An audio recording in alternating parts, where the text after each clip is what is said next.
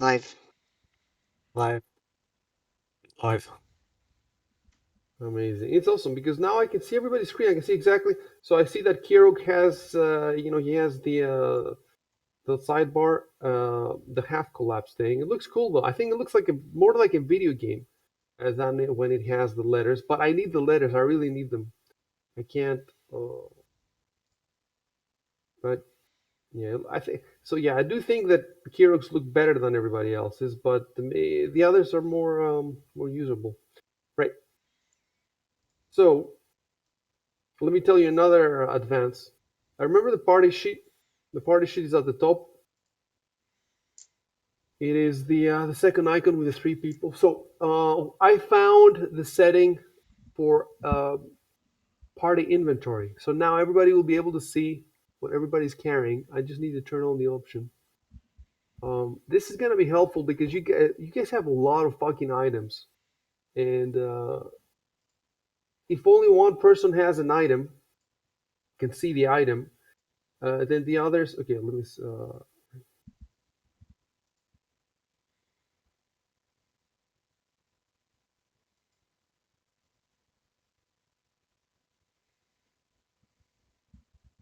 There we go.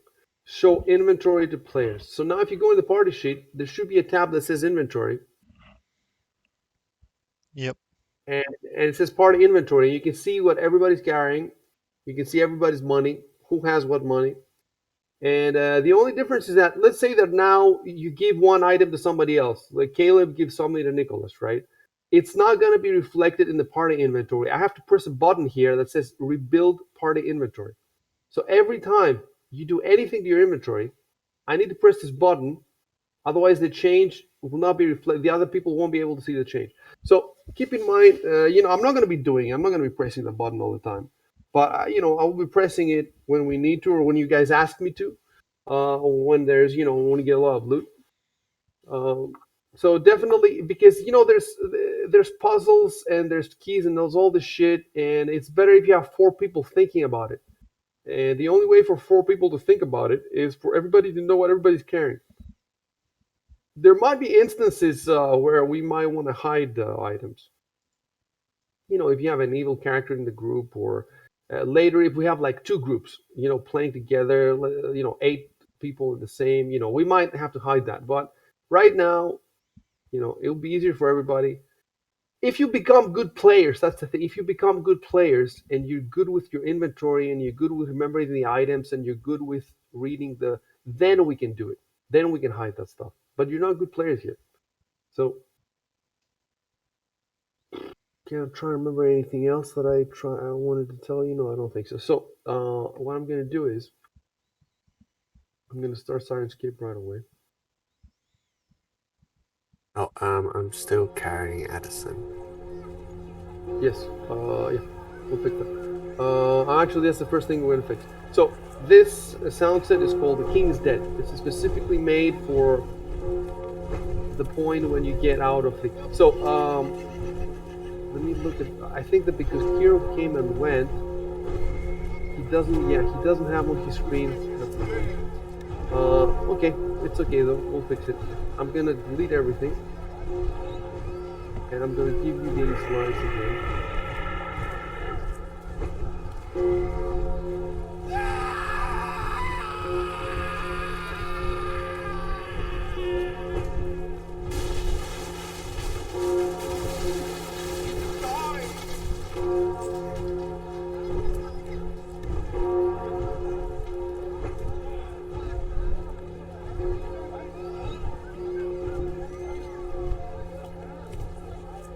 So what I want you to do, guys, now is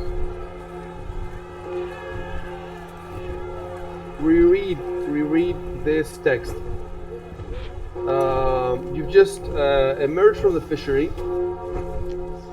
Reread this text, and then I'll tell you what to do. Read it carefully. It's important.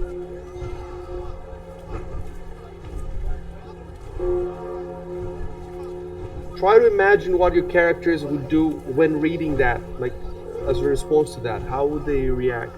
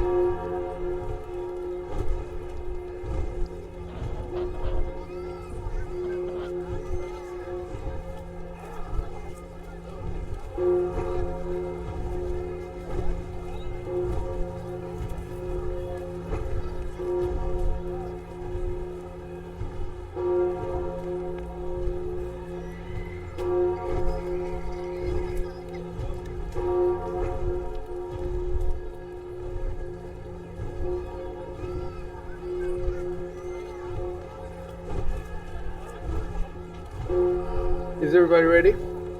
Yep. Yeah. Yep. Okay, I removed Addison from Nilvalar's inventory, and the only thing we need to do now is we need to fix his encumbrance. Or was it fixed when I removed him? It must have been fixed when I removed him, right? Yeah, I think so. Oh, I should have checked before I... It says that he's carrying 82 pounds, and light encumbrance is 86. It sounds... I guess we could do the math. Let's see, 41.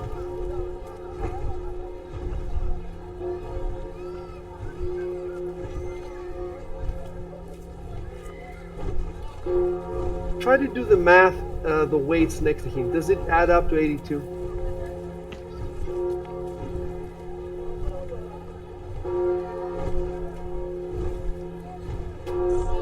I'm getting 77.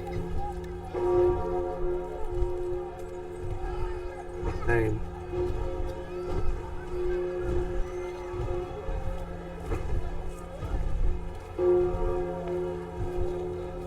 Oh, maybe he had identified items. No, but they're mostly jewels. They don't really have much weight.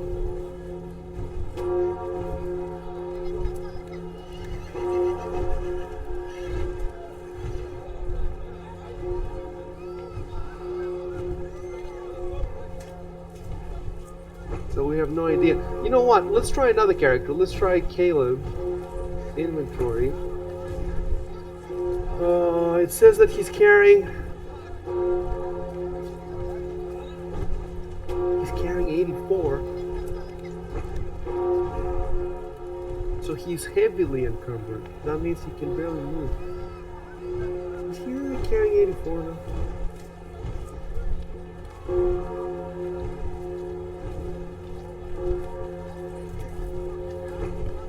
Sorry, where are you seeing this 84 number? When you go to your inventory, at the bottom left, it says total encumbrance, 84. Ah, yes.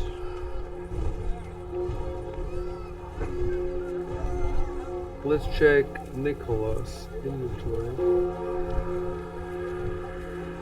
He's 99, so he's medium. What is it? What is the shit you're carrying? Is it loot?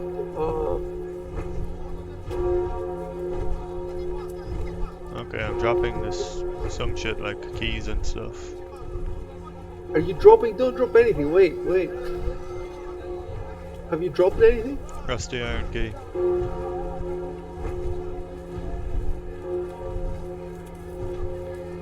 Or if you used it, and what it does? It was one of the keys in Gadrin's lair. You know that it doesn't have any weight, right? No. Ah. Yeah, it's blank. Right. That longbow I'm carrying is probably... Oh no, 3. I'm mostly encumbered by armor, but I don't want to, I want to sell the extra armor I'm carrying. Yes, you have an extra armor there. That's the main thing that's fucking you over. You know what I'm worried about? Does nobody's weights add up to the number there? So what are we missing if nobody's weights are up to the number? Is there anything we're missing? Anyway, the main thing for me is if Nilvalor is fixed, and I think he's fixed. Actually, he's 82 and his light is 86, so he's good.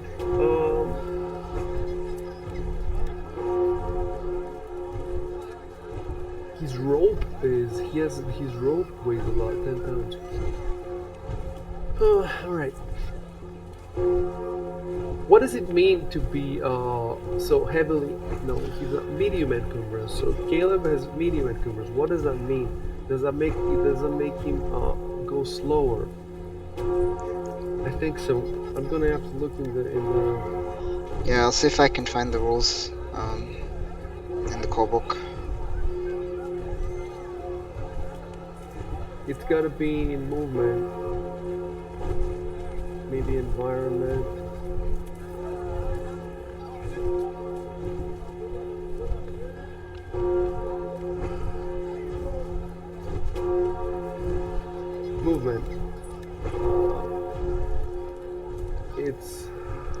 171. Yes.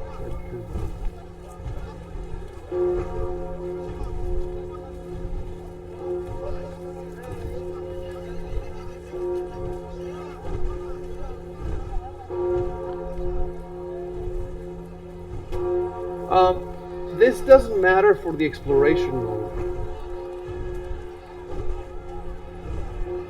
It will matter for battle. We may as well find it. This is right here now.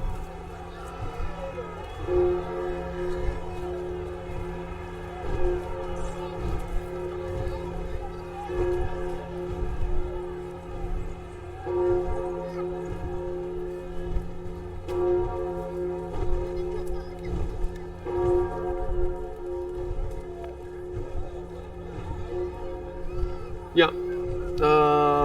Page 171 at the bottom there's a table. Page 171. So for medium encumbrance, 30 feet speed becomes 20 feet.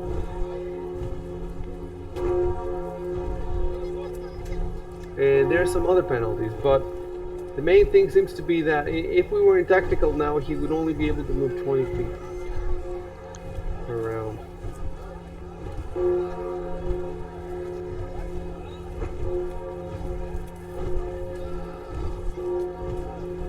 Also limits his dexterity, which could be bad because that's his main stat. It says max dex with heavy encumbrance is +1.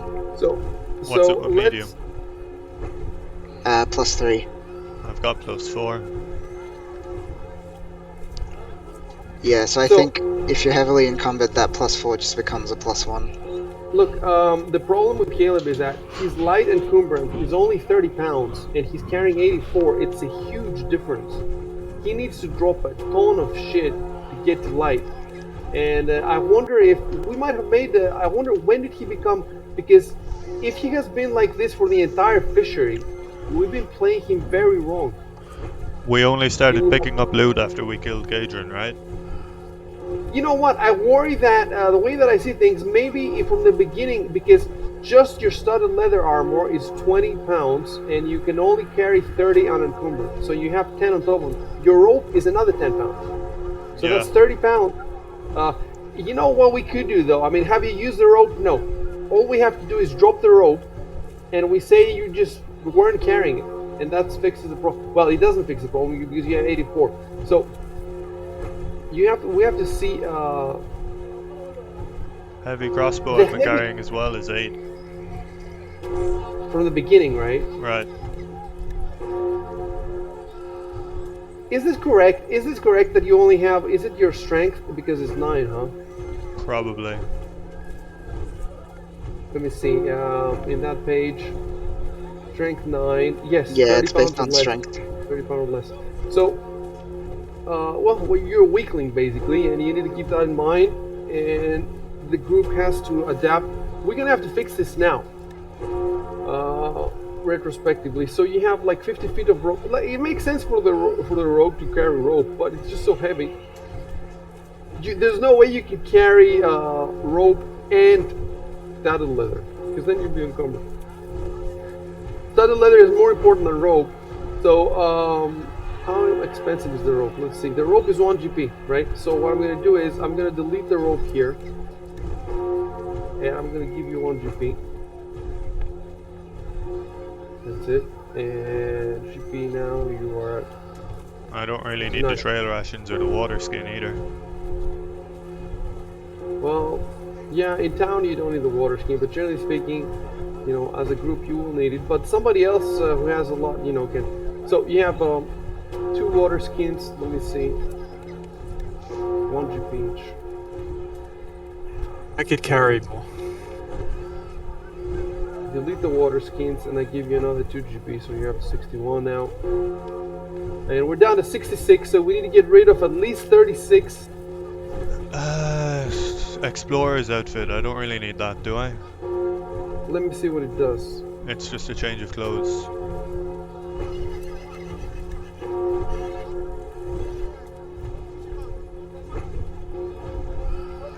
It includes a lot of stuff. Do you remember? Did you find somewhere, or did you buy it in the beginning? I think I started with that.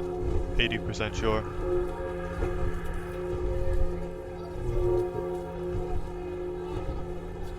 Yeah, I don't remember any Explorer's outfit in there. So, Explorer's outfit costs 10 GP. So I'm gonna put another 10 GP. So you're up to 71 now. And delete that. So now we're down to 58.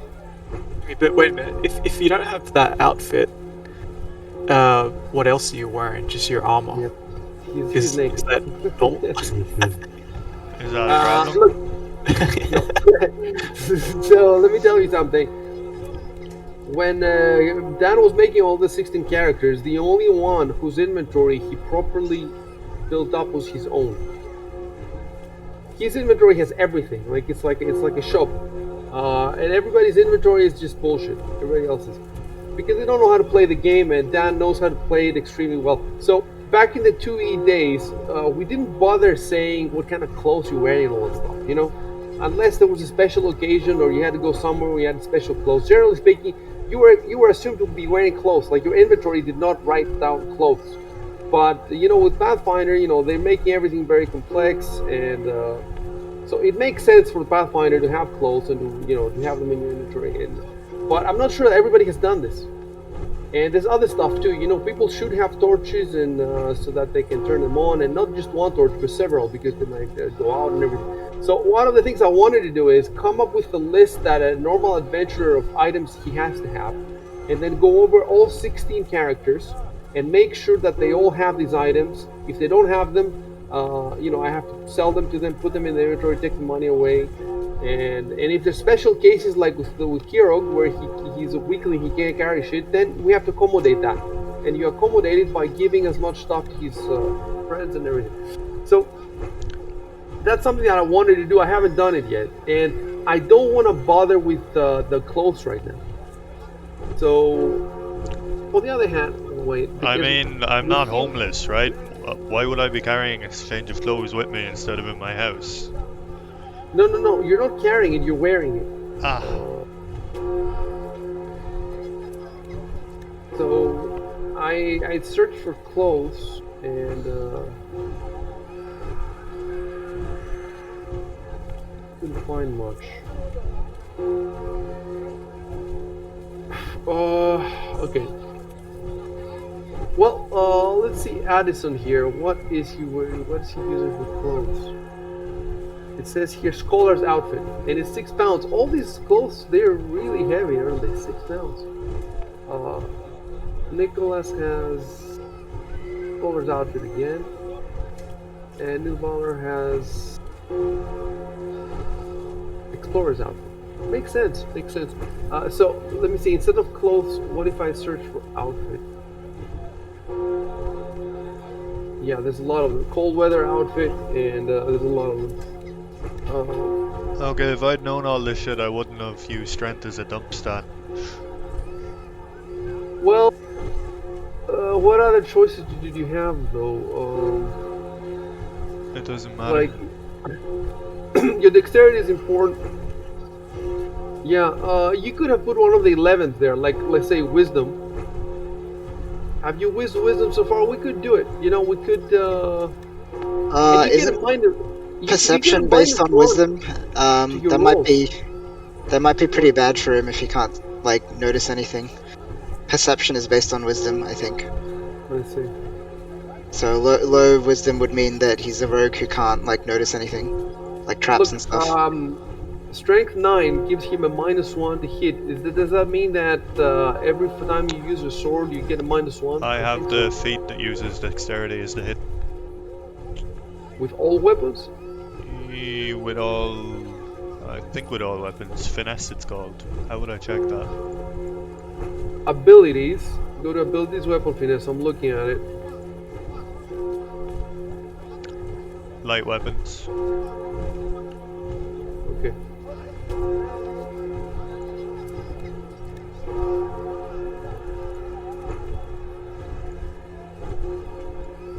Okay, well, that is not a huge deal. me look at the outfits here. So, Traveler's outfit. Pathfinder core rules. Weight 5. Weight 5. Traveler's outfit. Pickpocket's outfit. Let's look at that. Oh, but that is from Ultimate Equipment. So you don't have that. Those peasants. Monk's outfit. Entertainers, courtiers, cold weather, artisans. So it looks like. What about the peasants outfit? I don't want to be a peasant. I know you would say that. It's just £2. It's just £2. That's what you have to wear. You have to wear baggy. You're almost a village idiot. Just walk around wearing a sack, it's fine. God damn. Let me look at it. Let's say a royal outfit. Let's see how heavy that is. That's £15, man. If you try to wear a royal outfit, you won't be able to move your head. Traveler's outfit, we said it's £5. I wouldn't bother with this now unless you had the. I'm going to bother with it because we have the weight issue. Otherwise, I wouldn't bother with it right now. But is there some kind of feat I can take to carry more weight? I don't think I've used my second feat. Maybe there is, but if there is, feats are, you only get a few of them, and you don't want to throw them away at stuff that. Right. I wonder if we could put the charisma to the strength, so you have 11 strength and 9 charisma. But again, a rogue charisma is important, isn't it? There's lots of interrogation and stuff like that. There's lots of. Let me look at the skills here, like sense motive, for example. What is sense motive? It's wisdom. Yeah, depending on the kind of character he's built, you might not need charisma that much. We might have other characters with better charisma, like I think Dino's character has high charisma. I've got 12 charisma. Yeah. Okay. I actually don't seem to use any charisma skills. Maybe you don't need that one as much as strength then. Okay, so let's try charisma 9 and strength 11. That would bring his total encumbrance to 58. No, light 38. It's still shit. It's better. It's still shit. It's better. And you don't get that -1 in some circumstances. So now we need to get rid of 20 pounds. Right, so out of all these freaking bows, you're like a shop with bows. You have a crossbow, a longbow, a masterwork crossbow, and the longbow and the crossbow masterwork actually... thing are. Maybe I could get rid of the heavy crossbow and just use the lighter one. Tell me, you're not getting rid of anything. Just tell me which one you're using in battle. I had been using the heavy crossbow because I just picked up the other ones, and the heavy longbow. The +3 longbow is loot. None of us are able to use. We were going to sell it. Okay, so put the. Actually, I'm gonna do the transfer because I don't want you guys to do it because it will show up in the. So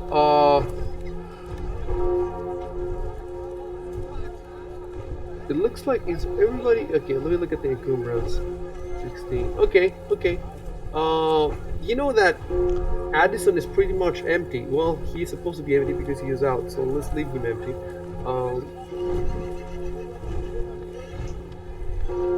Wow, and Nicholas is also weighed down by stuff. Okay, let's say basically you guys are all weighed down by stuff because basically you have loot on you. That makes sense. So let's do something. Let's say this.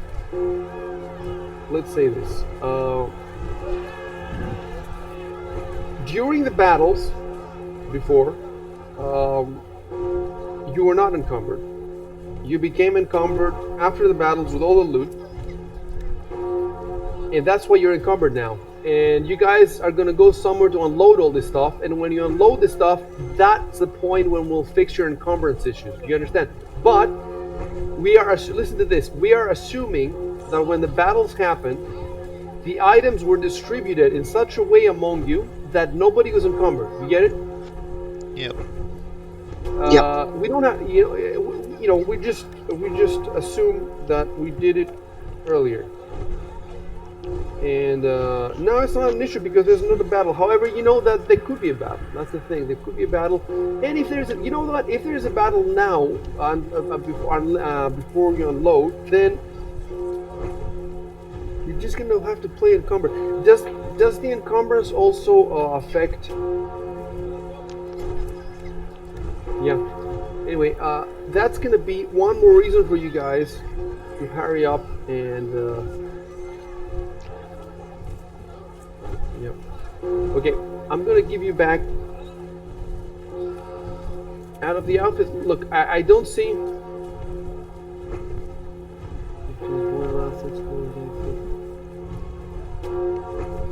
No, traveler's outfit. Traveler's. So traveler's outfit is 5 pounds.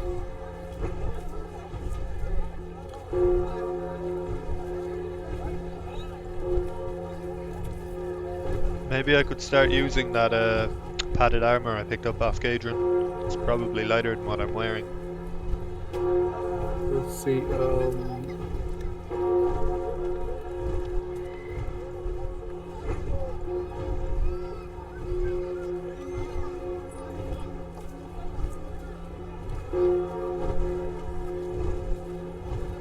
For example, you're carrying a Darkwood coffer that's Full of I think drugs. that's some of the loot was in there.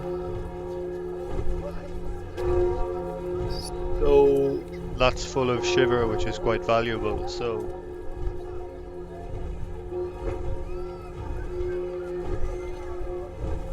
I'm gonna give that Darkwood coffer to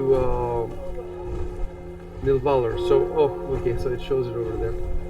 Right. So I gave it to him. So you're down to and now he's 1 pound away from being. So I'm gonna leave him like that. We cannot. Even if you give 1 pound to Nilvalor, he's encumbered. So don't touch Nilvalor again.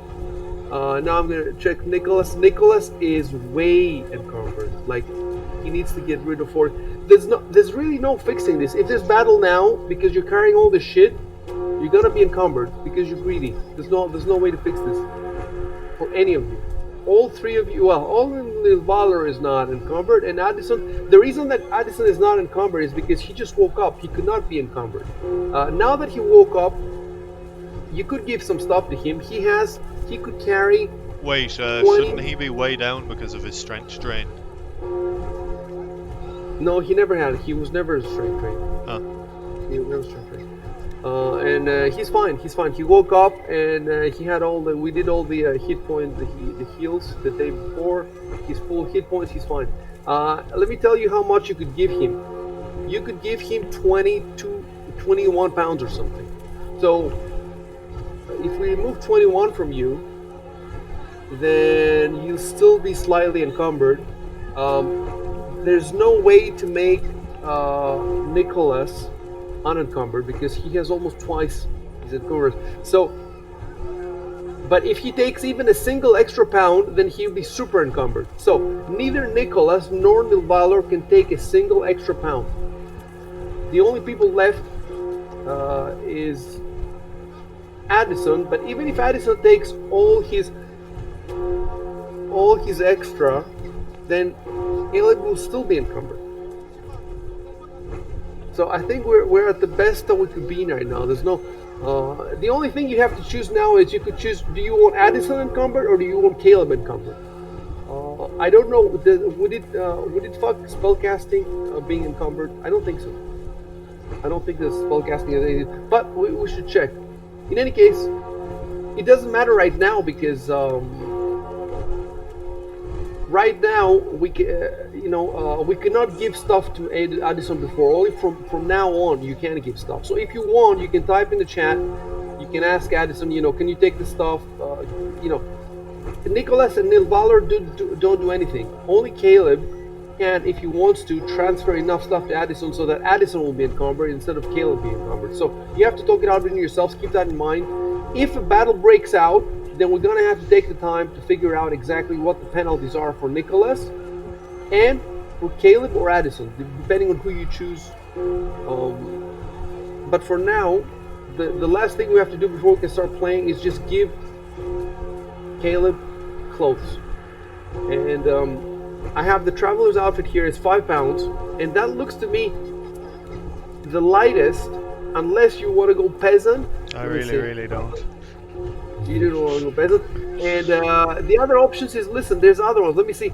Monk's outfit, Pathfinder clothes. I could just go peasant outfit. It's not that big of a deal, right? Look, Monk's outfit is 2 pounds. So it's the lightest that I've seen. But can non-monks use it? That's what I'm worried about. Sandals, loose breeches, you're dressed, you're wearing sandals. That doesn't sound good to me. You're wearing sandals. How are you gonna climb shit if you're wearing sandals? The courtier's outfit, if you want to be dressed like a courtier, the thing is that's even heavier than travelers. It's 1 pound heavier, so it's not. Entertainer's outfit is 4. So entertainer's outfit is 1 pound less than travelers, but they're gaudy clothes, they're for tumblers and. Should I just change to travelers or? Look, wait. Explorers. Explorers is what I'm wearing. Yes, Explorers is 8. So Explorers is 8 and Travelers is 5. So you can get, with the Travelers one, you can get 3 extra pounds. So let's do this. Let's. Is that enough so that if I give Y Signal some stuff, we'll both be unencumbered? I think it is. No. I don't think it's possible to be everybody unencumbered unless you guys drop some shit.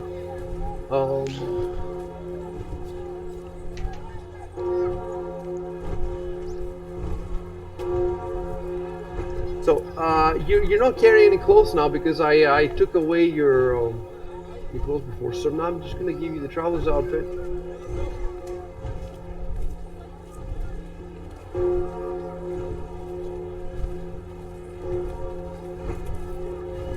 Right. And that it costs 1 GP. So now you're down to 70.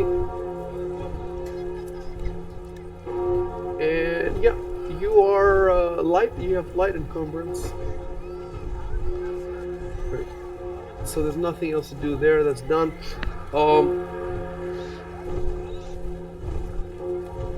So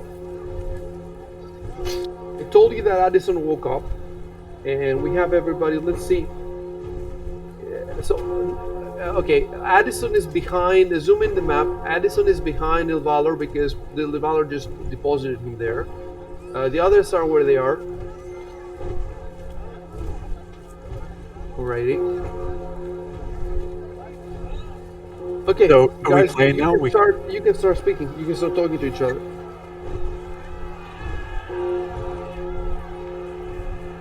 I'm just gonna tell you one more time that the text, the big blocks of text that I put you there, might have something important. Okay, I'm trying to help you a little bit. I don't know if anybody's gonna notice it, but there is something there that might be important, but might be helpful.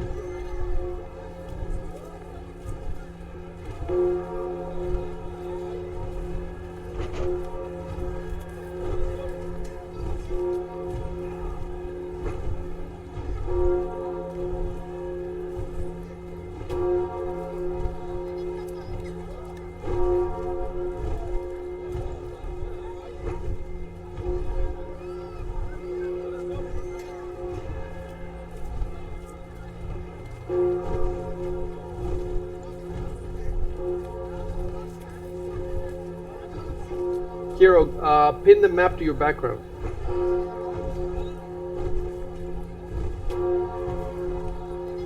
How do I do that? There is an arrow at the top right. That's it.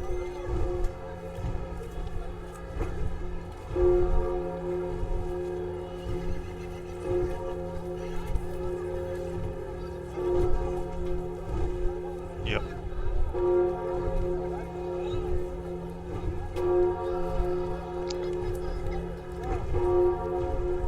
You guys gonna start playing?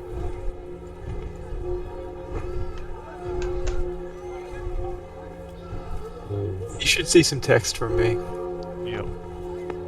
Yeah, I was gonna type something, but my keyboard isn't working. Give me a sec. Jesus Christ. Yeah, I don't fucking know. One sec.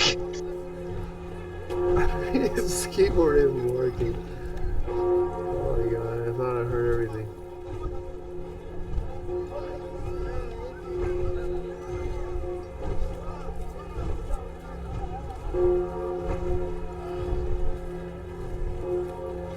Oh, it's okay. If you notice that there's a halo around Saf's character, it's because it's the combat tracker is his turn. I don't know how to remove that.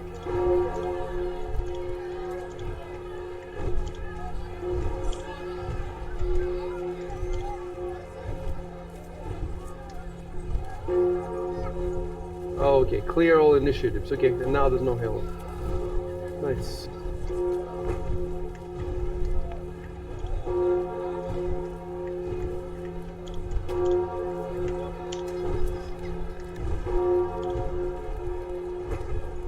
Somebody on stream is talking to us.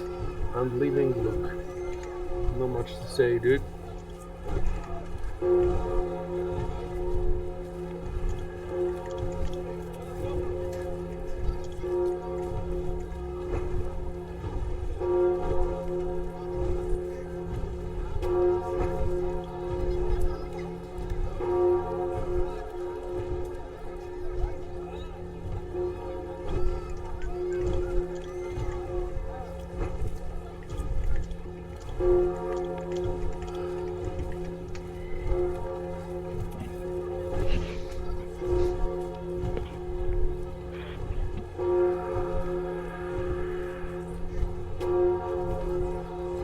It'd be pretty cool if my signal didn't know anything and he actually had to ask now what the fuck happened in there.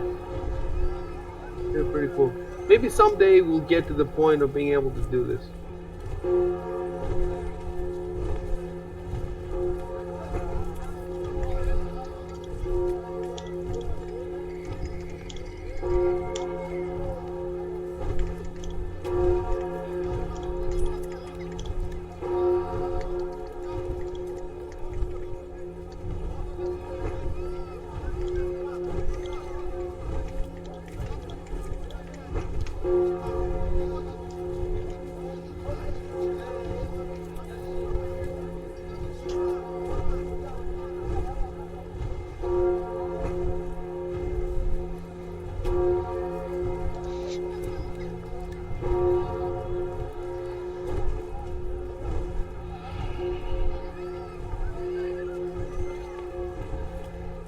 Saf, is your keyboard working or what?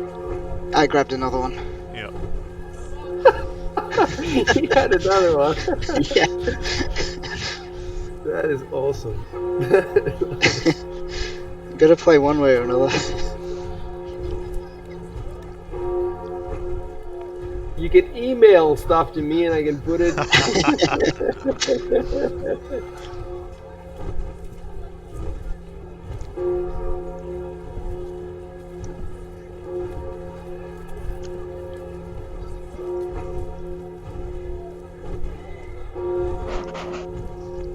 Oh.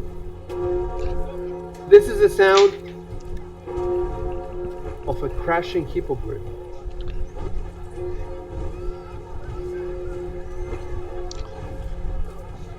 I don't know if you can hear it.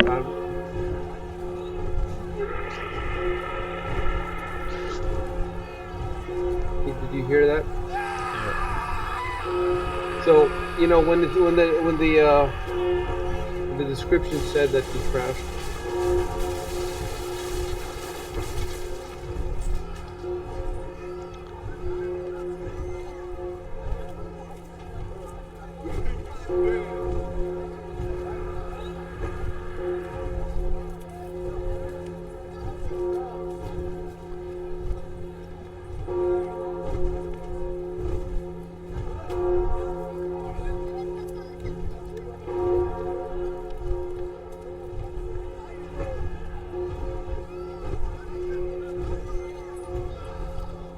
The king is dead!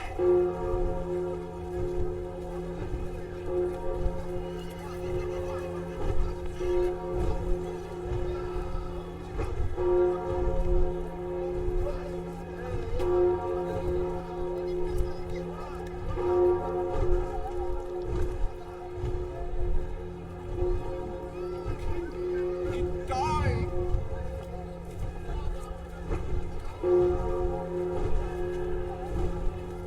What was it control? That was the shortcut to do an action?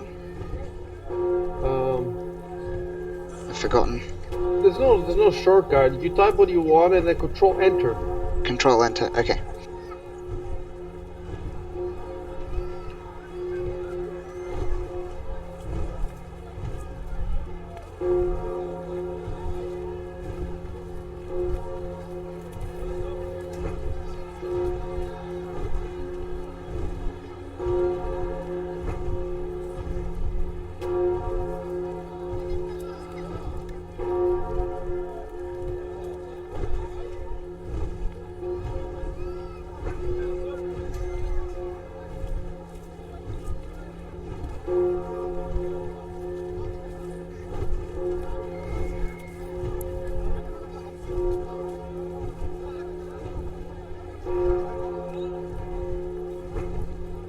Alright, let me tell you where that is now.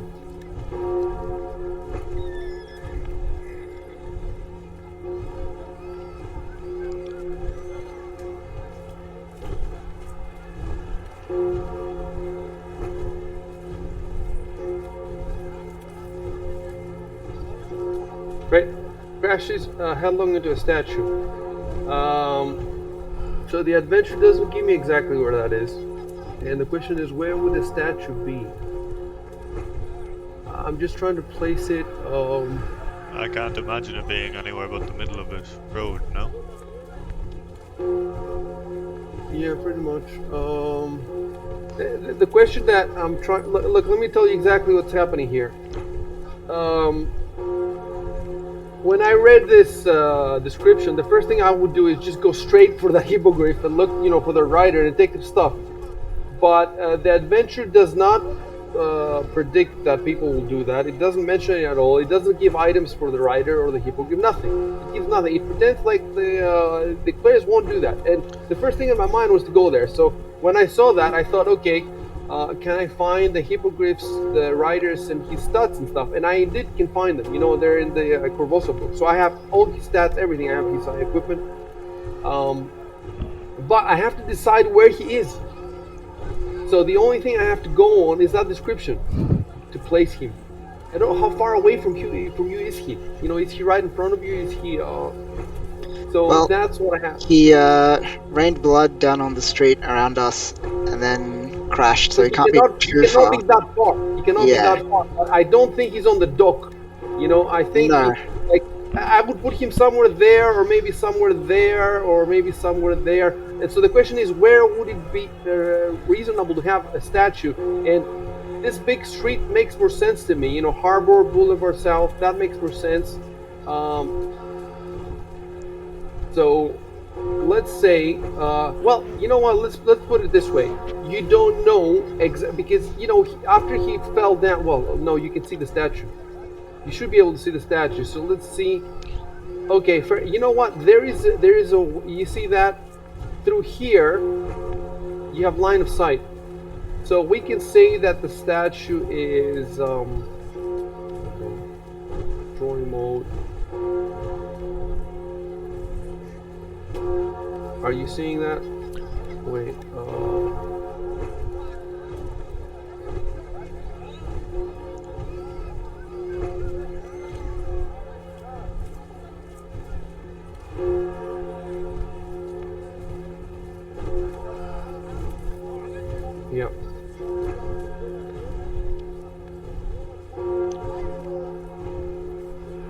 You know what? There's no reason to draw. I can just put the. I can just put the tokens right there.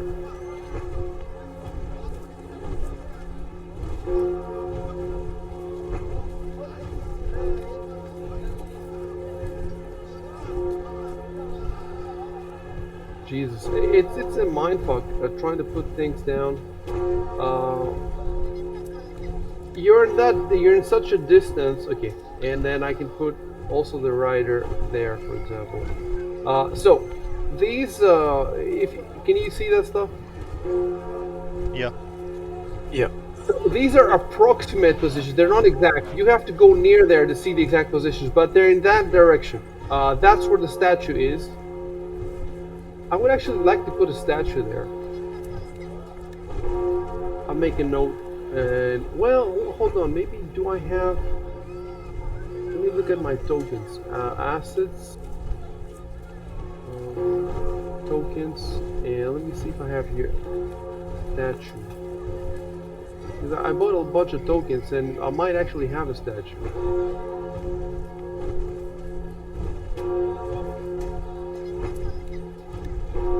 No, no.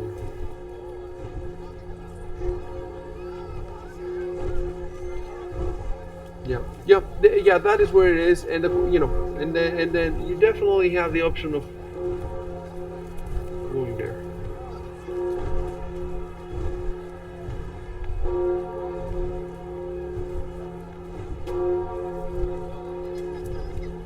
Can we move our tokens? Yes, you can move. You can move.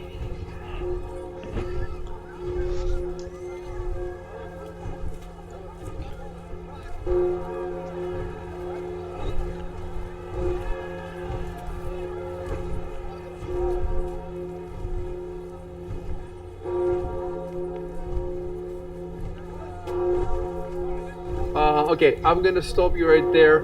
You can move. How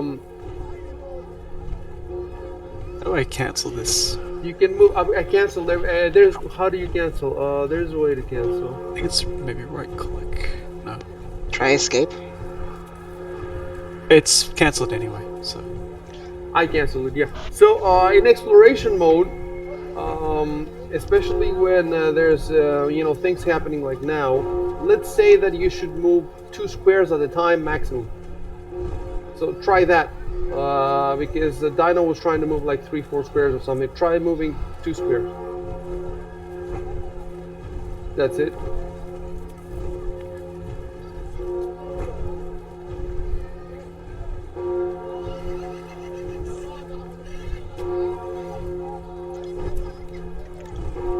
It is very junky because the map is super high resolution. So it's this is much more difficult to play than with the other groups.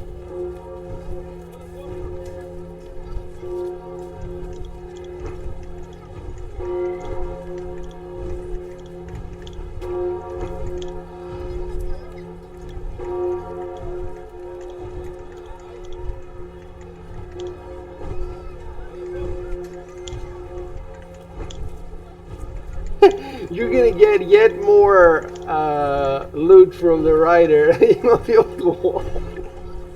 You'll be crawling in the streets.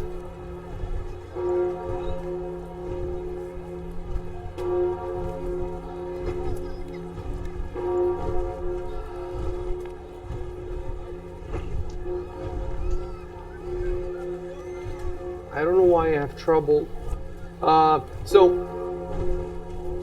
Why signal?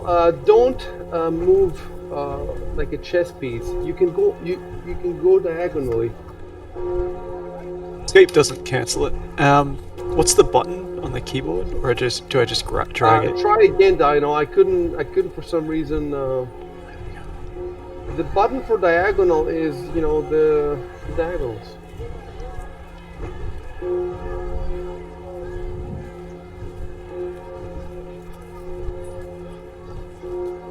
I can't click on myself because Caleb's over me. Okay, so guys, when you move, try not to move over people and stuff. I mean, you can move over people. Definitely don't stop in the same square with them. Yep. I'm having trouble okaying these last two moves from you guys. I'm clicking on OK, but it's not.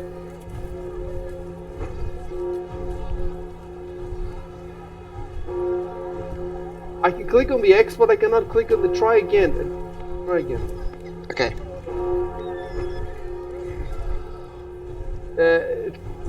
Try another route. That route, for some reason, is not Okay. okay. Is that a wall there? That black on the map? Yeah, is that Even a... if it is a wall, the program Okay, doesn't that know worked. about it. There's no there's no walls in this. It's just, and I'm looking at it. Do you think it's okay? So we have to decide if it's a wall now. Stop for a sec. I don't think it's a wall. Looks like it's just the border of the piers to the town. Yeah, I mean, if that's a wall, there's no way out. Yes, that's right. That's right. There's no. So it's not a wall, but would it still make sense to ask you guys to go through the streets instead of? You seem to be going through a residential block right now. That's true. So this map, it looks like. Okay, you know what it looks like to me. It looks like the guy who made this map has put the city blocks there. But then look, if you, so that means that, do you see this block here? This long. So I mean, it means that if you want to go around there, you cannot just go like this. You would have to go all around here, and then like that, and then like that, and then like that. Does that make sense, or should you be allowed to go straight like there? I mean, it's like an alleyway that we're walking down, right? So it should be physically No, it's not possible. like an alleyway. This is an alleyway. Look, this is an alley right here. This doesn't Right. look to me like an alley. It could be somebody's backyard. Right. These are actually mostly warehouses down there. So let me tell you what I think. I think the guy who made, because this is a massive map, he could not put that much detail. And I think that this green area, like this green slabs, all the houses are on some green slabs. These green slabs indicate part of the houses. It could be somebody's backyard. It could be, so unless there's a reason to cut through, which there is now actually, then I would say stick to the roads, stick to the actual roads. But now there is a reason, and now the question is, because the map is not that detailed, the question is, can you actually cut through here? If we can see, surely we can cut through, right? No, it doesn't work like that. It would work like this if this map was built. What you see is what you get. I don't think this map is what you see is what you get. I think this map is it's supposed to give you the general layout of stuff. But like, for example, outside these warehouses, there's nothing. And tell me something, the building in front of you, if it's a warehouse, why is it exactly the same kind of roof than a building on the other side of town? It doesn't make any sense.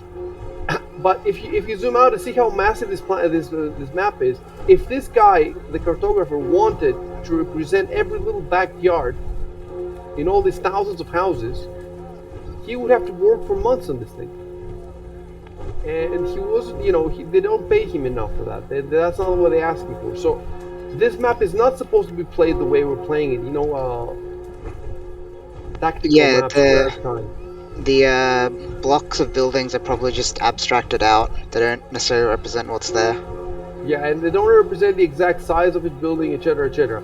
But we need to take some liberties with the material. But generally speaking, we can't use it like generally speaking, we can use it for battles. We can use it to run around. We can use it for the houses. But we just have to make sure that you don't just walk around everywhere, all over people's backyards with no repercussions. So, like I said, if there was not an emergency, I would have still told you just walk around the roads. But there is an emergency now, and I have to decide if you're allowed to go through there or whatever. So I will say that that is a warehouse, and what you're doing now is you're trying to run through the space. You know, the it could be the loading area of the warehouse where you're trying to run now. And you know, I will say that in the case, you know, just keep going. But I'm just telling you, okay, I'm just gonna write something here now. Are you guys even running?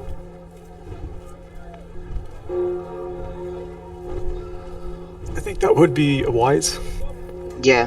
but I don't know how to specify that. Well, the way you do it is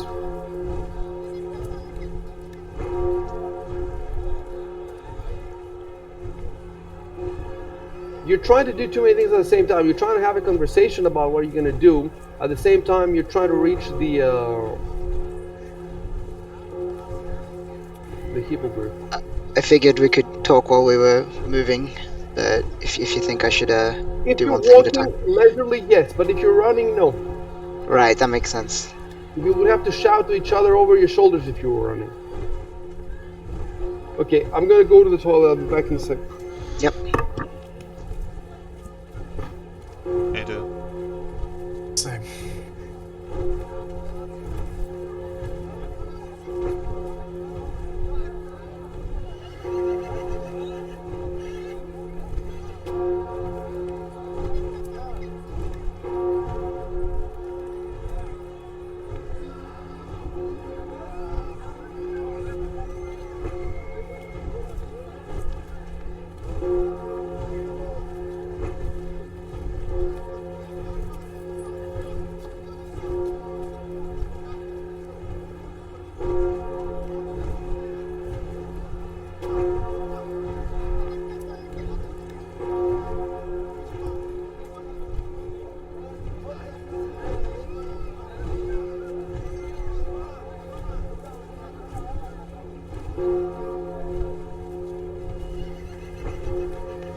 I'll be right back as well.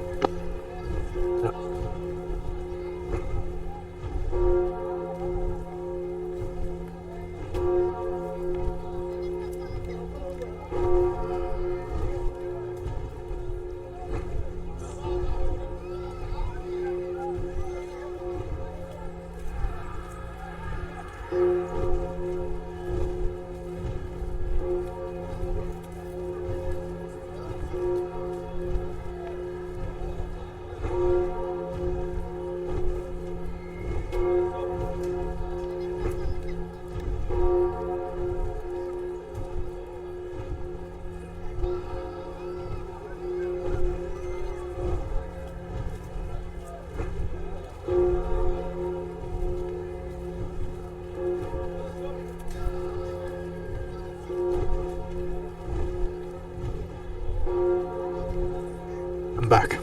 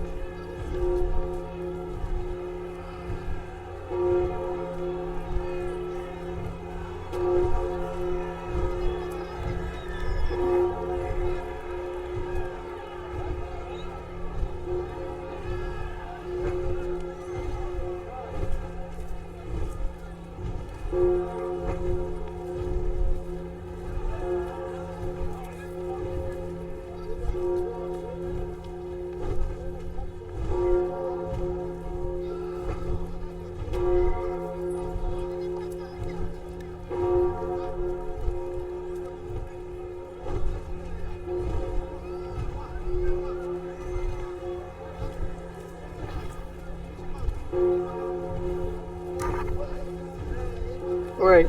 So is everybody back? Yeah, Yep. I think Seth's still up. So I'm still having trouble okaying Dino's move. I'm gonna cancel this. Like I can cancel his moves, but I cannot okay it. I don't get this. I really don't get it. Try again, Dino. Yeah, try. Yeah, okay, try that. I'm clicking on the OK, and it's not happening. Let me try something else. What if I move? Yeah, I can do that. I can move your token myself. So once I know where you want to go, I just grab it and move it myself.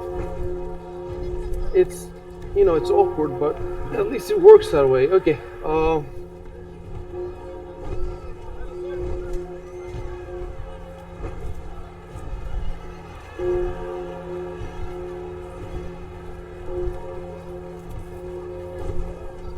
Okay, this one worked well.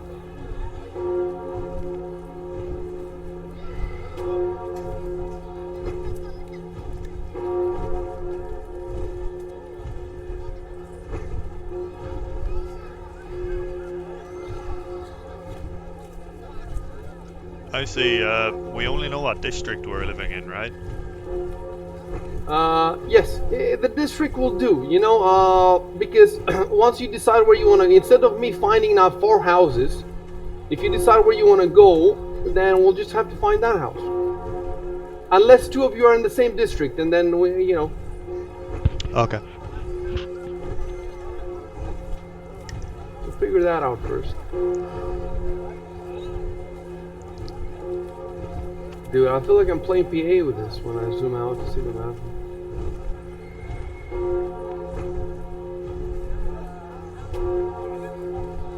You have to know where the players are, because if you zoom out and you don't know where they are, then you're never going to find them.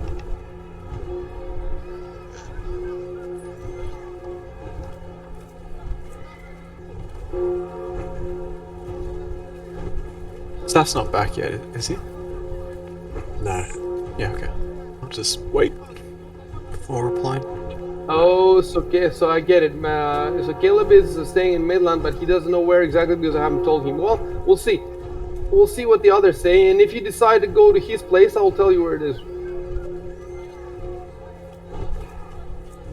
It's right opposite the fishery. You were living there the whole time. You're just sleeping on the dogs. In your peasant's outfit.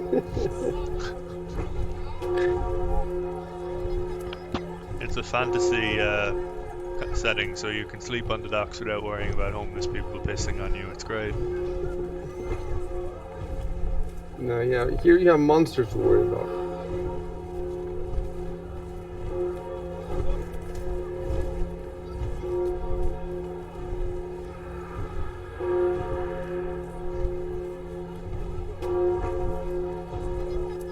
Is the dollar rising or is the euro falling?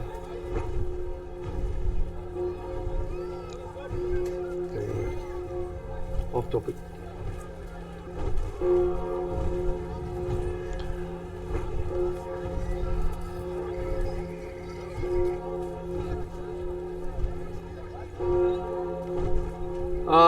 So Nilvalor is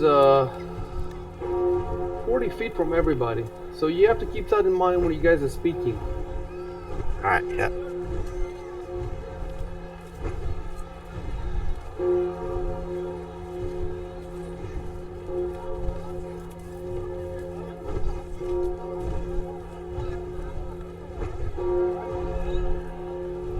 How do you indicate that you're calling out to somebody? Yeah, that's what I'm going to show you now. Okay. If you don't know, let's pause the game until I show you. Okay. It is in the Fantasy Grounds thread. We made a page. I'll link it on Discord. So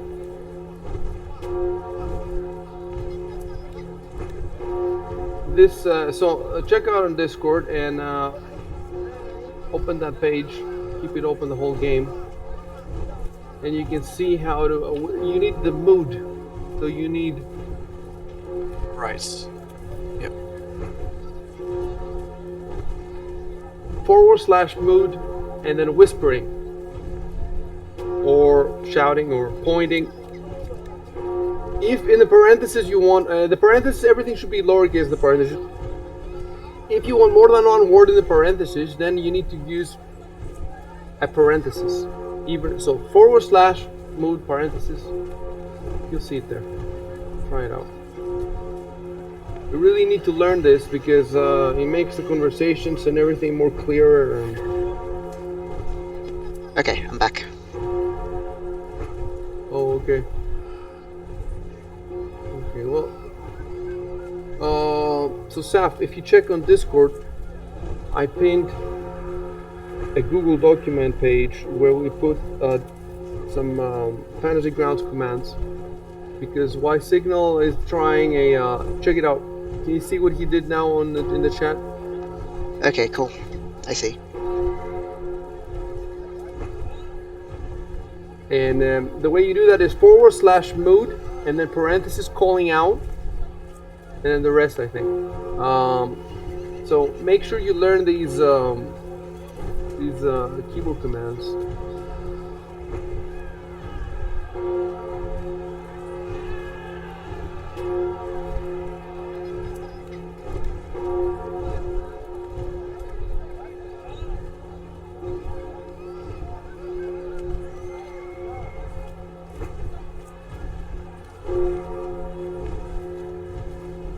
You guys try to be a bit more active. Why are you frozen now? What are you doing?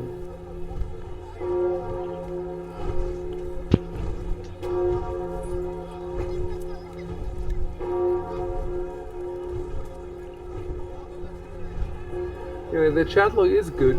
It's nice. It's working well.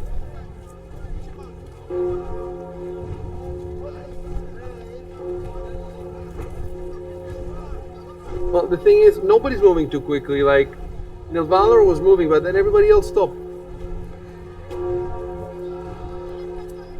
I think half of us are moving, half of us are trying to have a conversation. Yeah.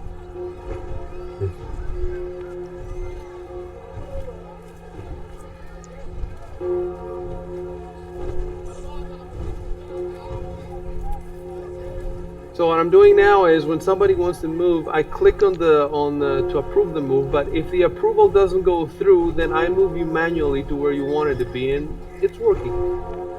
It's junky, but it's working.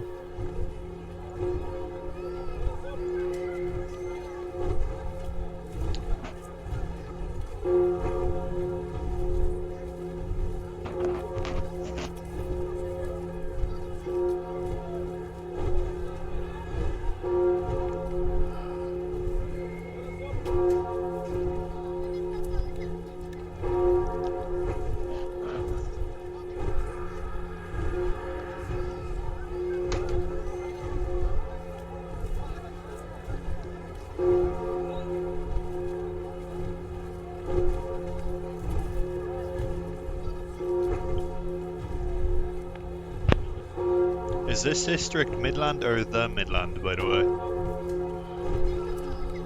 Let's call it Midland. Okay, I said the Midland earlier.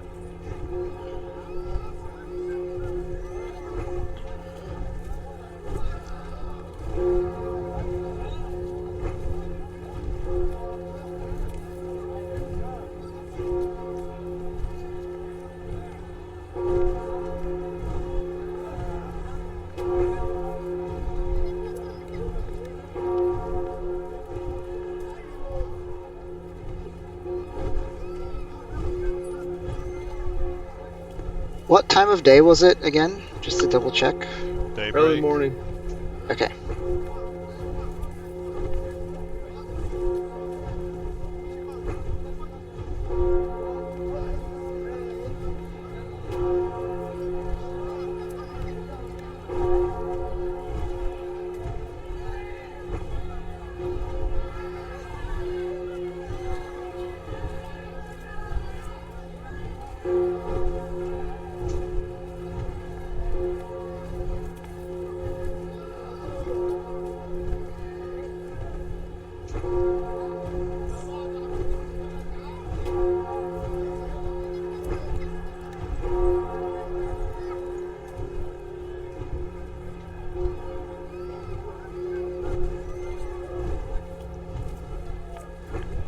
That statue was quite far away when you were only moving 10 feet at a time. Yep.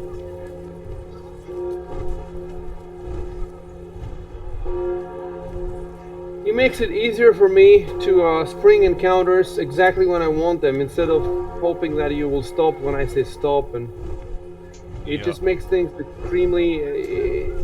You basically don't have to worry about transitioning into battle because you're always in battle mode.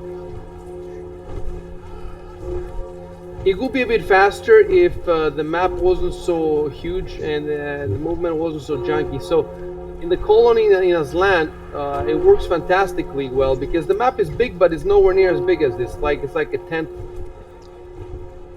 and it has more detail there because there you can actually see like cut trees and stuff like that.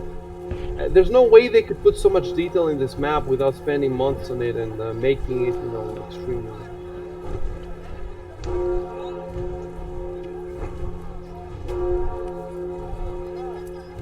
Like, imagine if somebody wanted to make this in Tailspire. It would be, months of work. They just need to recruit some of the Minecraft artists. Yes, that's what they need to do. That's what they need. We need to get them in. The problem with those people is that they make ugly things too, though. It's not just. They don't make beautiful things. So in the end, their work is still useless. There could be some. There are some exceptions, but generally speaking. If they do the grunt work and someone with better taste touches it up. Yes, that might work. That might work.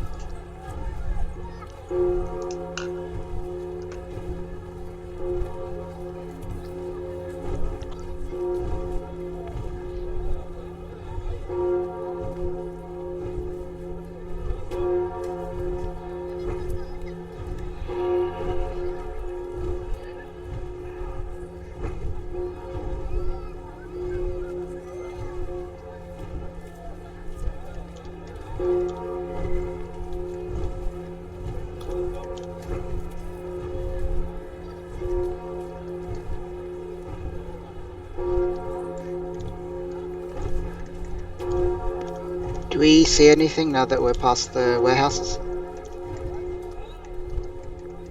No, only when I posted. Okay, cool.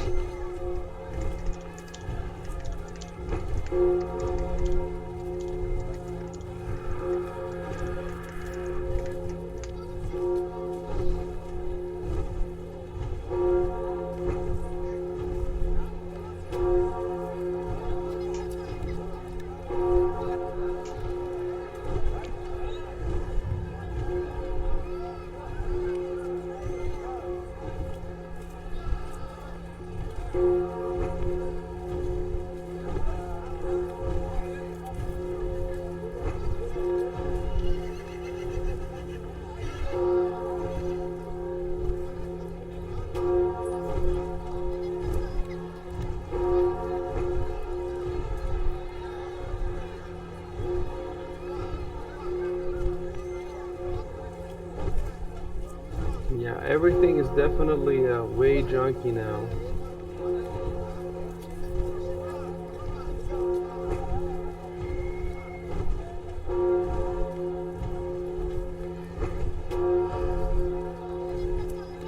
I made a typo there. Sorry. No worries.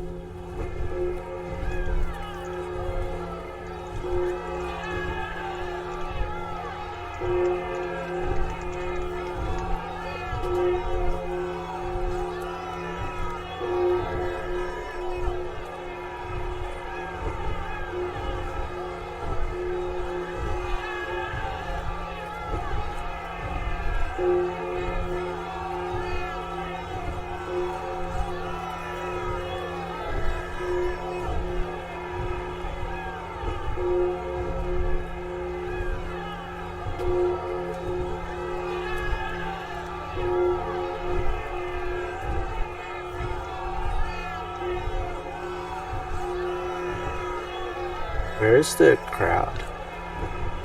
Yes, that's a good question. It's everywhere. When I say everywhere, that doesn't mean that like there's bands of people around right now. Nobody's bothering you, but you could turn a corner and you could come against. You see what I'm saying?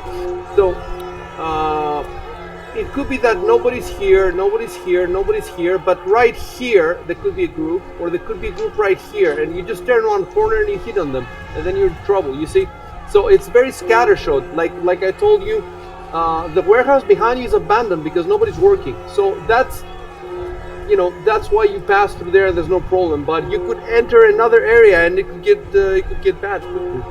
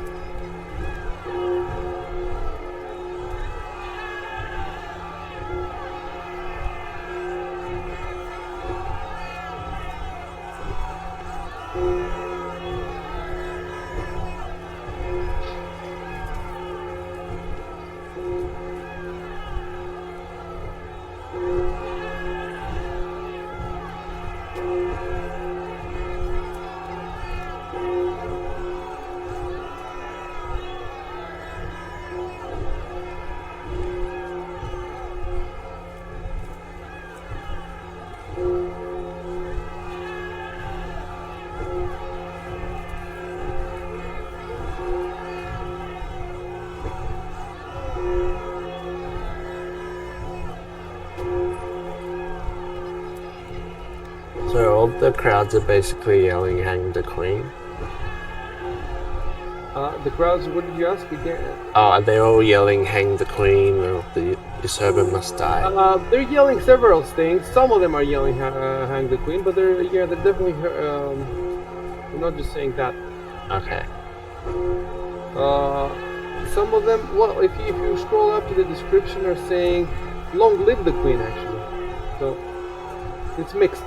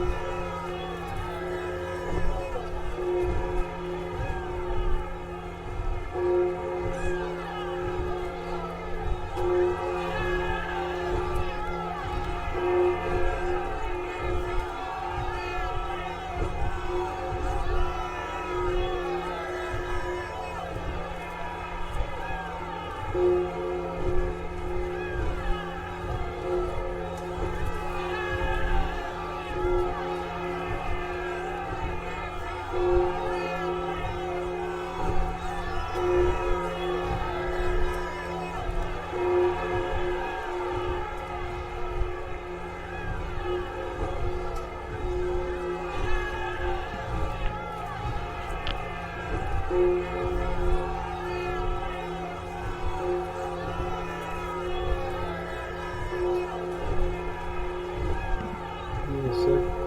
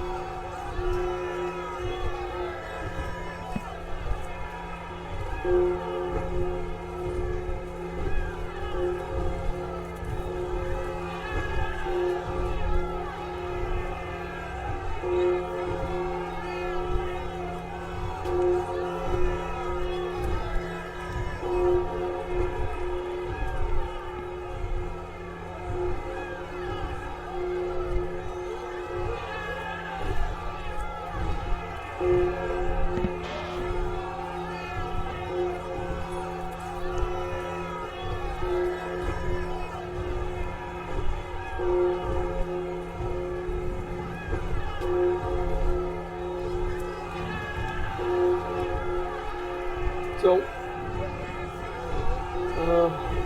yeah, I'm looking at your streams. And so your job now is to keep those two images on your screen throughout this encounter, and then when the encounter ends, you can get rid of them. But do your best to keep both of them.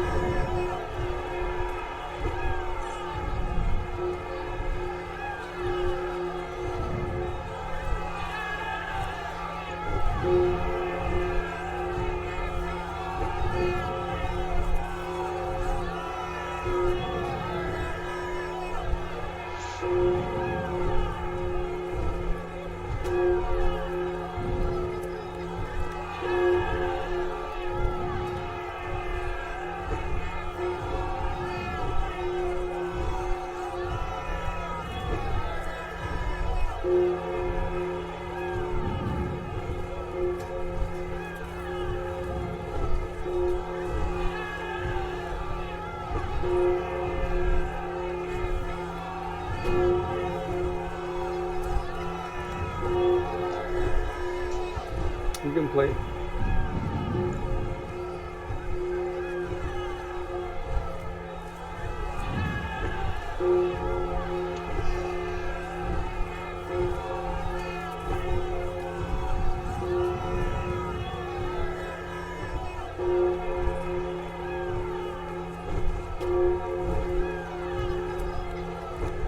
You have to be there, you know. Yep, sorry, I should have moved first.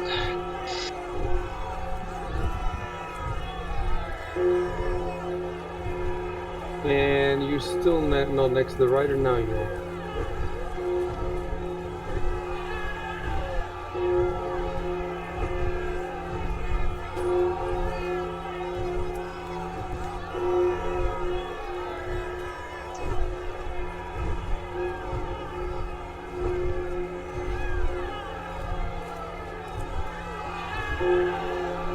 Alright, I'm posting it right there so I can give you what he's got.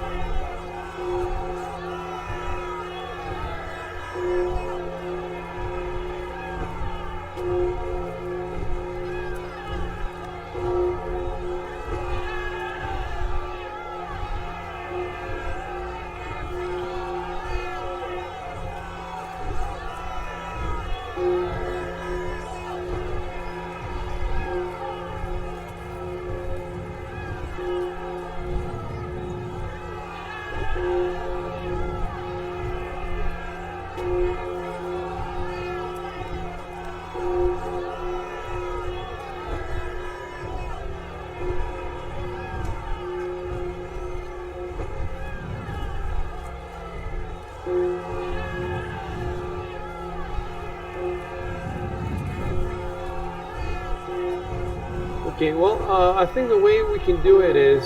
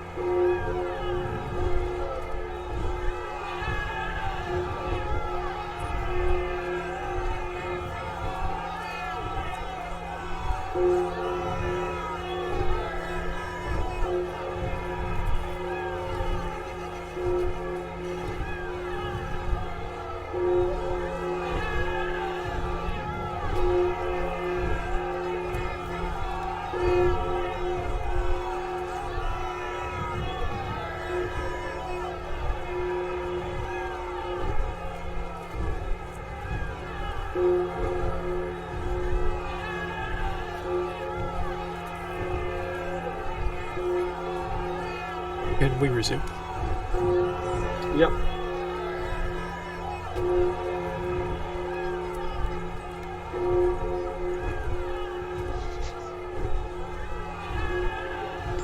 I'm already carrying 2 sets of armor, so no way in hell I can take any more armor. Well, what we're gonna do is I'm gonna put on the party sheet. So yeah, pause for another second. I'm gonna put Yep. on the party sheet what he's got, and then you can make your choice. Yeah, maybe I could just drop one if it's worth it. So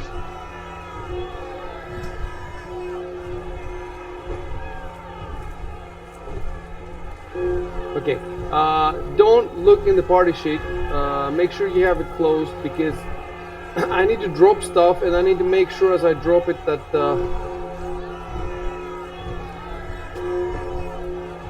that it's the ID. The ID has to be correct.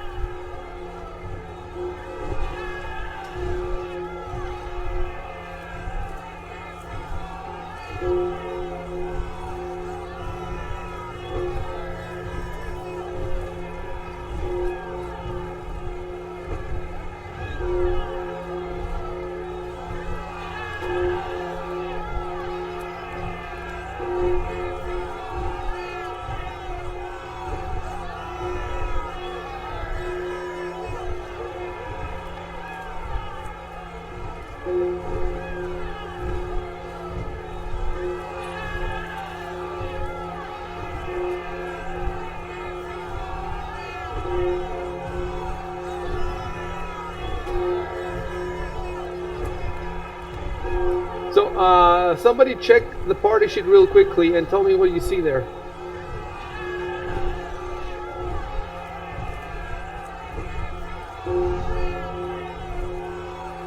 It still says I'm carried by Nilvalor. I see 1 potion in the parcel items. The party inventory hasn't changed, yeah. Oh yeah, the party inventory hasn't changed because nobody has taken anything. Don't look at the party inventory. I'm talking about the parcel items. That's what I mean. Okay, Yeah. Stop looking at it now. Stop looking at it now. Make sure you close the party sheet. Yep. And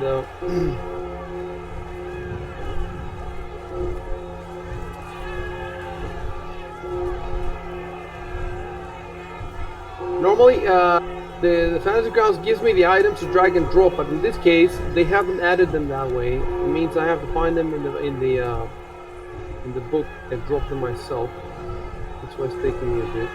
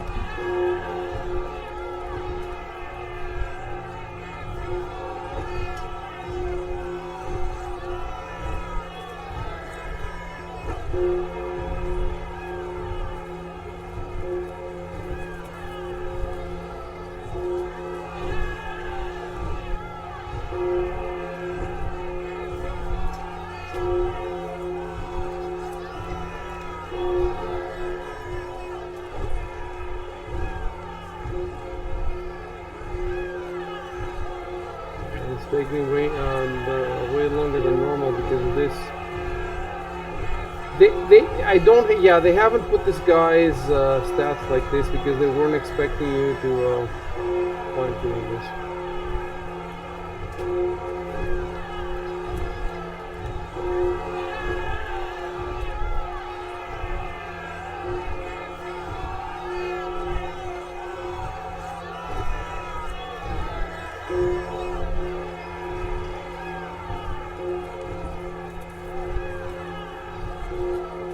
I think I'm getting to the end.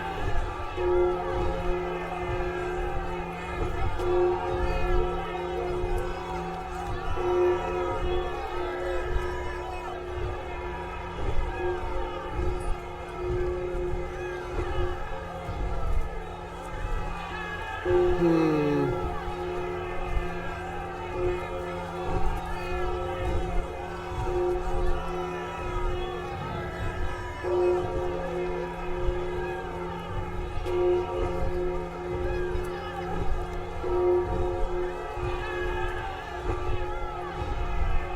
Oh, I see. That's probably why.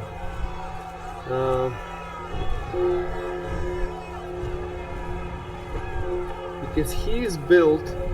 Oh, this is why. He is built for Pathfinder,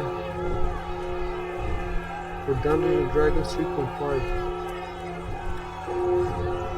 That's it.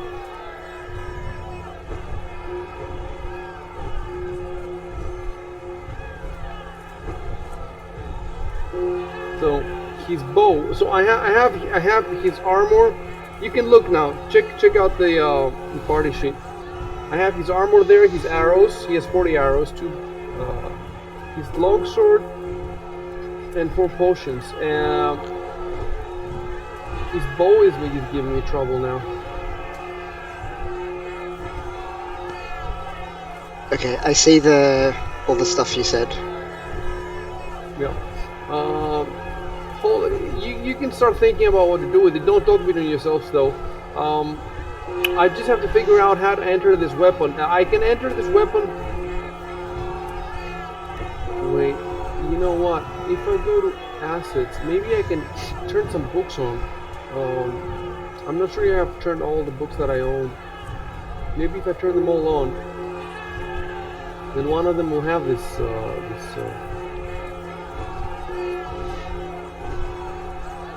bow.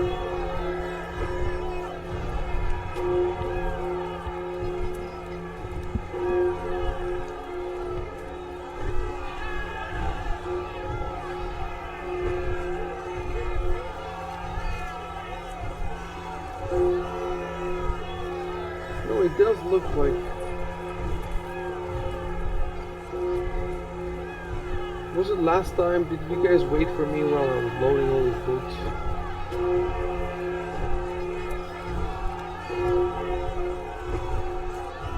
I'm not sure.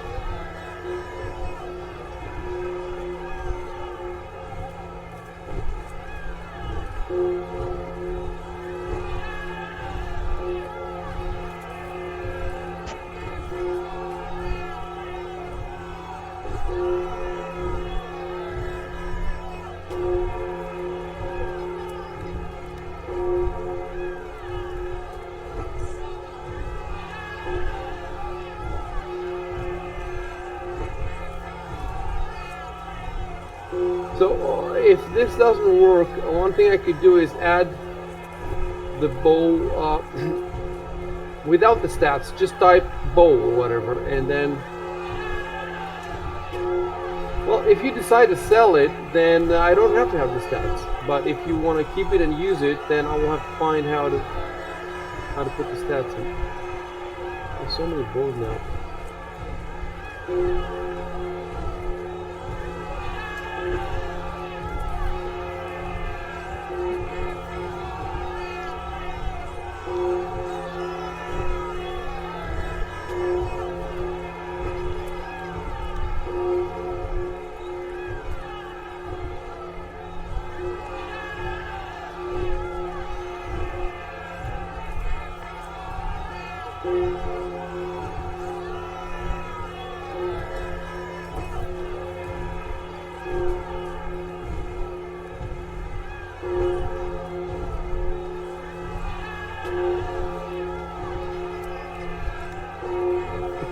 composite bows. Doesn't Pathfinder have composite bows?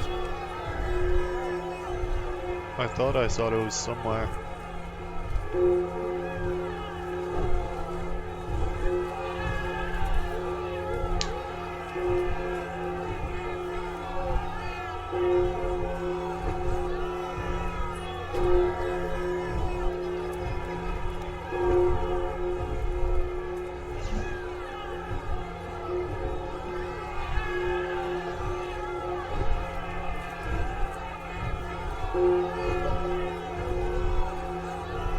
Right. So.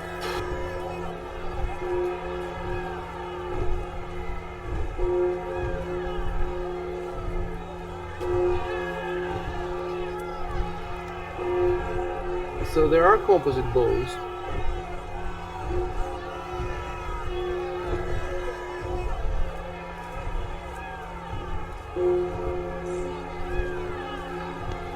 They're just not in the core rulebook, it looks like.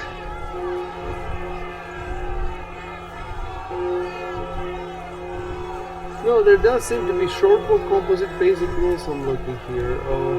Okay. I was just looking in the weapons table on page 142. And you can't see it there, huh? No.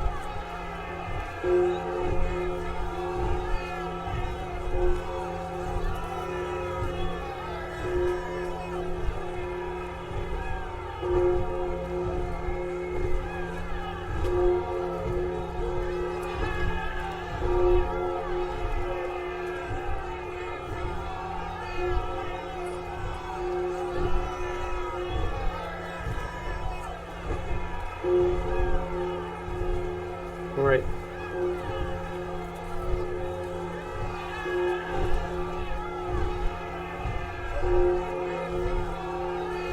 Okay, give me a moment. I put all the items there. Just give me a moment to make sure 100% is correct.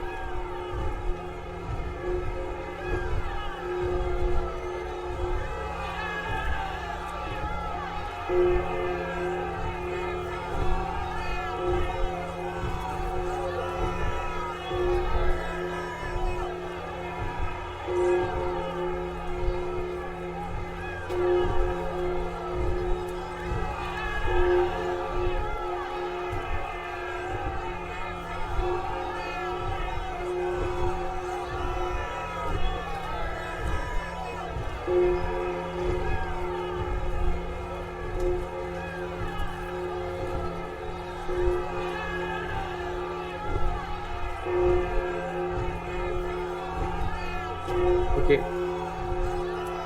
So now you should all be looking in the party sheet at those items and discussing what you're gonna do with them.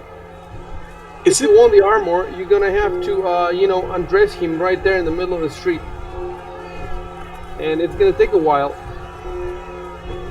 Is it possible for, like, suppose somebody were to put that on, can people then, like, is there a mechanic whereby people would be like, why are you wearing this Sable Company thing? I see what What are you doing?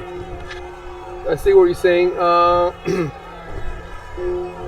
Mechanically, no. So there's no difference mechanically to this armor and other similar armors. But now that you have, the image of the soldier, you can see that. So we will do it. We will do it your way, which sounds good to me.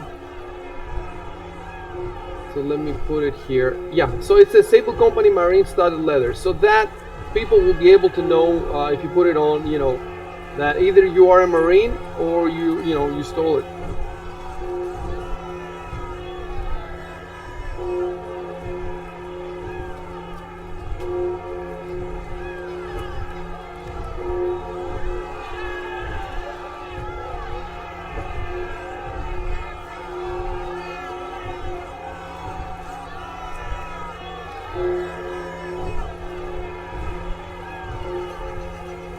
You can say something like, you can say, because right now, let me see what your alignment is.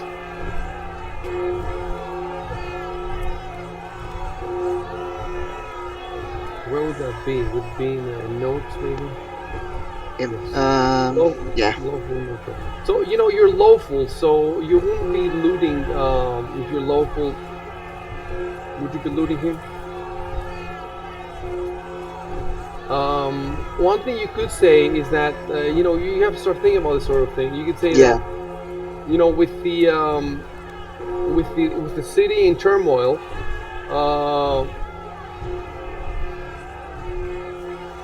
his expensive gear might come in handy. His good combat gear, you could say, might come in handy. Something like that would help make the whole scene more believable.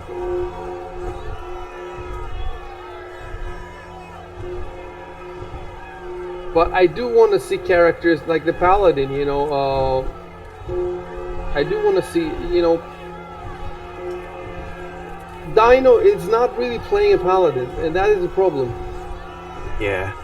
Alright.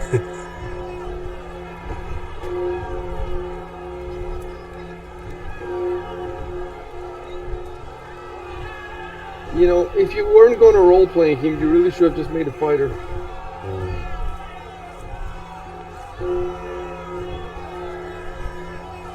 Well, I guess, there's mechanics where I just take away your abilities and stuff.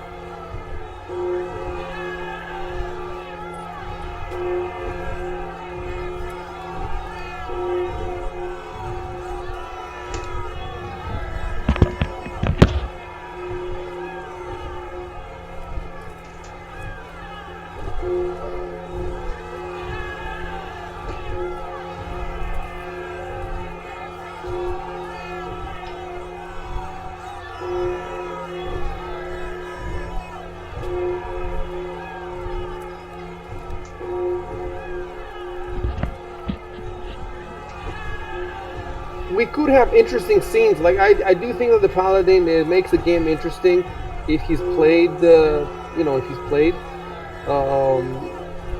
It would make in some ways the game harder. In other ways, it would make it easier, I guess, with all those extra powers. But generally, no, it would make it harder. It would make it harder, but it would also make it more interesting. It would be more interesting conversation, stuff like that. But the thing is, you have to want to do it. I just don't see, if I have to keep telling you every encounter how to play the character, it's not gonna work. Yeah, I'm just trying to figure out what to say.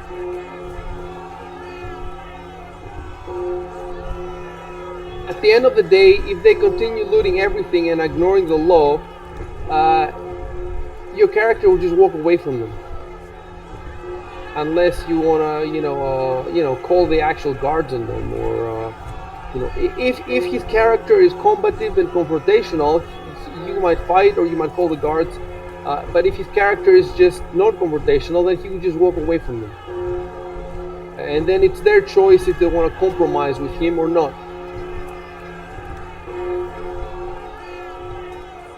See, so that's what I'm saying now. With the way that you're saying, with this dialogue with Caleb saying this is a very nice looking sword, and Addison said, under the circumstances, you can soften the act. Instead of being a looter, you can soften the act, and that makes the scene look more believable.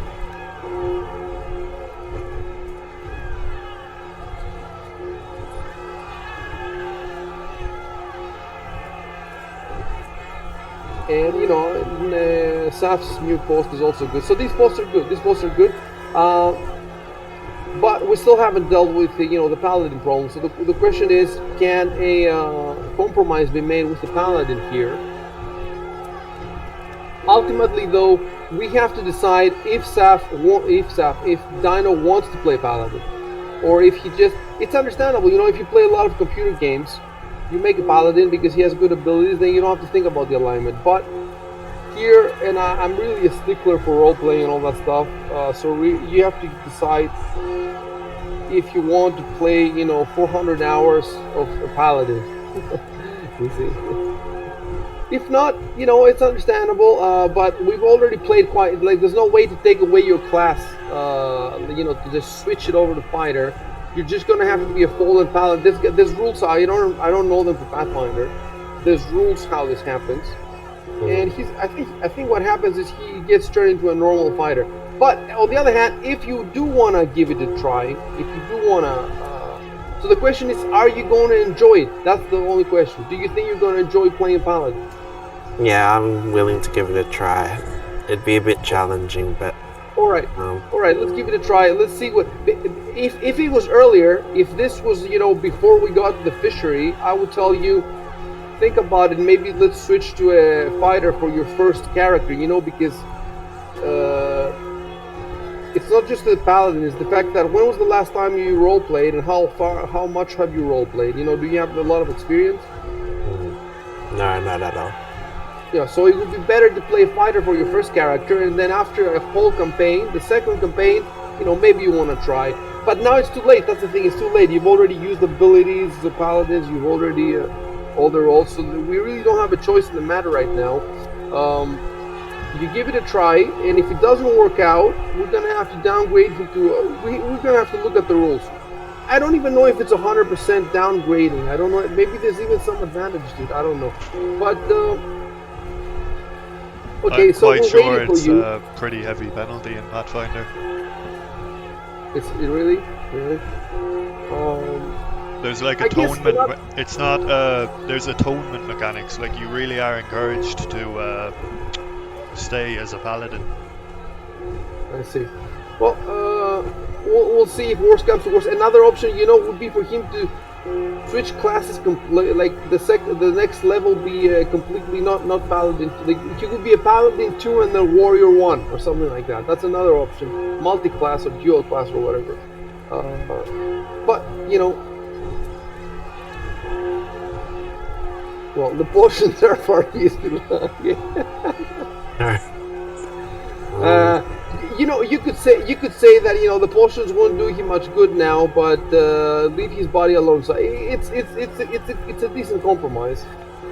From the DM's perspective, from the GM's perspective, I'm willing to go along with it.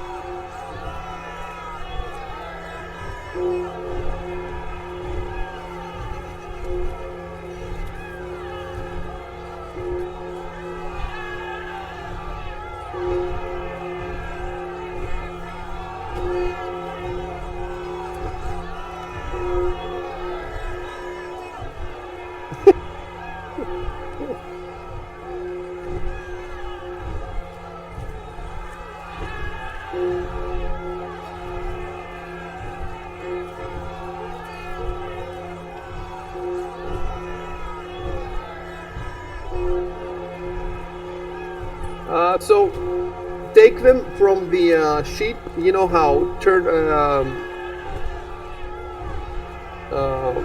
So should I just drag them to my inventory or the party from inventory? the blue ribbon. From the blue ribbon, keep in mind, for the blue ribbon, drag it to your inventory. Okay. and you're gonna need to drag them 4 times.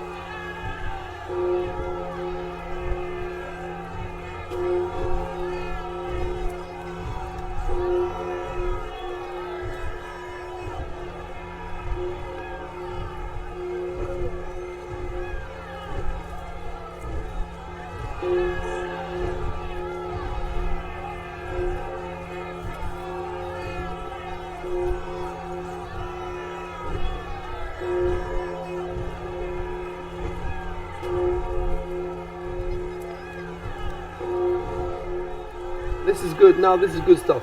This is good dialogue.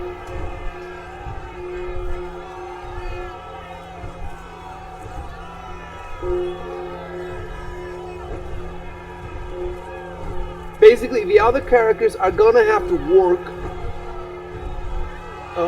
to deal with the paladin, and the paladin can allow them something like the 4 potions now, but there's gonna have to be a compromise to stay as a team.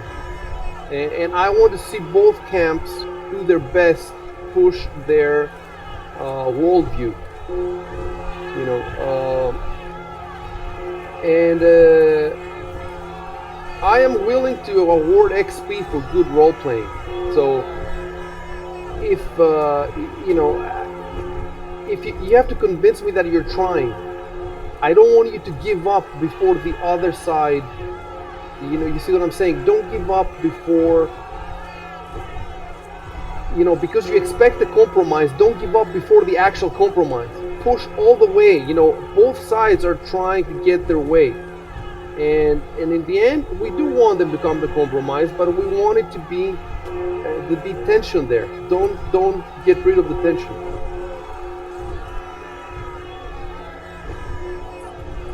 Wait, you're already in Midland, guys.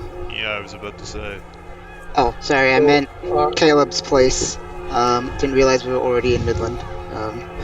Okay, wait. Let me. Don't type anything. Don't type anything.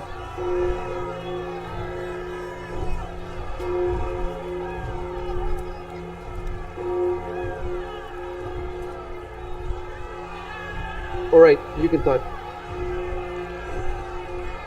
That's and fine. You forgot the apostrophe in let's. Yeah, I did. I'm the only person living in Midland, is that correct? No. Stop. If you want to say something like this, you have to say it in the game. Right. Yeah, that's why I asked if anyone had any places nearby, but I don't think the other two have answered, so...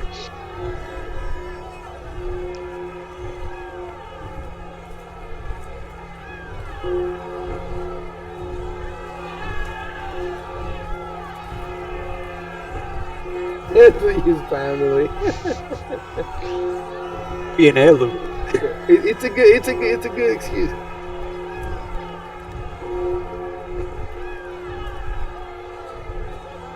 You could actually do it. You could try and track out his family. So one of you now could ask, is nobody closer? It does seem that Caleb is the closer, but you can still ask again if you want to confirm.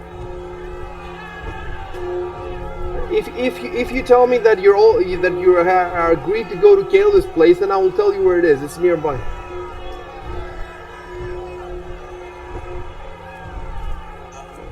I'm not sure if he's told us how close it is. Oh yeah, he did tell us that. It's a bit further up. I was trying to be vague, I just said not terribly far. Because Yeah. I don't know. Yeah. Yes, not terribly far is a good way to put it.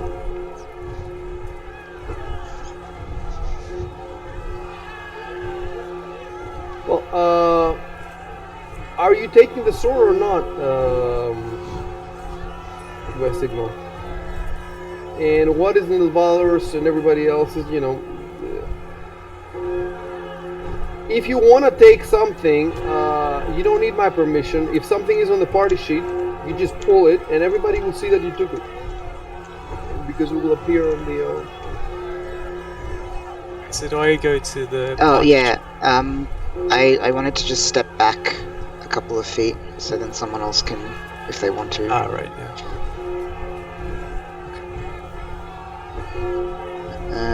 Icy, could you... Yeah, thanks. Oh yeah, he should be there. Yeah. Cool. How do I pick it up? You go to the party sheet. Yep. Are you in the party sheet? Yeah, I got that up. You open your inventory, and then you drag from the blue ribbon and you put it in your inventory. Keep in mind, it has to be the blue ribbon. The blue ribbon.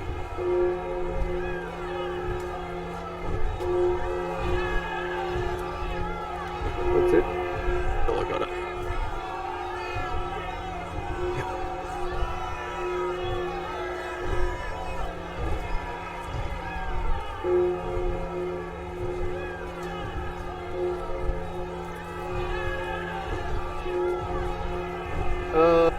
Yeah.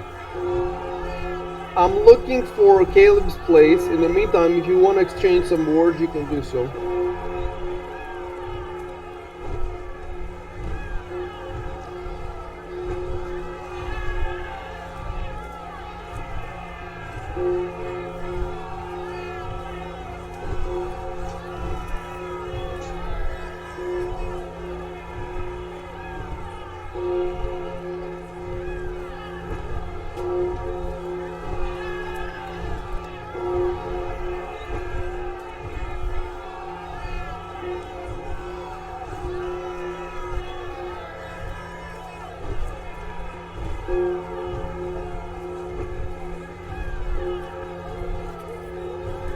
Shit, sorry.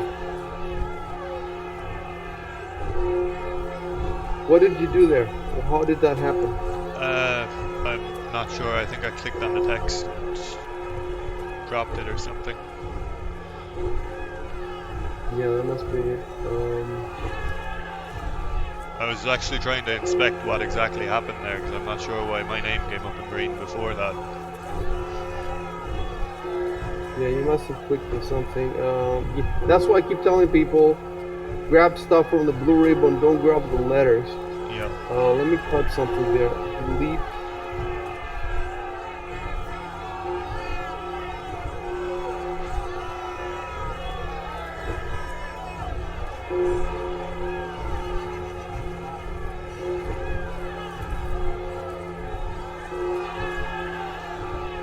Yeah, you definitely don't want called Ciaróg to show in the.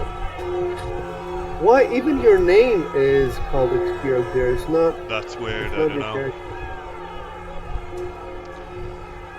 You have all this sort of. Okay. So I think I found the neighborhood for you based on what you told me.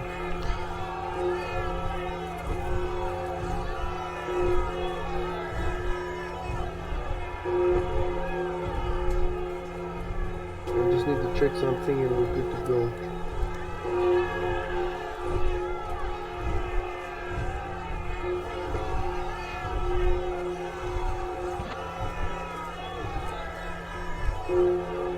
Can we still talk? Yeah. So, Ciaróg, you can tell them I'm in High Bridge with capital H and capital B. Two That's words. that's the ward. So district is Midland, and it's divided in wards. And the ward you're staying at is called High Bridge. And One you word can or see two it on words? High Bridge, 2 words. Yeah. And you can actually see it. You can actually see it on this map. Look at this map at the bottom, near the bridge.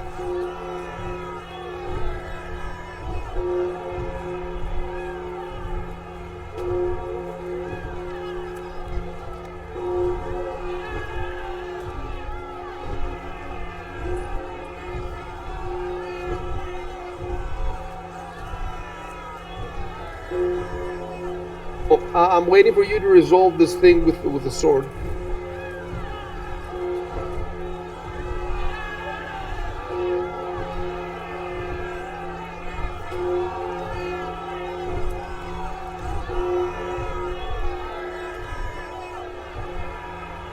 Okay, it does seem that you resolved it. Okay, so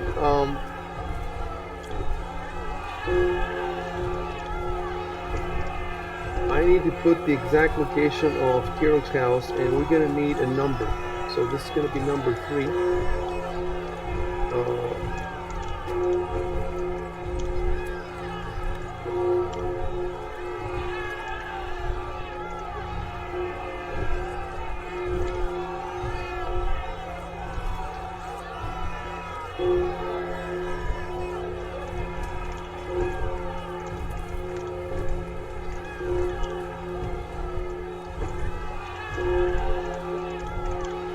So you should be able to see this, the Corvosa key, number 3, Caleb's Lodgings.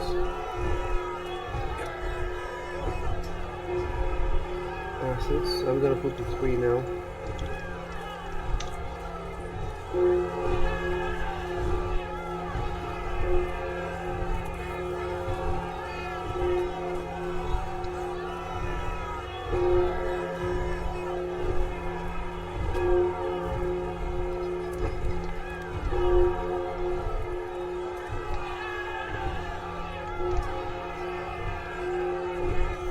Get it about the same size as the wall there.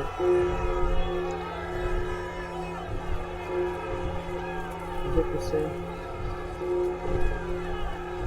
Yeah.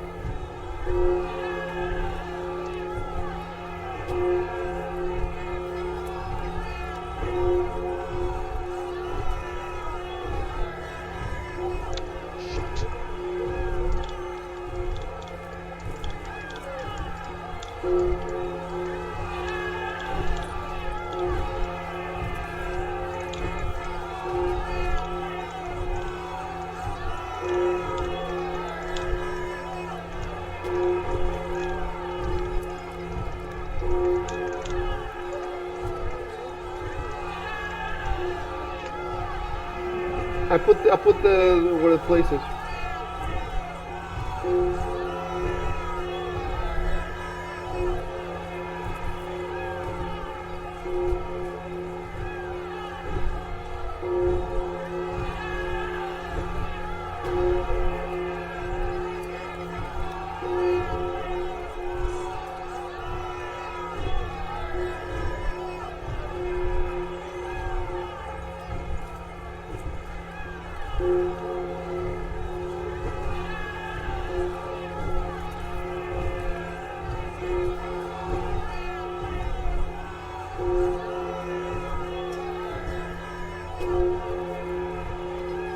Dude, the place is really far. I don't think it's forever.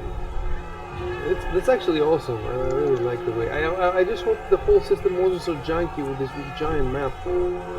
It just goes so slow.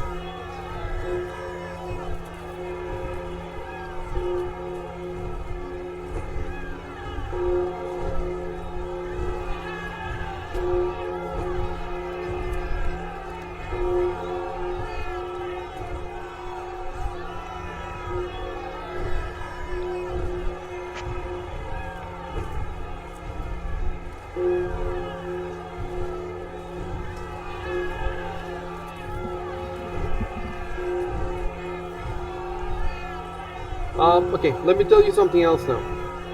So remember all those knowledge checks, knowledge arcana, knowledge local, knowledge nature, all those knowledge checks. So, you know how when you play a video game like an adventure game, and especially the Japanese ones, and when there's an important name, they change the color of the name. So, you know, it's like the text is white, but the important names are like green. So, this is how this knowledge thing works here as well. For example, you just found a Sable Company Marine and a Hippogriff, right? So at this point, you could tell me that I roll knowledge nature for the Hippogriff, or I'm pretty sure it's nature for the Hippogriff. But if not nature, you know, it's if it's a magical beast, it would be knowledge arcana, and then for the Marine, it would be knowledge local, and so basically, and then you would roll. And I would tell you, depending on the role, how much stuff you know about them, and you could build you know, knowledge this way. Like for example, Highbridge. I mentioned Highbridge now. So at this point, we could roll knowledge local, and you'd see what you know about Highbridge, like what kind of ward is it, and all that. And I roll knowledge for the Hippogriff. I have nature. I think I have that. Yes. So. Let me tell you something. In the beginning, the way I did it was that if somebody hadn't, so in the first battle when in Sandpoint they fought the goblins, we didn't know how the knowledge checks worked back then, so nobody rolled anything.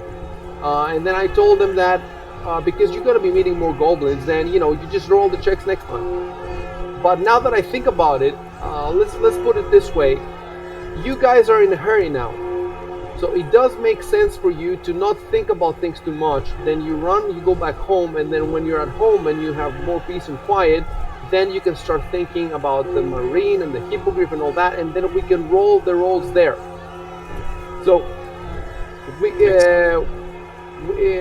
it depends on the situation. Like, let's say you see a monster in front of you, then immediately you can roll to see what you know about the monster, because if you roll well, then I give you, their weak points and all that stuff.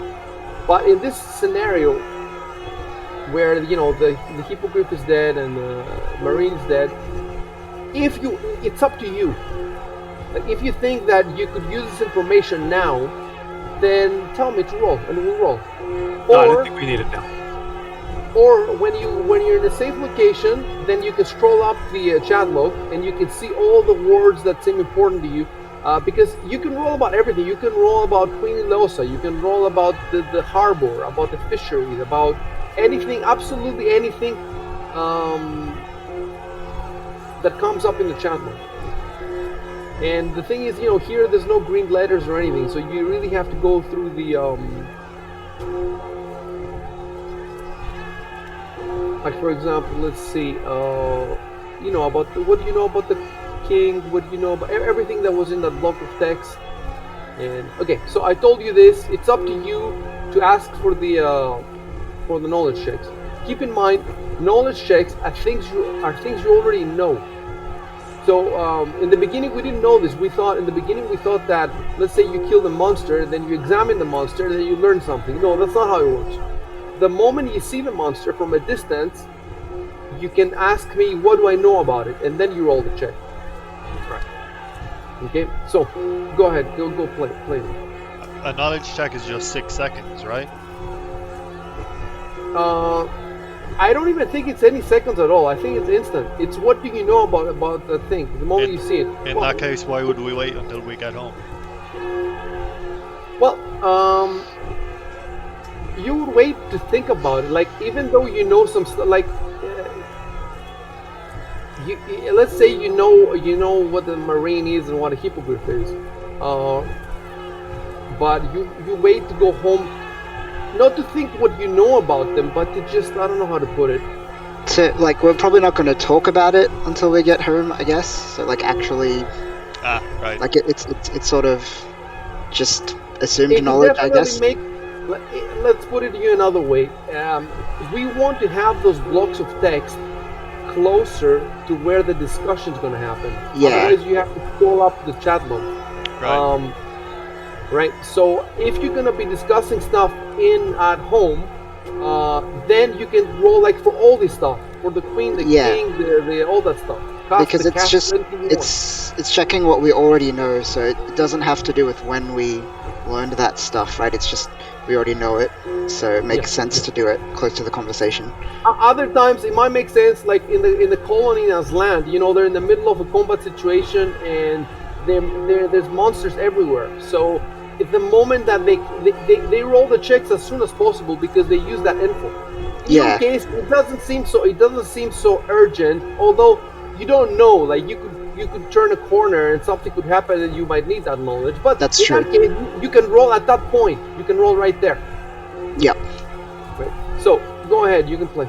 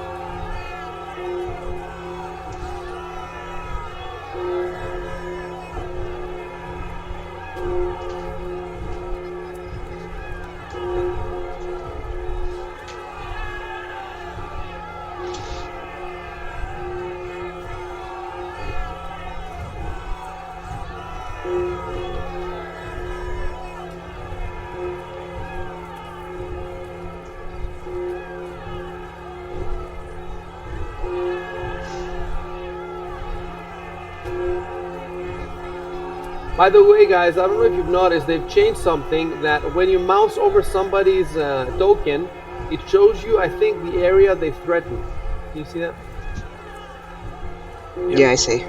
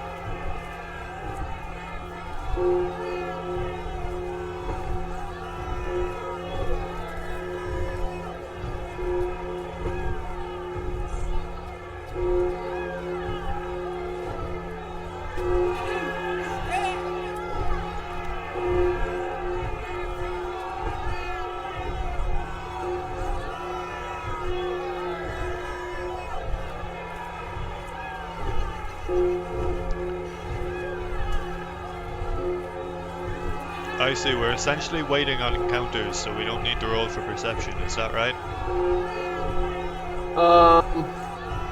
What do you want to roll perception for? I mean, there are mobs everywhere. Okay, so you wanna like try to move without approaching the mobs. Is that it? Right. Or are they Well, just I everywhere? get that. I get that. I mean, as we, if I deem that there's a need for a perception check, I'll roll it. But Okay. I know what you're trying to do. So if your character perceives a mob near him, I will definitely tell you. Yep.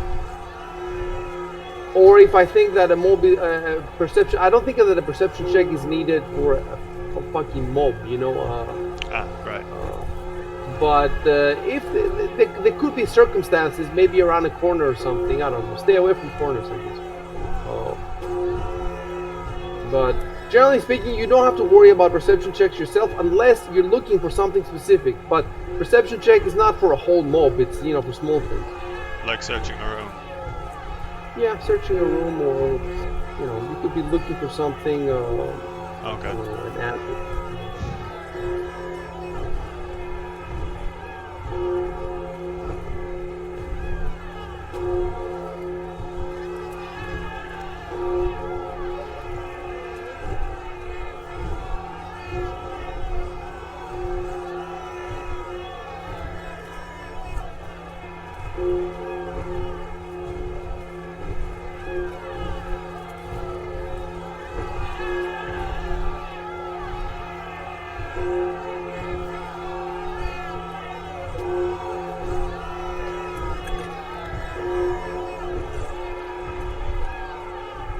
It's like we're playing an open world game where you spend half the time just walking around. That's most open world games, to be fair. I was about to say that. Skyrim. Mostly empty space. No, it's the same reason we're doing it now is that they're doing it. All that walking around gives you a sense that the place is real. Because, I mean, I have to walk 20 minutes to the bus stop from here where I am. I wouldn't say that it's empty. There's stuff around. There's people, but there's shops. But I'm not interested in the people. I'm not interested in the shops. I'm just trying to get to the bus station. So I walk for 20 minutes, And I guess you learn to enjoy the walk, right? Because otherwise I'd be staying home all day. Yeah. Well, in D&D at least, you know that there's stuff around. Like if you went somewhere, something could happen. In most open world games, you kind of hit the limitations because there literally won't be like they'll have like the same enemies or same quests over and over. It's eventually. not so much there is stuff, but it's not so much that there is stuff. Is that I can make stuff for you. Yeah, well, that's what I mean. I know the world, so if you went into a house, I will make something. Yeah, exactly. And I think that makes it feel more real, just knowing that there could be stuff. Yeah. I keep having to scroll out or zoom out to see where the fuck you are. Yeah, the map is so huge, like, I can't tell where we are. Dude, imagine, what if this map had line of sight? What would you do? If it had line of sight, you could not scroll out. Like 99% of the map would be black. You would need a survival check just to find your way to your house. In the second edition, there was sense direction or no direction or something like. I don't know what there is in this game.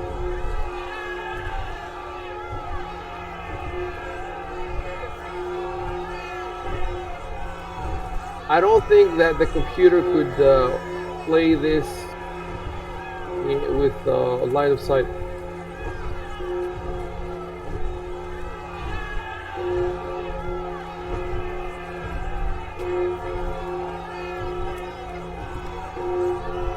Let's go 15 feet now.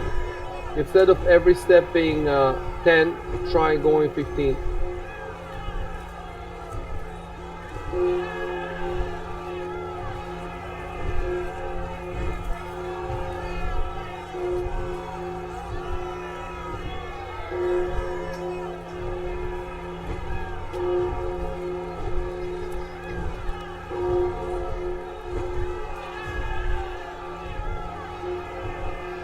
Alright, so I'm gonna stop you now for a sec. Because when the dragon... Yeah, cue the random encounter music.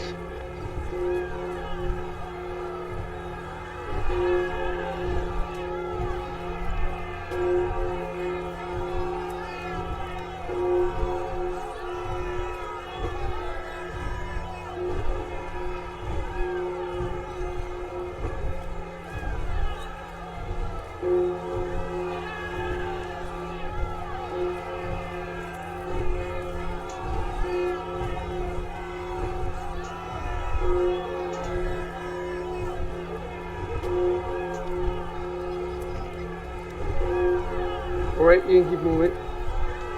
Okay, that's a bunch of stuff to do knowledge checks on later. So yeah, you can check on what is Grotus, what is Boneyard. You see what I'm saying? Yeah. But as I said, you know, it'd be nicer to just do it when you go home. In this case, other cases, maybe not. I'm gonna roll for knowledge local so we know which way to take.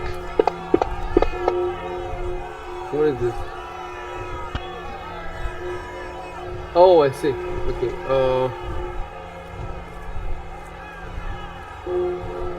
Which way to take for what? To the house. Which road would be safer?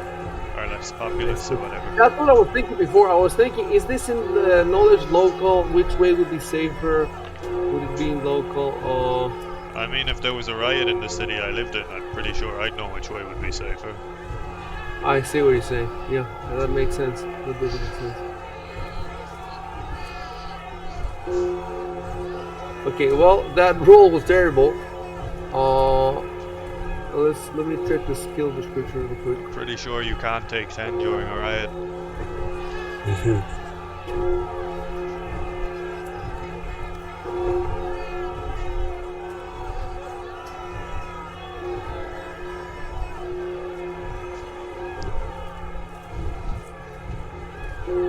So for really easy questions, it's 10. So you could not even answer a really easy question in this. You could not even really. So. Okay. I wonder though how. Yeah, you know how you should have put it. First, you should have typed. I try to think which way would be blah blah blah, and then you roll. So do it now. Okay. Type. I try to think which best way blah, and then control enter. Past tense because I've already done it. No, I'm gonna. You put Okay. in the present tense, and I'm gonna move them later. I'm gonna.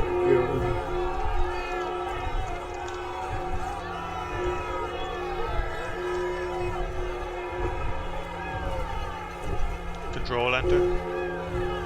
Control enter, yes.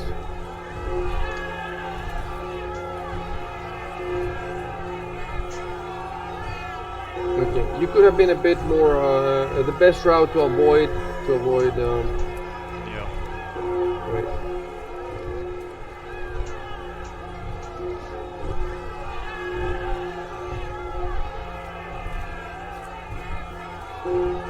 Alright. Anyway, I'm not gonna answer you anything. It's 9. Keep moving.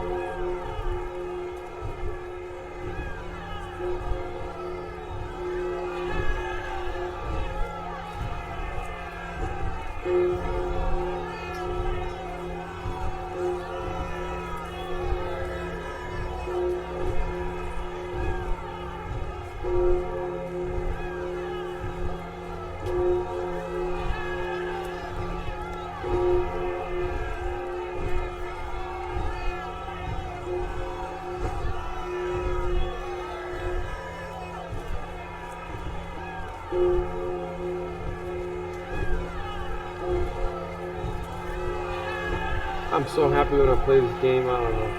I don't know how I could stop for 25 fucking years. You know why? I didn't have people to play with. I didn't have people to play with.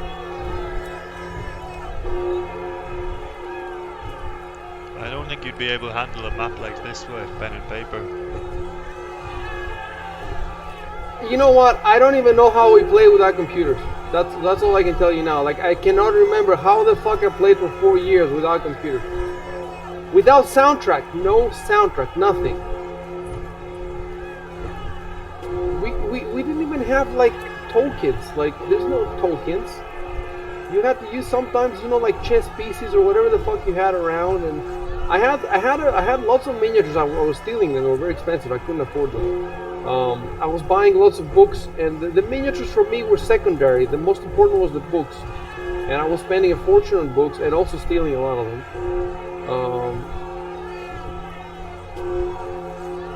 Oops, that was a mistake. And so even though I had miniatures, I must have had about 100 of them or 80 or something like that. They were not good enough because you don't have all the monsters. So you're forced to use a different.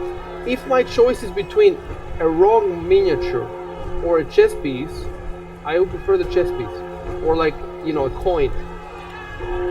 I prefer the completely wrong thing to the slightly wrong thing. The slightly wrong thing is confusing, like you have before you a earth elemental and you're using what, a wolf, whereas a chess token or something it could be anything.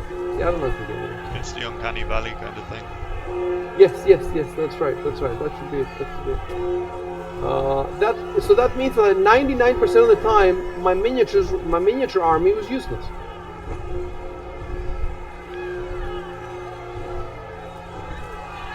And yet we played and we had a great time, but I just don't know how we played. I can't remember what I just said.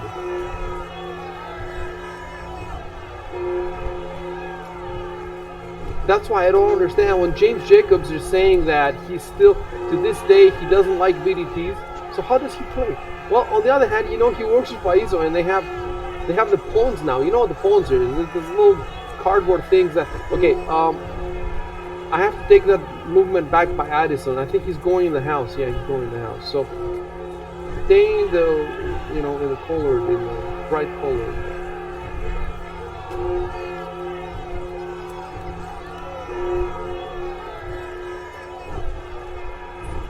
Well, right now, I'm assuming you're walking at a brisk pace. Like you're not strolling and you're not running.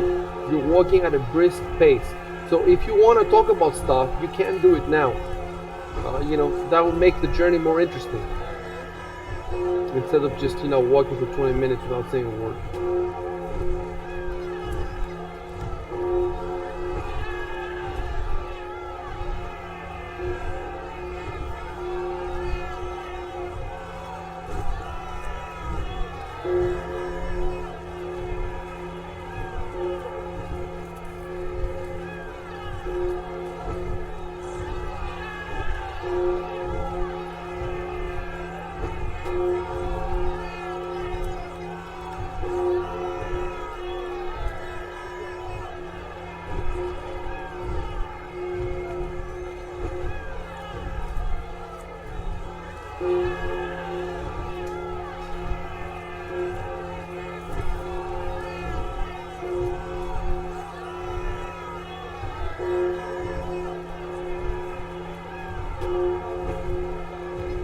I'm going to show you now a couple of images that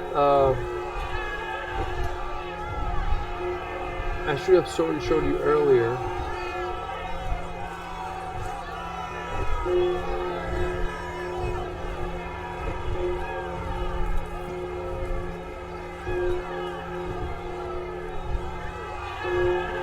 This is so the moment that her name was brought up, I should have shown you the image. Everybody knows what she looks like, so pretty much.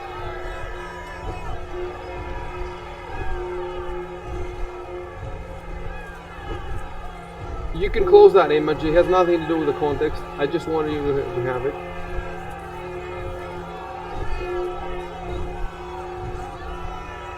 And let me see if I can have the king here. Yes. So I also want you to have the king.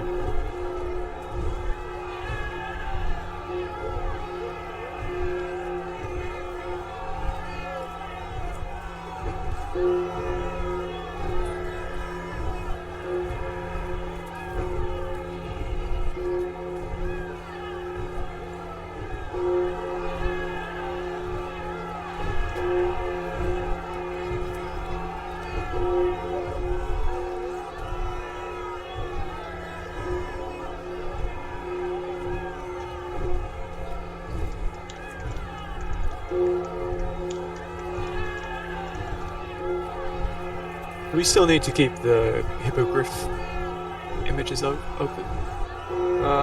Let me look at your. No, definitely not. Definitely not. We'll take this down. And I like that you have the.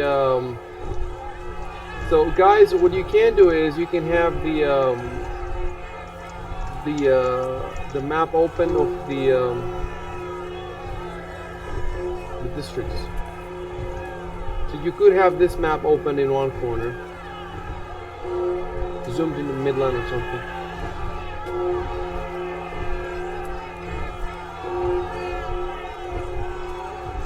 So I've got this thing that says GM map, Corvosa. Oh, close that. I'm not supposed to have that. Close that, and I think shared that the might wrong have. map. Yeah. I shared the wrong map. So let me. I think they're actually the same map. You just have 2 copies of it.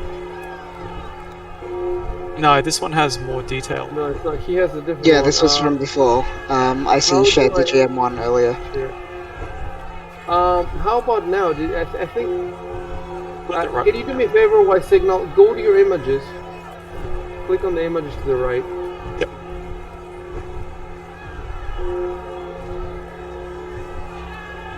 And, I did a search for GM. And categorize. Click on categorize.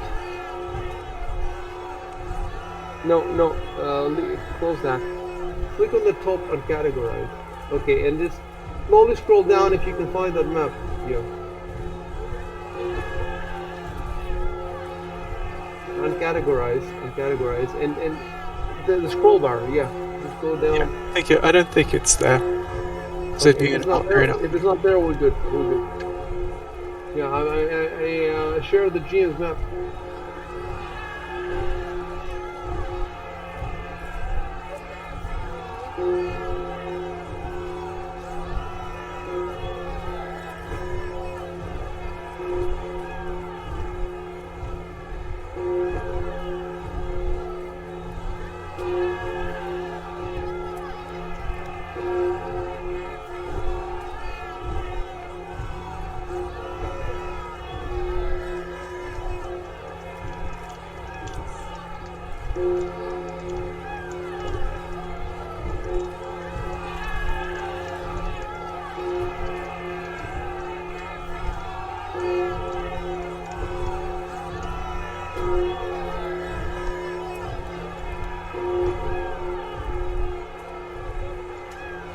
That's a good reply.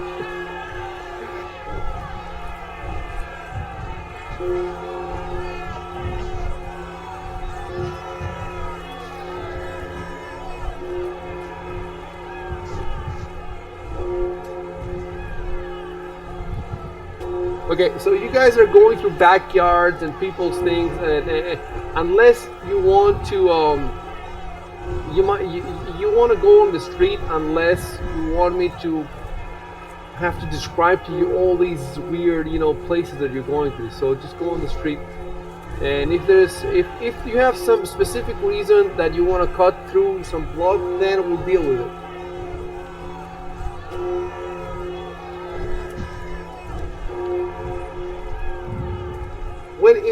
When you're zoomed in, it's easy to forget that that's not the street. So if you want to make sure you know what the street is, zoom out.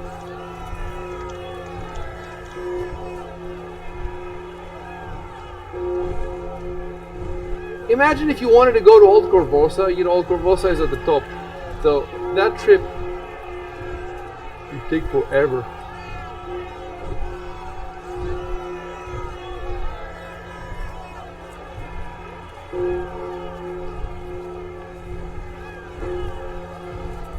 Okay, so don't move that way, Dino. Move straight to the street, and then you go wherever you want from the street.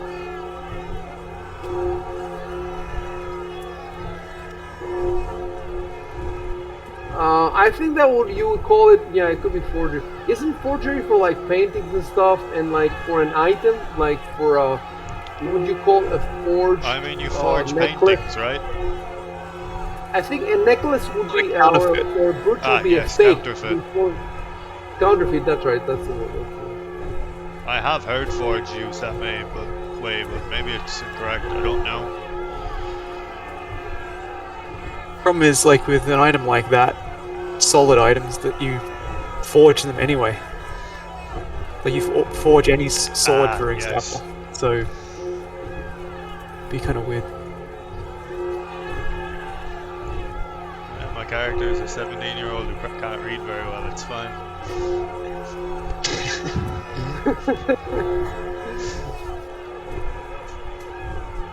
He's a 7-year-old weakling. You can't carry the clothes on his back. Yeah. You cannot carry the clothes. Very He uncharismatic too. collapses under the weight of his own I'm clothes. surprised he survived this far. The biggest weakling in all of roleplaying. Hey, you should buy some weights with all that. Your personal trainer. Is there going to be an ultimate weightlifting chapter? Yeah, I guess so. Groins. Can we do like a There's a lot to explain. Do we have to explicitly go through all that stuff? Yeah, I think you should go through some of it, and because like it will help with a lot. You might think of things that you haven't thought before, and it will be fun. Go for it. I mean, you don't have to explain room by room, but I don't think it would take that long to summarize things.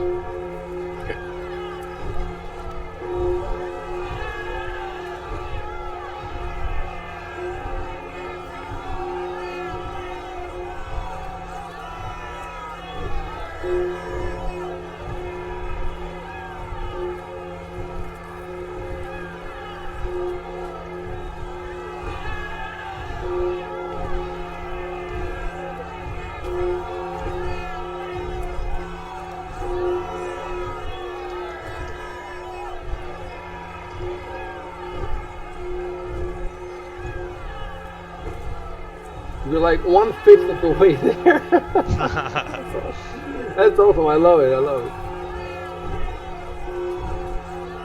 I have way too many encounters to spring at you, but there's rules and stuff, when to do it and how to do it. But if I wanted to, I could keep you occupied the whole way.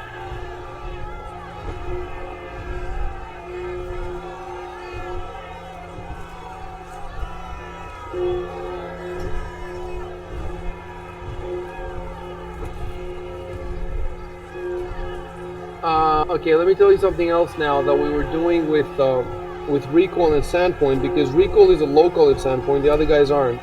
And when he walks around the street with the other guys, and he passes through a building that I have info on, he rolls knowledge local, and depending on how he rolls, he plays like tour guide to the other guys. So he tells them, hey, here's a good tavern, or here is the mill, and sometimes if he rolls very high, that means he knows details about those places and the people who work there, and then he gives them gossip. So we could do this here too, but there is a problem. You know what the problem is? The problem is that in Sandpoint, because it's a small town, the map that I have, the GM's, has the exact location of each house. So there's no confusion over where the house is. Where this map, I have two maps. I have one that has no numbers, and then I have the other one that has the numbers that are vague, and I have to match these two maps to make sure that. So that's why here it will be a bit tougher. But let me see now. What I want to see is, are you passing through any place? I want to see if you're passing through anywhere that maybe.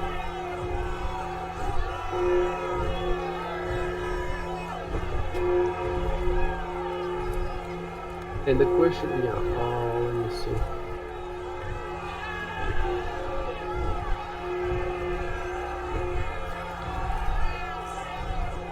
You know what? It wouldn't make any sense. Let's say you pass a tavern that Caleb knows, right? It wouldn't make any sense for him now to say, hey, that's a good tavern, in the middle of a conversation about all this stuff. So forget about the local checks and just continue your conversation.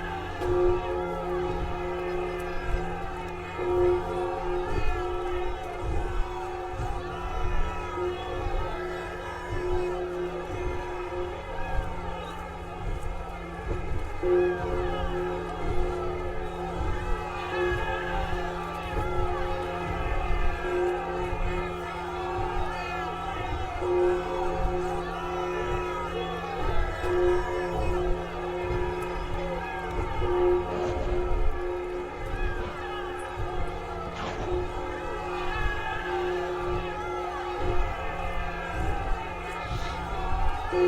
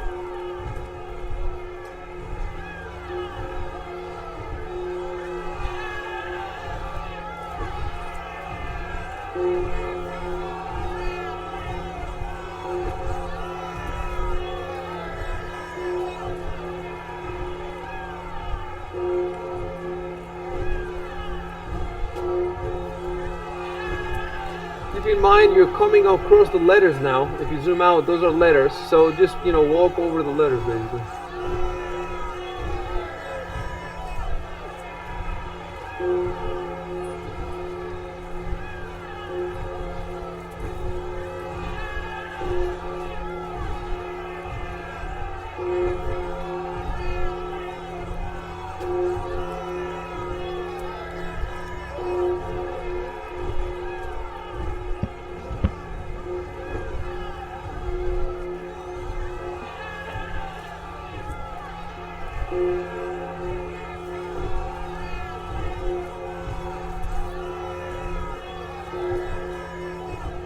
If my GM hadn't insisted on rolling climb checks for 1 foot, 1 foot radius.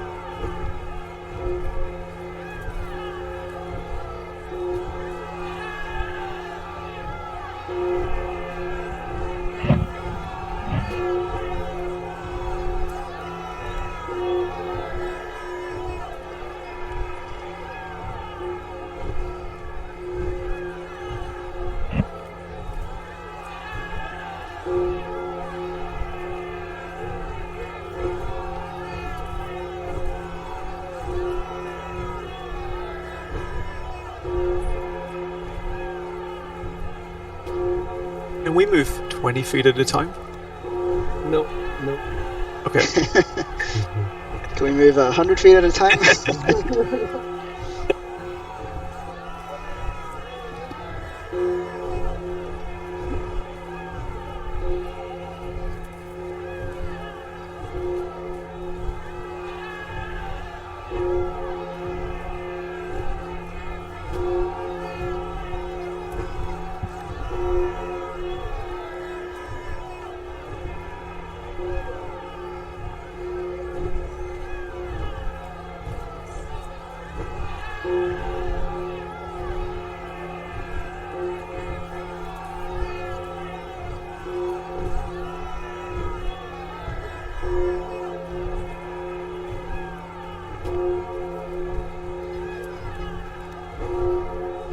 gotta go AFK for 5 minutes, guys. Sorry.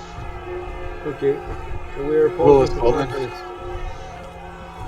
Okay, I'll be back in 5 then. Yeah, me too.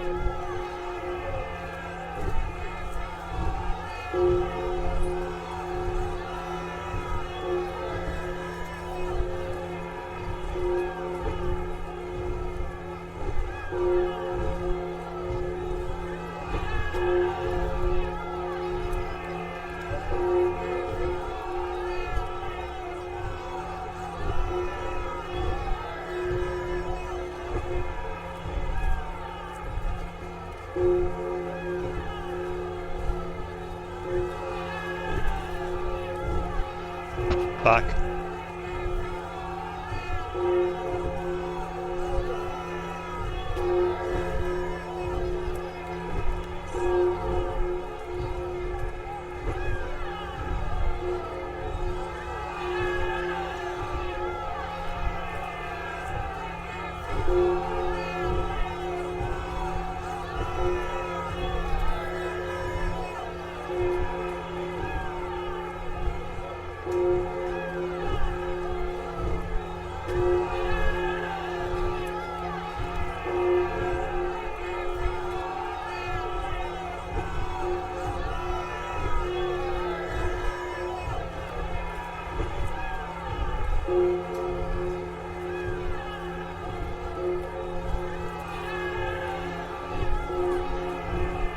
I'm back.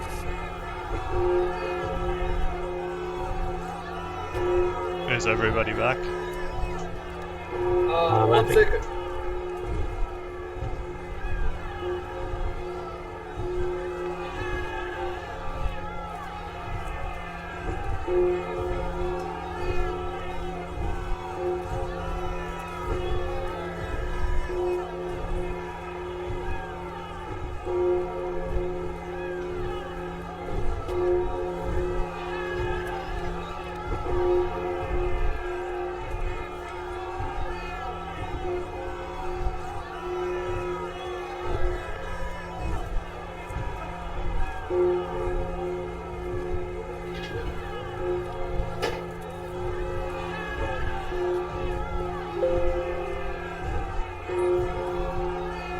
I'm back. Are we missing Saf, I think?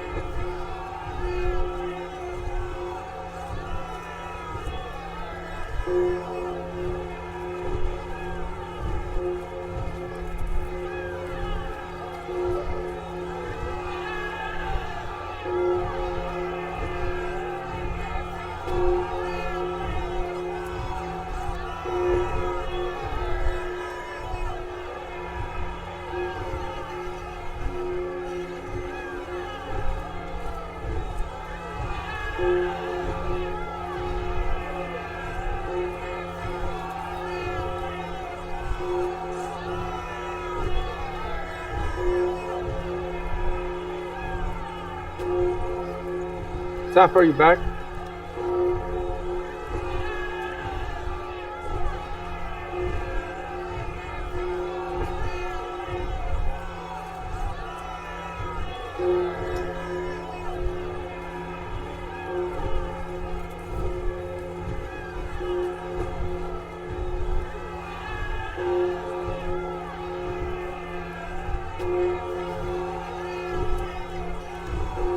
Okay, I'm back. Alrighty.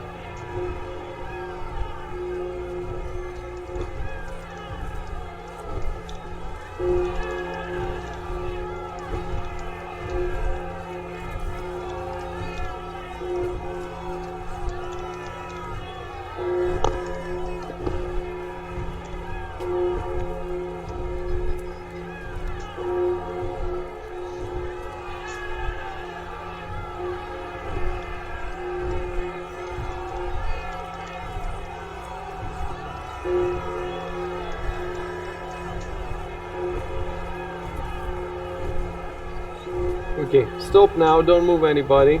Yep. Right there. And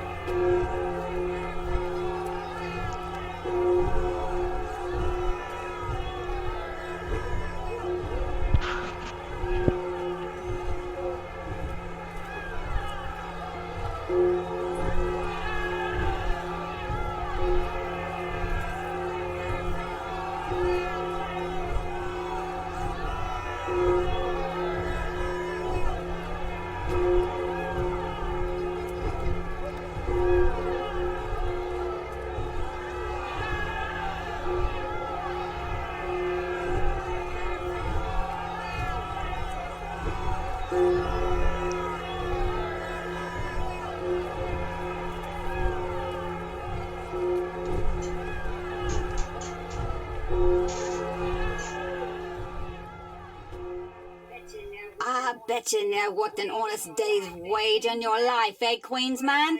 Me brother had his arm crushed by a bear on the docks when he was younger than you. Never raised a mug of ale without wrist again. Want to know what it feels like?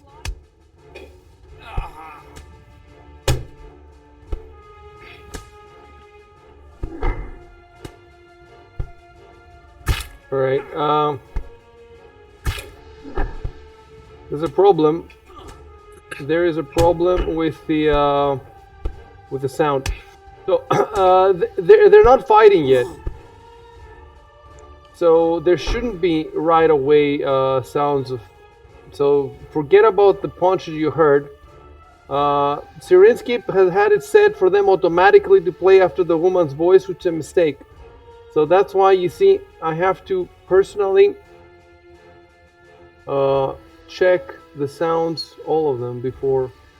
Did anyone else got any echoing there? Yeah, I got some. Yeah. With the lady, yeah. I think that might be Icy's mic picking up his TV. His name was lighting up. I see. It's weird because it hasn't happened before. It's the audio suppression. It's whatever tone the woman is speaking at. It picks it up twice or whatever. I see. Like when we're playing PA, the trumpet noises echo through your TV and nothing else does. I see. So it depends on the sound. It's gonna be fixed very quickly because I'm gonna stop using the shadow and I'm gonna stop using the new laptop, and then all this shit's gonna disappear. Probably very soon because I need the new laptop to. There's no other way around Tailspire. Yeah. Because I need. Yeah. So it's gonna happen. I think in a few days, next week, definitely. All right. Hold on a sec. I need to put now all these characters on the map.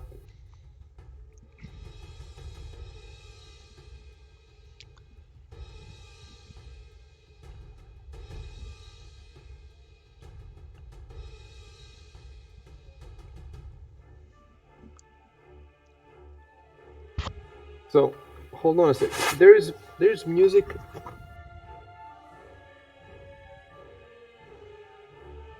Is the Sirenscape music low for you guys? A little. Yeah, it is a bit. Yeah. It is a little low. Okay, let me try something. That's How better. about now? Yeah, that's better. Much better. Okay.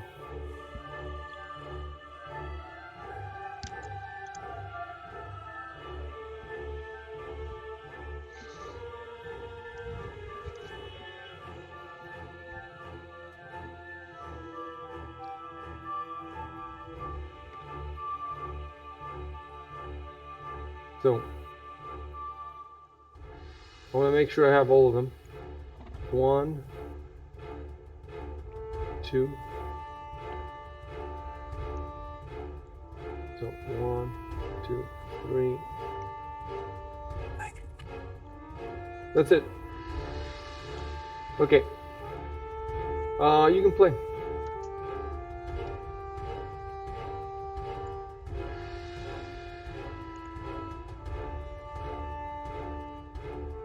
Oh. That was 20. Should I move back 5? I was about to cancel the Yeah. move when you moved me. Yeah. You moved. Hold on. You moved 20 feet now, right? Yeah, I'll just move back 5. Okay. We're not in combat or anything right now. No, don't move back. We're not in combat or anything. You can play. Just play. If there's combat, I'll tell you. Because when there's combat, we're gonna have to take. If there's combat, we're gonna have to take into account your encumbrance and all that. But for now, we're good.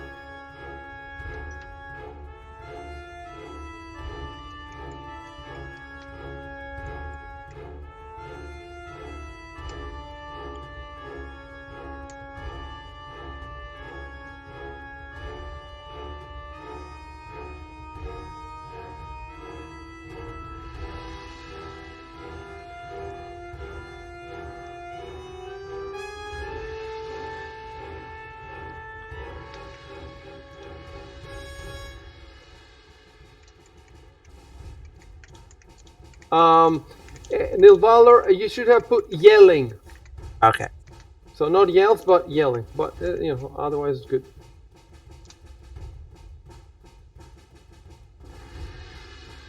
Your whispering is not gonna be heard by anybody in this noise of the crowd. You have to speak the normal voice at the very least. Even when I'm only 5 feet away from them. Okay. Yeah. There's no way with with the you're all walking downstairs. He's not even looking at you. You're walking down. He's not even looking at you. You're whispering. There's no way he's gonna pick it up. Do I retype it or? Yeah. Go ahead and type it. Retype it because you realize that he's not gonna hear it.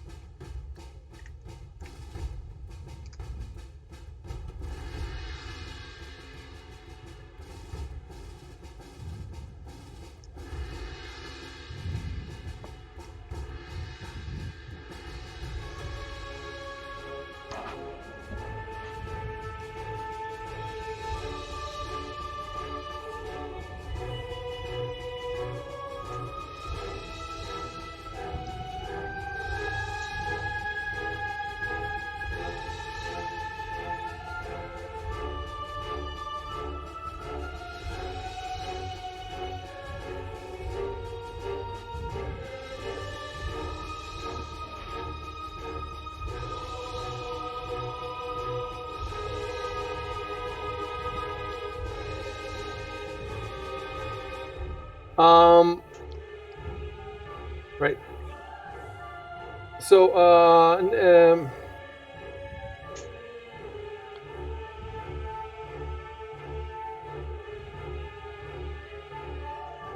instead of burden, you should say some of the stuff you're carrying, some of the things you're carrying, or something like that. It's not too bad. It's not too bad reason.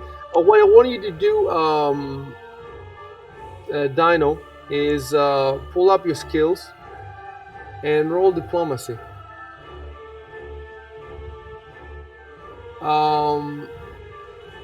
From the way you phrased it, I am assuming you're using diplomacy. You could also use intimidate. Yeah, I want to use diplomacy. If you prefer. Okay, so go ahead. So go to diplomacy and double click on the +6.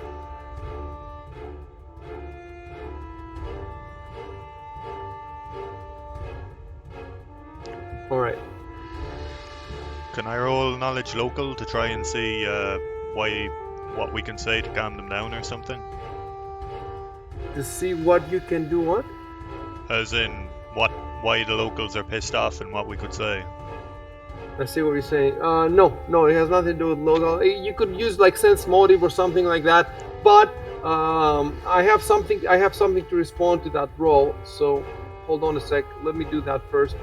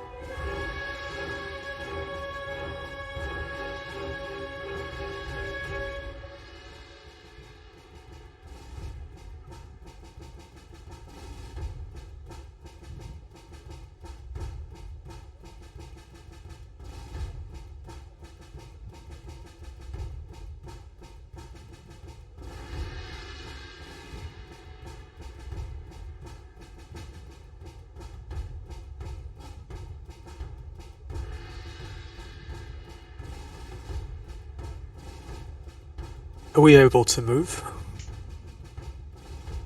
Yeah, you can do whatever you want.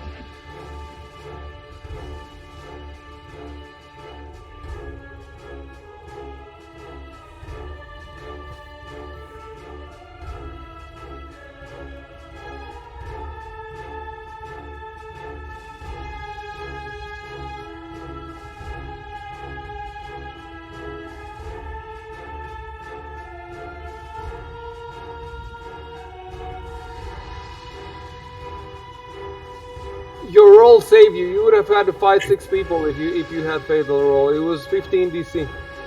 No. The intimidate DC was 20. So if you had tried to intimidate them, it would have been you have had to roll 20.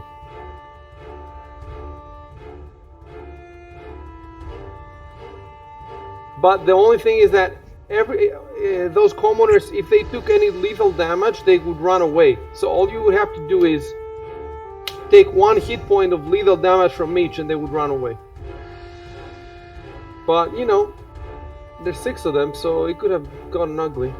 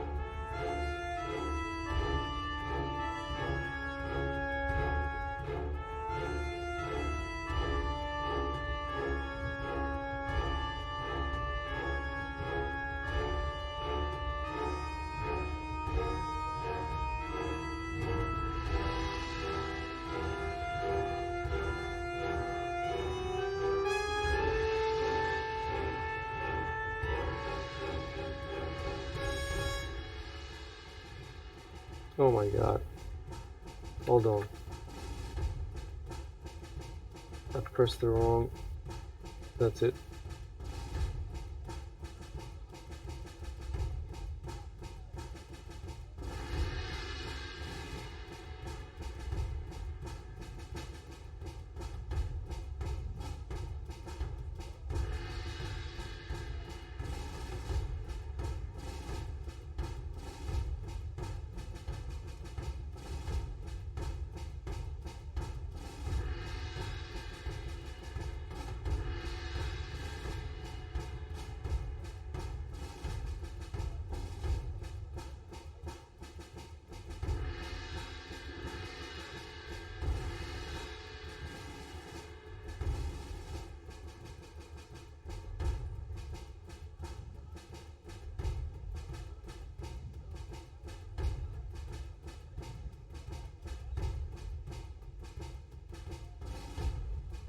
So, if you're taking the ring dino, it's in the party sheet. You have to go to the party sheet, open your inventory, and drag the blue ribbon to your inventory.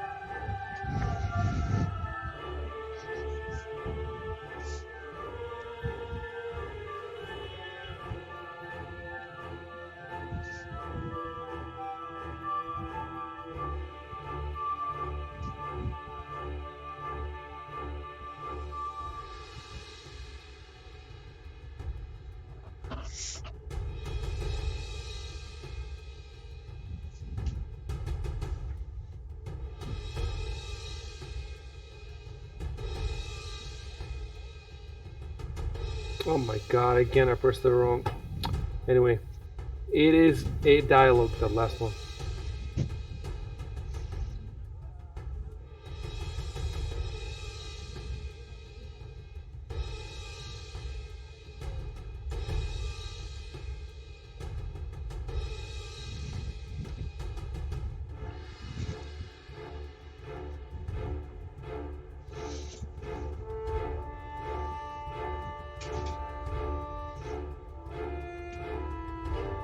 Do I have to pick it up if it's been handed to me? I see.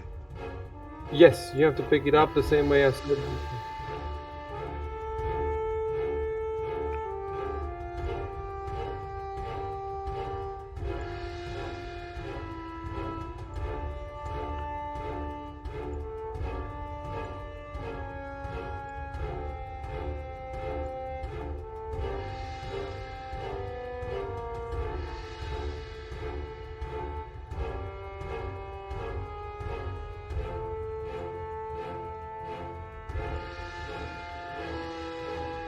How do I pick it up? Open the party sheet, Yeah. open your inventory, and drag the blue ribbon into your inventory. Blue ribbon. I've been dragging the number.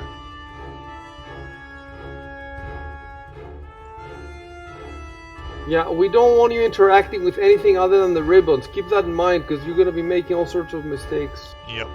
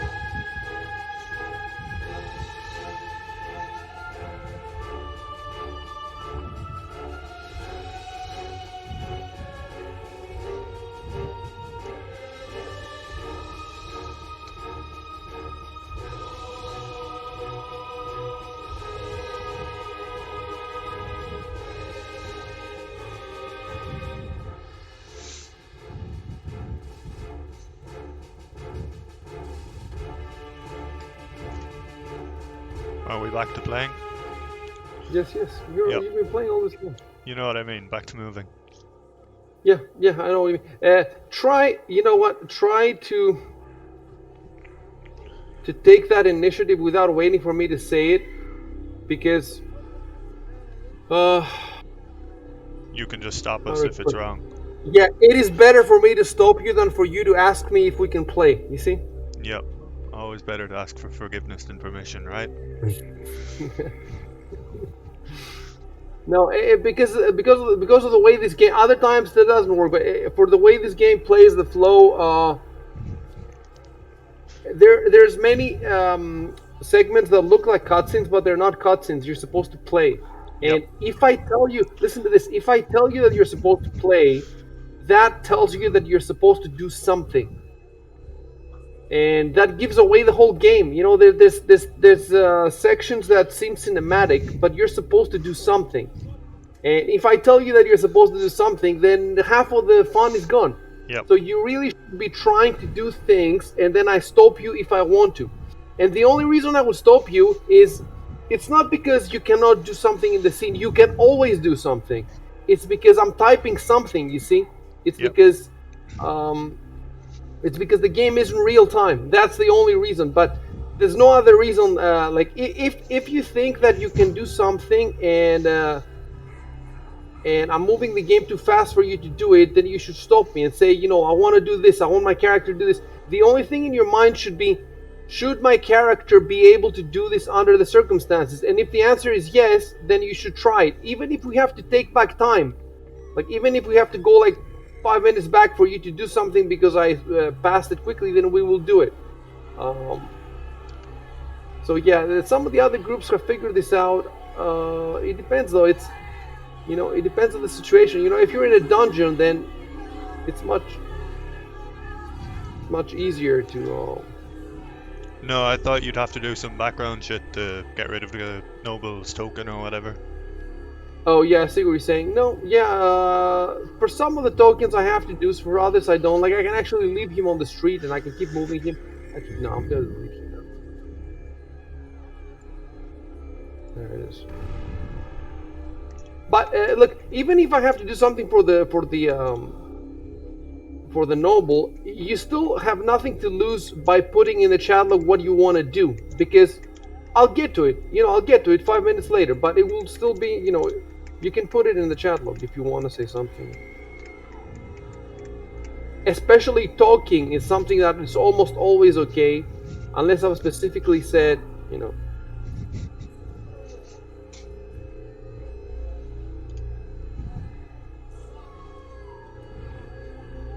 Shit. I should say instead of before.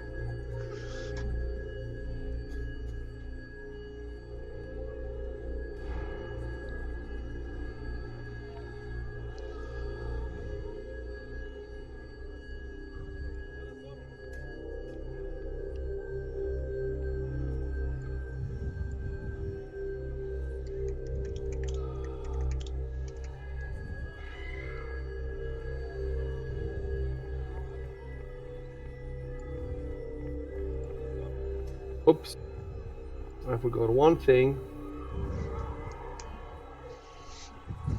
1 second. Let me.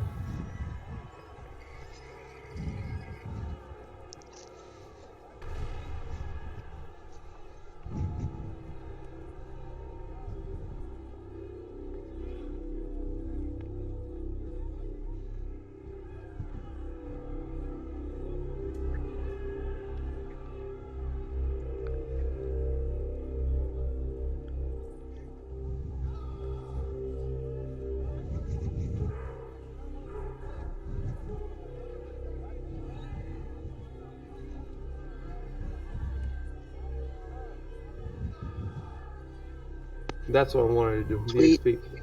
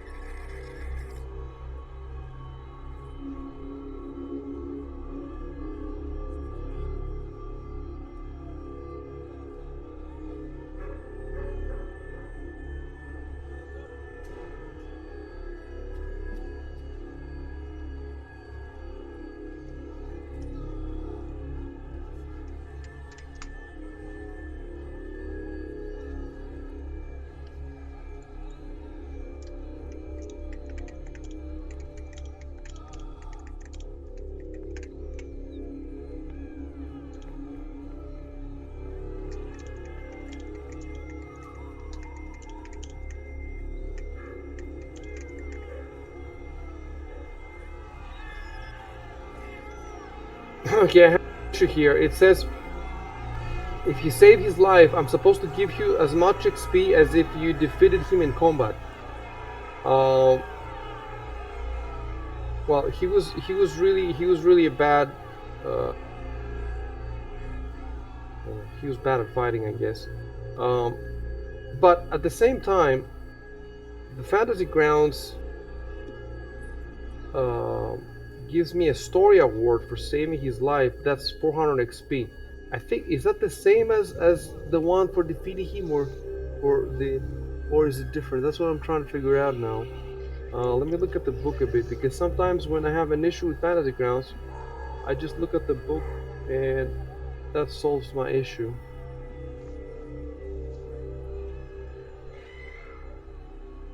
Yes, so the book says he's worth 400 XP. And that's the XP that...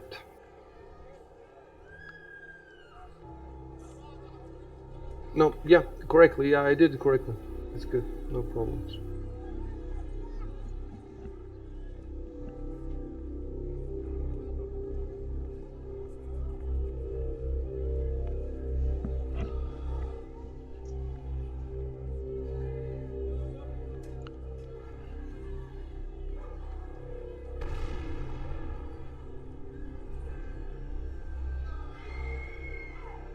Well, Ciaróg, now you're saying we have no reason to return there, but before you had said that it's the first thing we should do. No, to I go didn't. back. Somebody said it, I remember it. Was In it the this last session, session. that was me. Oh, you, okay. No, not in this session, in a previous session, I think somebody was saying we should confront the Lara, somebody said. I have it in your chat log. Well, I'll tell you. Maybe it was Yeah, Sam. it might have been me. I can't remember. Could be in the chat logs. Saf said earlier in this game we have no. No, he agreed with me when I said we had no reason to return. Maybe. I don't think so. I just said it Yeah, might be. Nicholas said we should take Addison somewhere safe to rest before we confront Zalara. Ah, there we go. Yeah, he Right. said it after the title sequence. I don't have to agree with him, right? No, you definitely don't. No, but I remember that it was you. That's why it seemed weird to me, and so I was misremembering. Yep.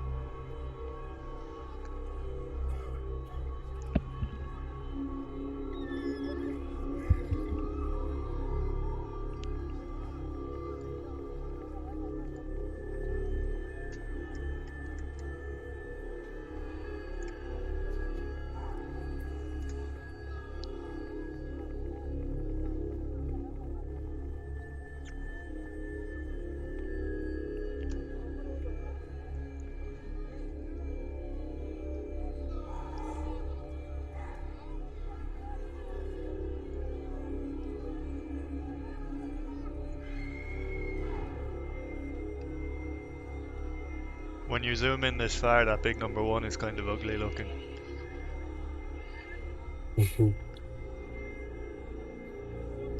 Number 1, yeah.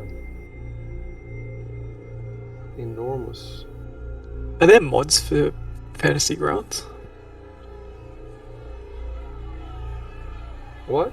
Are there mods for? Can you make mods for Fantasy Grounds? Oh yeah, they're selling mods even. Well, many of them are free, but other people are selling and they're making a lot of money too. I wonder how hard it would be to make. They make mods that automate stuff. All kinds of mods. I'd kill for a mod that lets you edit typos. Oh yeah, who knows? Maybe it exists. I doubt it though. The reason I ask is I wonder if it's how hard it is to make the tokens, certain tokens, like a fixed size on the screen. So as you zoom in, it doesn't get bigger. It's like a for these navigation points. It could just stay the same size. Oh, I see. Even That when you would zoom be. in. Yeah.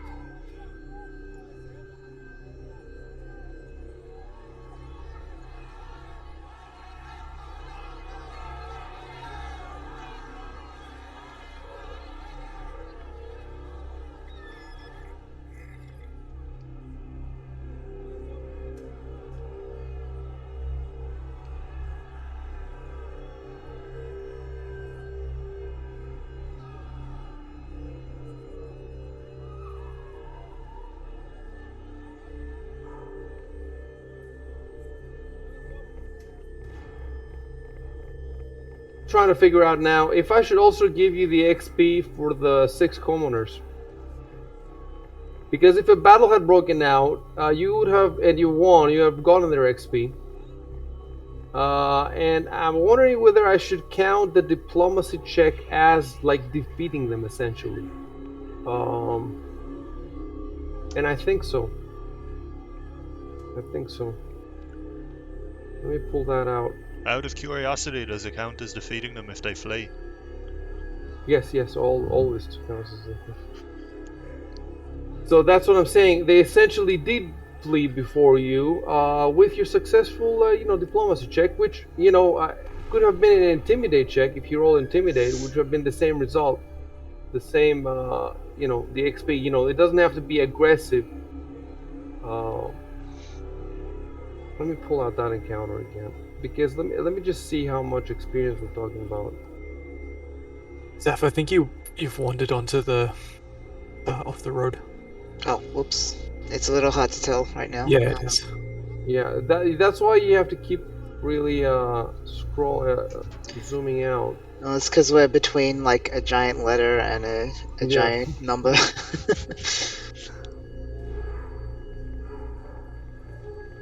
Right, so these rioters, God damn it, where does Fantasy Grounds put the XP? I have trouble finding it. That's why I keep going back. Let me see, Key Rider. Do they not put the rioters? Can they not put the XP? Okay. Checking the book then.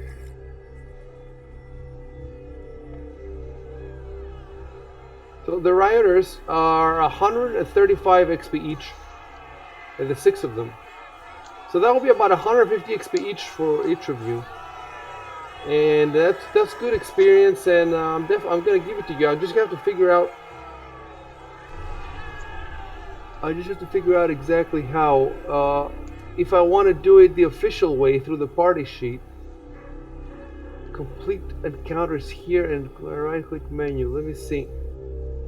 So you have to put the encounter there.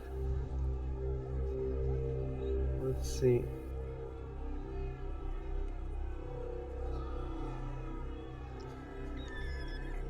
Yes, encounter. So I pull the encounter ribbon and I drop it in the encounter box. Oh, there it is. And it tells me that it's 810 XP. Is that 6 times? Let me try that on the calculator. 6 times 135 equals 810.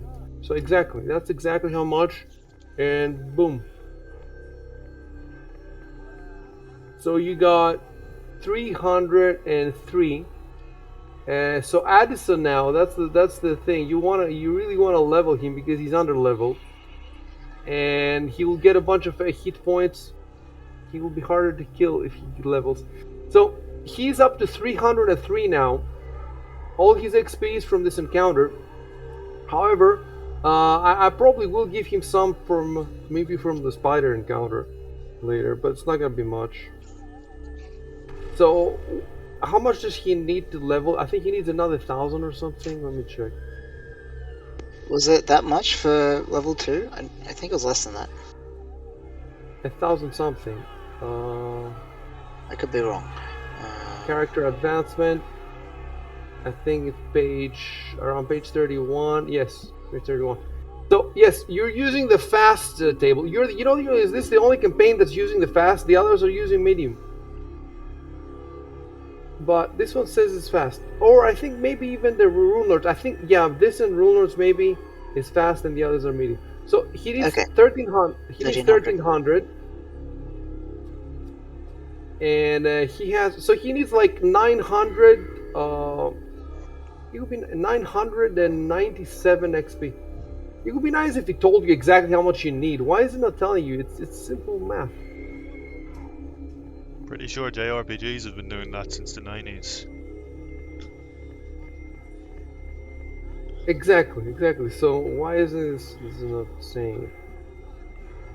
In case, I'm happy that I remembered it because that's a lot of XP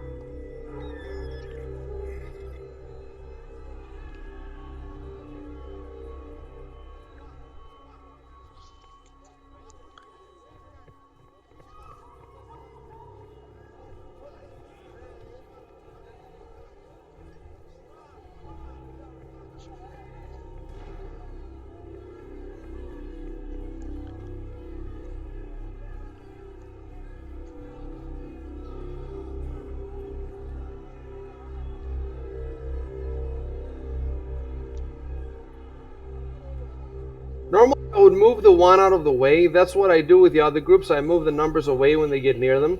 But in your case, because of the map, the way that I have to find, because the pins are not on the maps. I have two maps. And then if I want to find exactly again where that number is supposed to go, I'm going to have to spend another 5 minutes. So I don't want to do it. But I could make the numbers smaller, but then it's going to be hard to see them from space.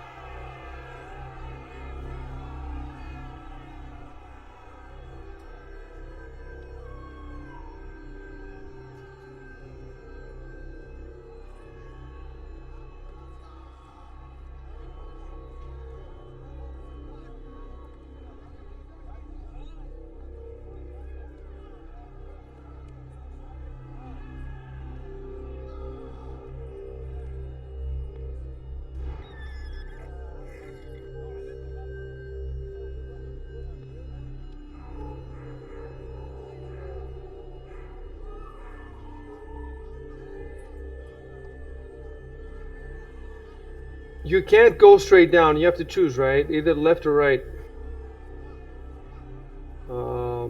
Going straight down through all those houses means, you have hedges, you have fences, you might have other obstacles, and Yeah, I hadn't planned on it. unless you have a very good reason, then it's not unless you're hiding from somebody or something like that.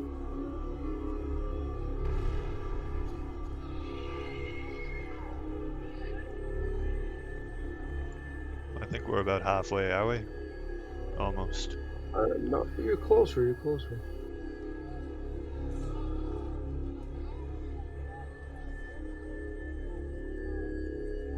When you say left, As in, don't you when mean we the- walked down the street, it was on our left, right? Yep. Yes, you're right. Though not from it's not where you are right now. You're already walking down that street, but fair enough.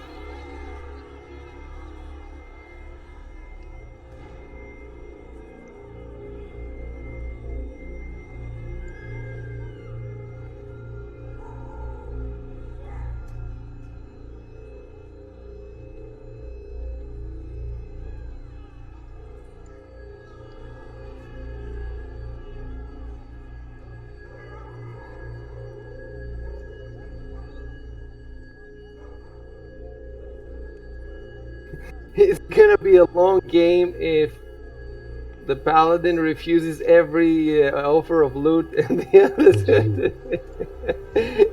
No, I mean, yeah, it's not gonna be every encounter, but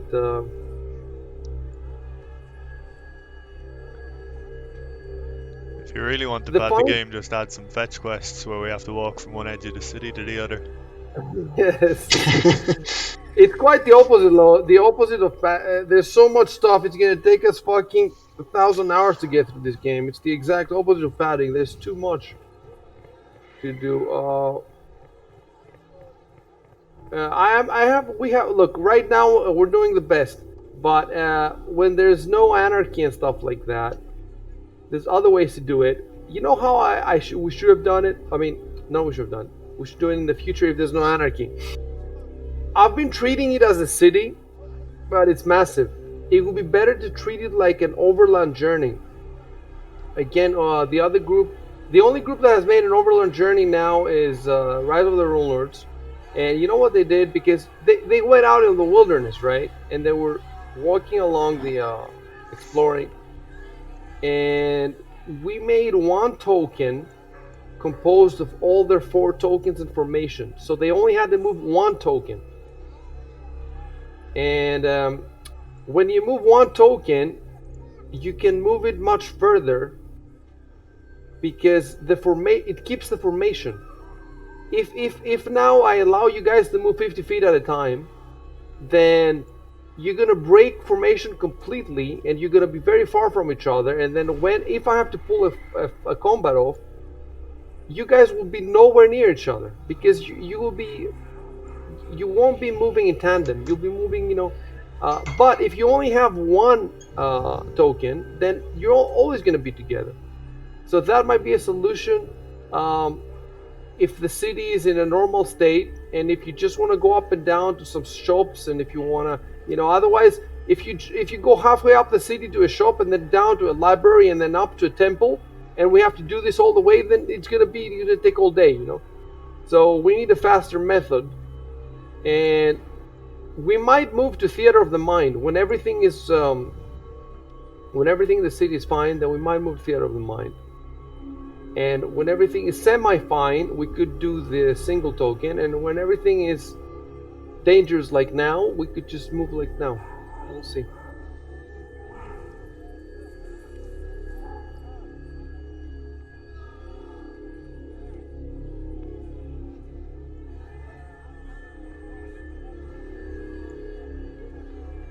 You know what? Another option is make the grid bigger, so that every square will be like 50 squares now, and then you could move. But then you would have to move roughly. That's something, something in between what we're doing now and Theater of the Mind. Something in between.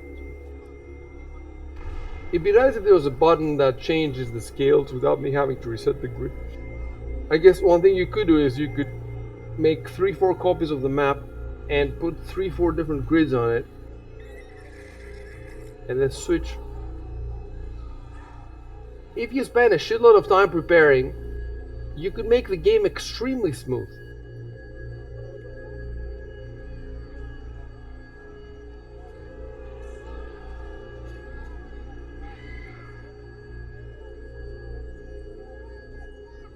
I do like this slow progression because it allows me time to read my notes and plan well ahead of the next event or whatever. Roll whatever dice I need to roll. It definitely makes the game much more stress-free for me.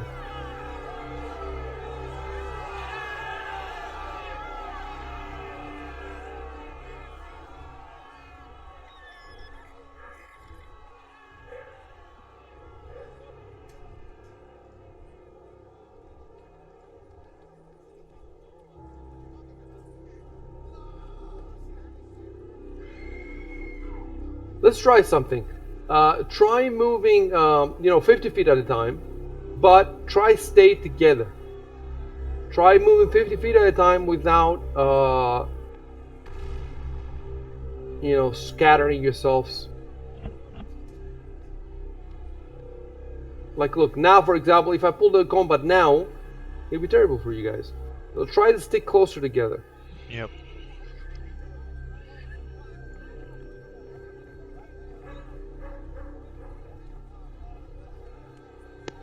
Oh, sorry. I fell behind.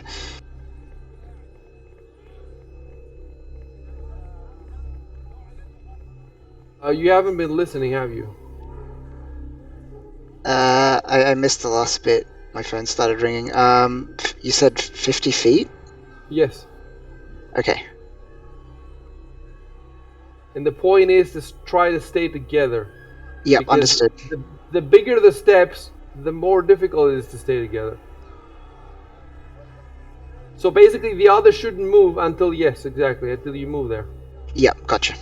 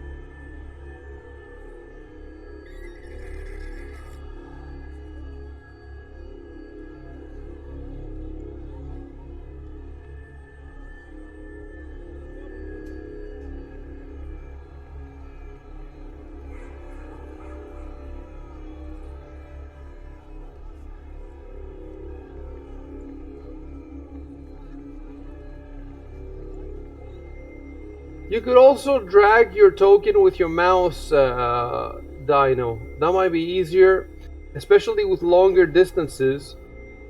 Instead of pressing the key, 5-6 times, you could just drag with your mouse where you want to go. Alright.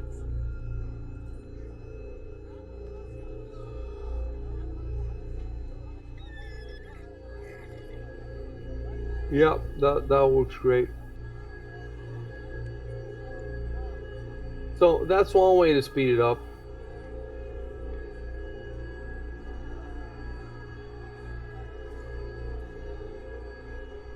In Sandpoint, I let them go even like 100 feet at a time. Because, well, there's no danger so far at least.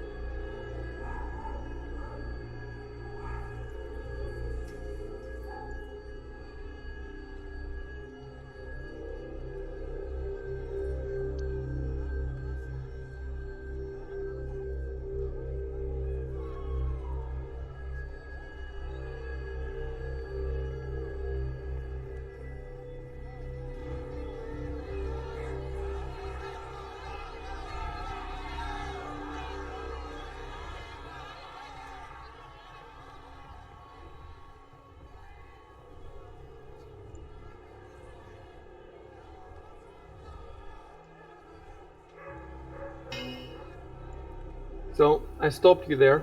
Yep.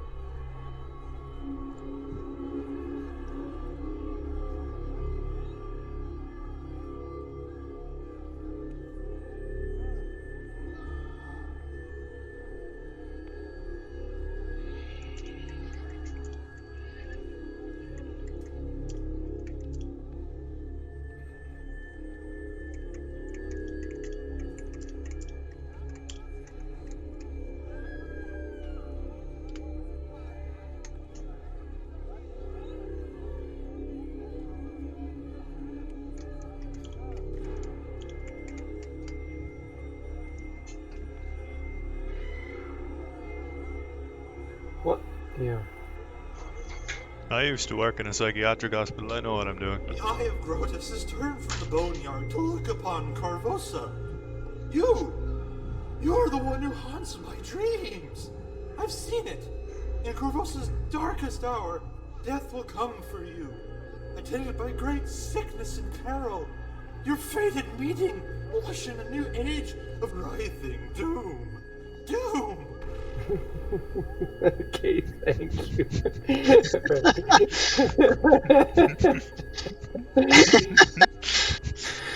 Sounds like a fucking cartoon character.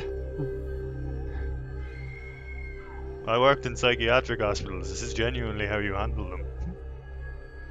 Really, it works, right? Well, I guess it's the best thing you can do, right? Right. All right.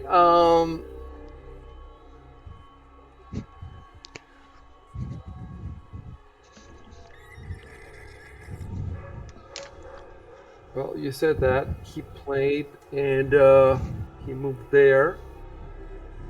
Well, what I need to do now is it'll be very interesting. He's attempting to grab you, so that's grappling. Here we And go. yeah, here we go. And we've actually done a successful grappling encounter with other groups. And it wasn't difficult because we used the flowchart. And I just need to find that flowchart now. There's a ton of them. I can't remember which one. Let's see, Pathfinder. Grapple flowchart, yeah.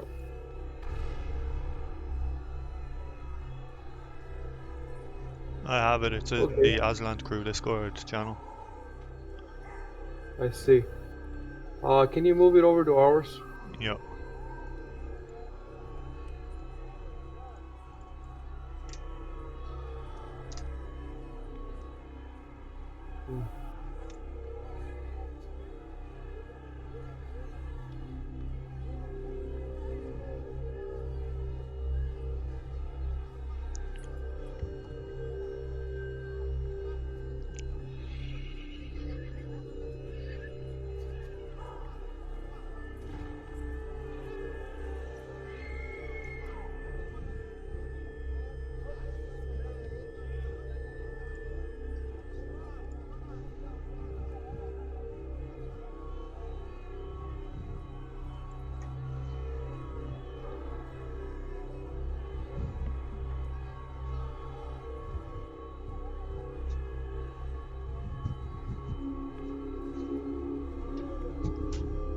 Yeah, this is the one. I actually found another one now that's more complicated. So I wonder. Oh my god, the other one. Okay, I'll put the other one just so you guys can see. Does it use the same rules? Is it just It must be. Let's see. or does it use like advanced combat rules or Oh, something? you're right. You're right. It 'Cause could there are be. some in like other books. I don't know what they are, but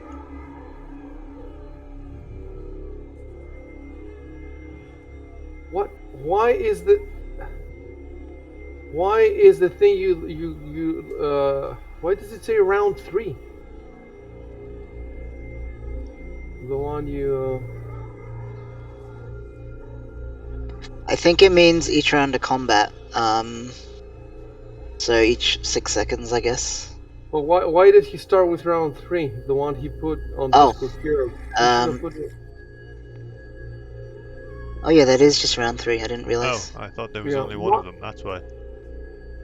Yeah. In any case, the one that I put starts from round 1. Yep. Attacker's turn. Attacker initiates grapple as standard action. Okay, so he moved first, then he did standard action as grapple. Does the attacker have improved grapple, grab ability, or similar means of avoiding attacks of opportunity? Oh wait. Oh, I see. So now he put in the first. It seems to be the same thing. Okay, let's go with Ciaróg's. Attacker initiates grapple as a standard action. Okay. Does attacker have improved grapple or grab ability? I doubt it, but let me check.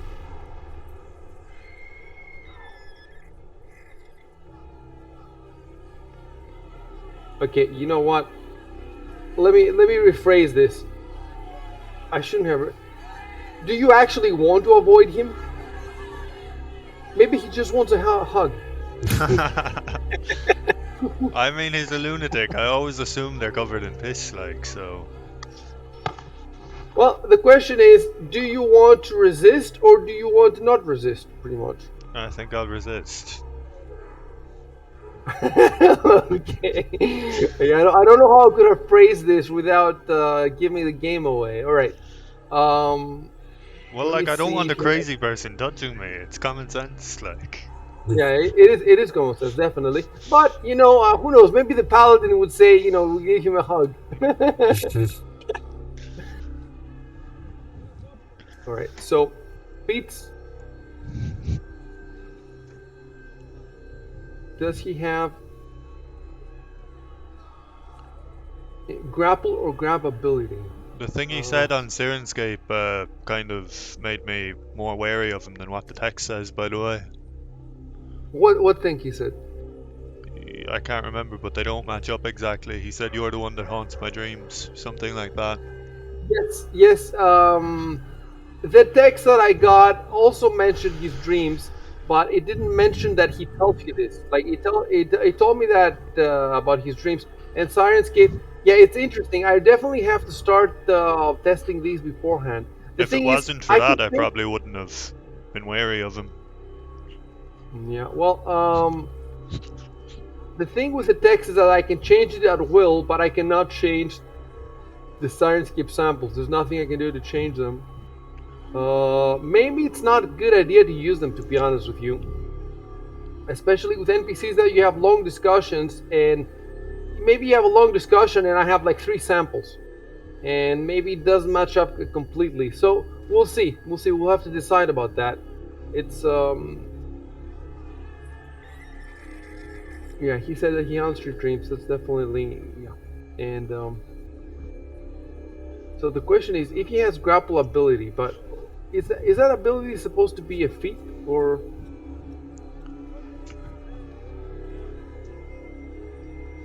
I think improved grapple is a feat, but anyone can grapple. Yeah.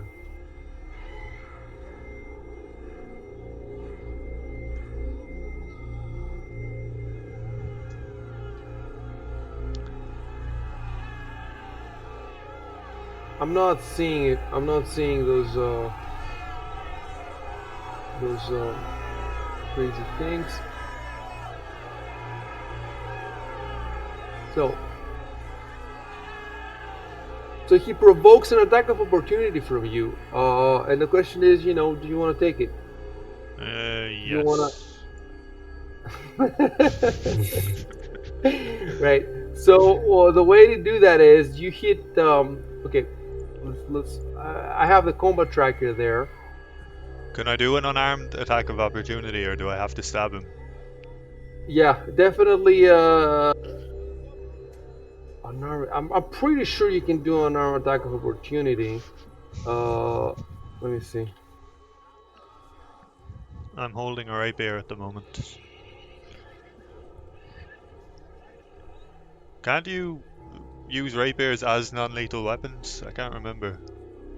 Look, it Yeah. says that if you are unarmed, you don't normally threaten any squares and thus can't make attacks of opportunity.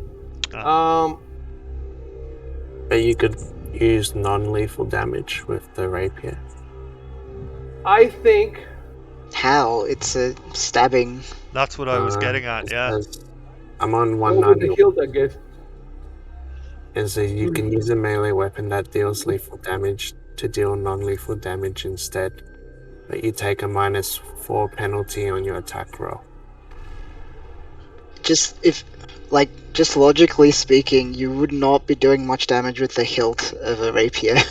Correct. But I don't know how it works in the rules. Well, but he's not. I guess he's saying he's not trying to kill him. Maybe just by giving him a blow, you'll get rid of him. The question that I have is: are you walking down the street with your swords in your hands? I don't think so. I think that all your weapons are sheathed. So the question is: does that mean? It says if you are unarmed, you don't normally threaten any squares. No. I think. Okay, the weapon is sheathed, but unsheathing it is a free action or no? Am I being caught flat-footed? If so, then I can't do it, I think. I'm not sure. No, flat-footed would be if you're surprised. Nobody's surprised because you both saw each other well in advance, so you're definitely not surprised. I had rolled initiative, and he rolled higher than all of you, and you rolled. No, you rolled higher, but you chose not to do anything. So then it's his turn. He tries to grapple you, and then you get the attack of opportunity if you want it. And the question is, can you unsheath your weapon? I'm pretty sure it's actually no. Okay, I need to check. I definitely need to check actions in combat and free actions. And let's check the actions.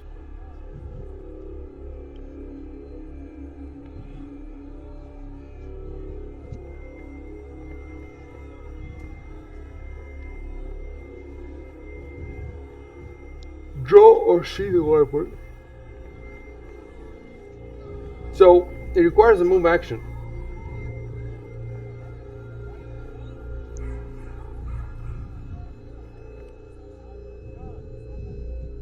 Yeah, if it's sheath, then you want to draw it. It's a move action. So you could draw it and hit in the same round. Just you couldn't move. However, if you have a base attack bonus of +1 or higher, you may draw a weapon as part of a regular move. So I don't think. Let's check your base attack bonus. It's +4 because of the finesse feat. Does it count for that though? No, it's coming up as +1 for base attack bonus here. I think it's coming out as +1. Maybe because we changed and your strength is 11 now. Who knows? If it's 11, it should be 0, right? I don't know. Why the do fuck you have is that +1? Yeah, we don't know. We don't know because I haven't sat down to study what the how the base attack bonus works. Could it be related to your encumbrance?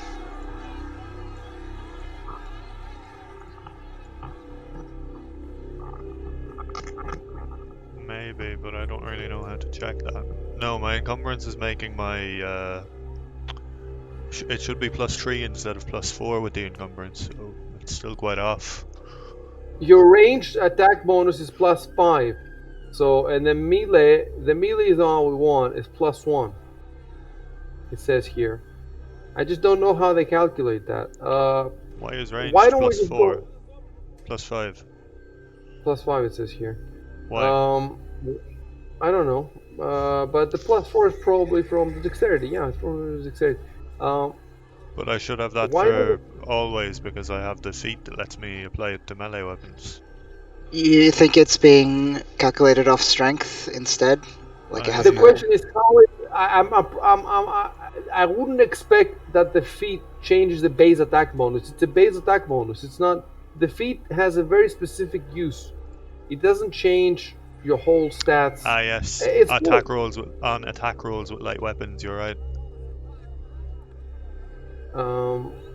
I just want to go to the page that explains how you calculate the base attack bonus. Yeah, I'm trying to find that. Combat attack bonus. I think I found it. Yeah, it's in combat. 179 maybe 100.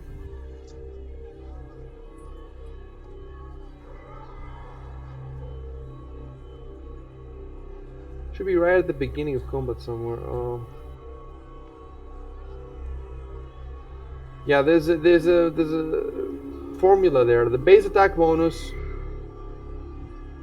plus strength modifier plus size modifier. Size modifier for mediums is 0, so forget about that. Strength modifier is whatever is 0. So the only thing he has for his attack bonus is his base attack bonus. By the way, there's a different base attack bonus for range, but that's not what we're interested in here. Yeah, where does it say how the base attack bonus itself is actually calculated? Yeah, it doesn't say it. That's what I'm trying to find. It says base attack bonus plus other shit, but... And his other shit is pretty much 0 right now, so... Yeah.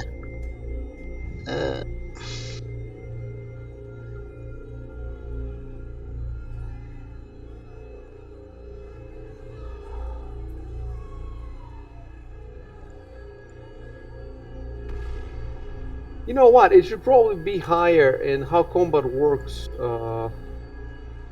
Yeah, oh no, that's it. It's the same.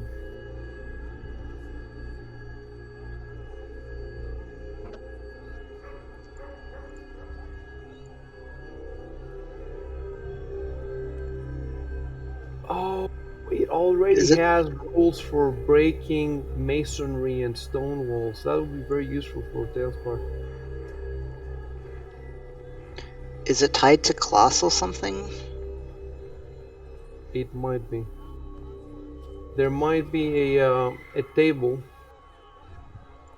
Yeah, it might be tied to class, which might be why it's not in the combat chapter. It might be different. Well, I just googled base attack bonus.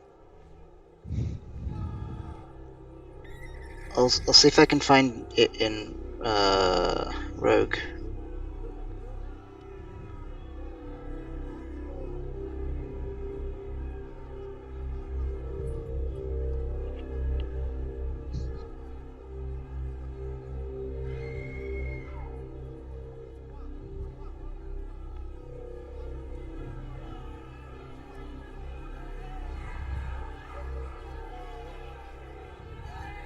Okay, found it.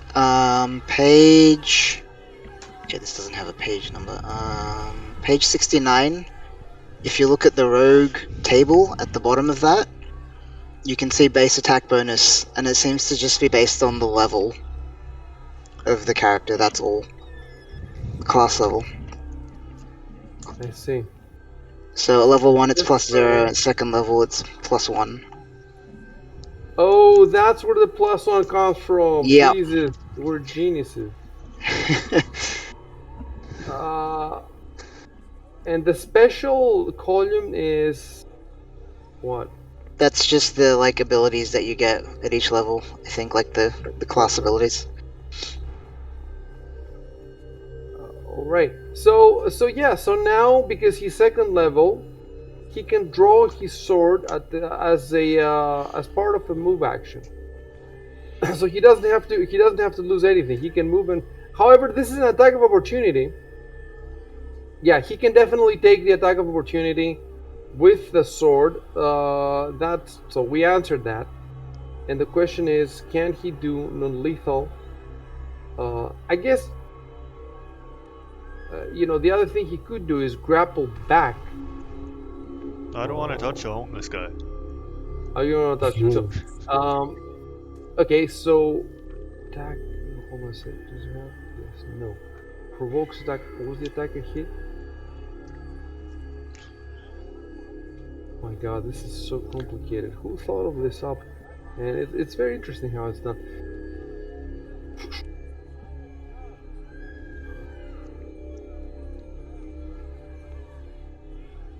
Alright, so let's look at the description of the rapier. Would that be there? Items? Or should we be looking under non-lethal damage?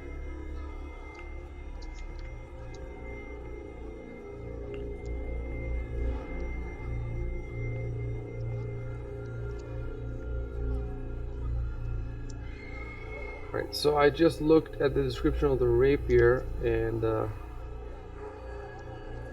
I'm definitely not seeing anything about non-lethal damage. But maybe there is a where did you find that rule, Dino, where with a -4 penalty? 191.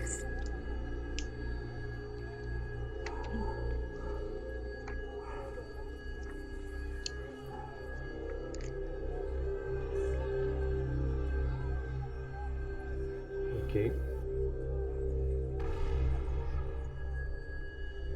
Yeah, that sounds pretty simple. All we do is we give him a -4. So basically, first of all, target the man. I think you have to hit Control or Shift. I think it's Control and left click on him. Try Control and left click.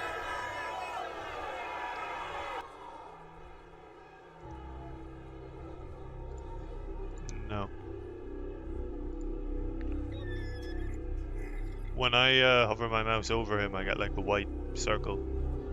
Yeah, I get it too. Okay, let me do this for you this time.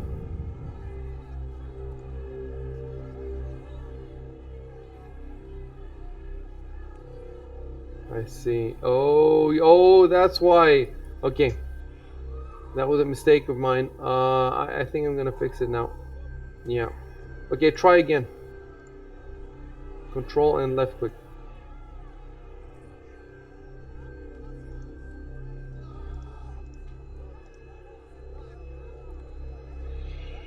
Okay, you've targeted him, and now hold.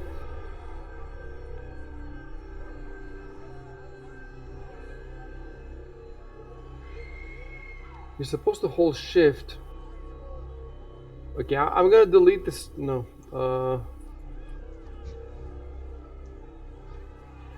Alright, now what you do is go to your modifier at the bottom left of the screen where it says 0 modifier and put -4 there. Yep. And after you've done that, type in the Discord, in the chat log, type I try to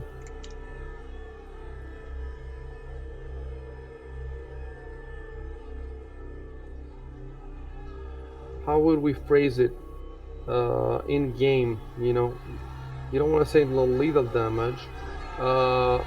Hit him with the flat of Yeah, my sword. Yeah, I tried. Does the rapier have a flat? Oh. Duelists, when they would like challenge people to duels and they'd back out, they'd like slap them with their rapiers, which this is why I'm confused. Like, that doesn't really. It's like getting slapped across the face. It's nothing. Why don't you just type instead, I tried to punch him with a sword. Let me Google what a rapier looks like. Does he have a pommel or something?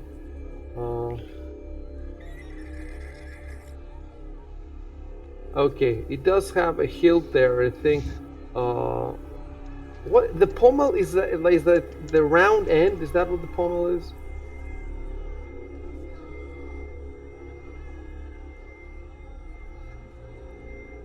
We need to take some classes in this stuff. So a rapier is not the one they use at the Olympics. It's an actual sword. I was under the impression that it's what they use for the Olympics. So was I. Yeah, yeah. If you, what's the difference between the hilt? Wait, a sword hilt. Let me see. Sword hilt. Hilt is just any part that's attached to the blade.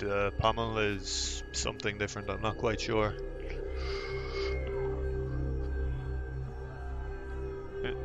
Is a pommel kind of Yeah, like a club kind of thing? yeah. The pommel is. I have a tiny little image here. I'm gonna put it on Discord. So the pommel, check on Discord. Is just. I know it's that round thing at the ball at the end, and the hilt is the grip, right? Is that what the hilt is? The no, the hilt is the perpendicular part, isn't it? No, that's Yeah, the the. hilt is the hilt is the bit protecting your hand, basically separating it Exactly. from the blade. Exactly. So, why don't you type that? I draw my rapier and hit the man with a pommel. I think Hit that, or and then try to control hit? it. Yeah, and no, yeah, try to hit. Yeah, yeah, yeah. Try to hit. We're gonna have to learn about swords now. It's never easy.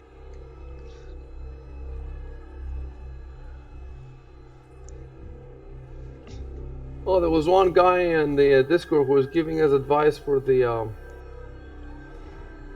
moves, but he was Oh. giving us, it looked like Pathfinder 2nd edition advice, and he realized we're playing 1st edition.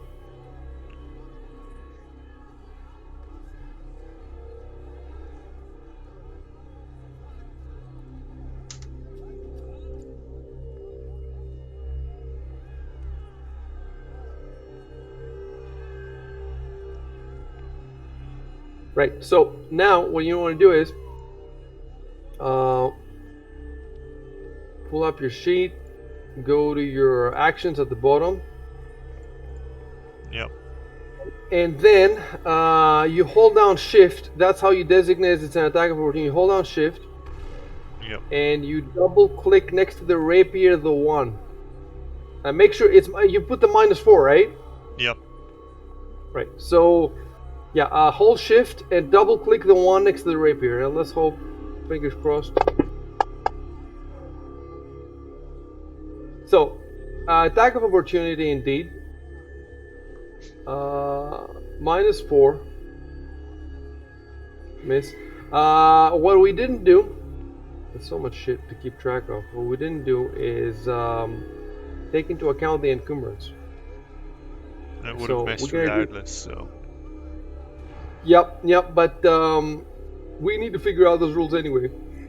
Okay, so I got a +4 dexterity bonus. I should have been maxed out at +3, so I should have got d20 +0.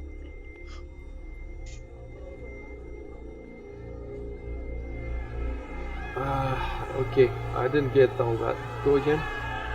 So usually if I wasn't encumbered, I'd get +4 from dexterity, but because I'm encumbered, I'm only allowed a maximum of +3, so I would have got one lower than my actual roll. I see. But does Fantasy Grounds take into account the encumbrance? I don't know.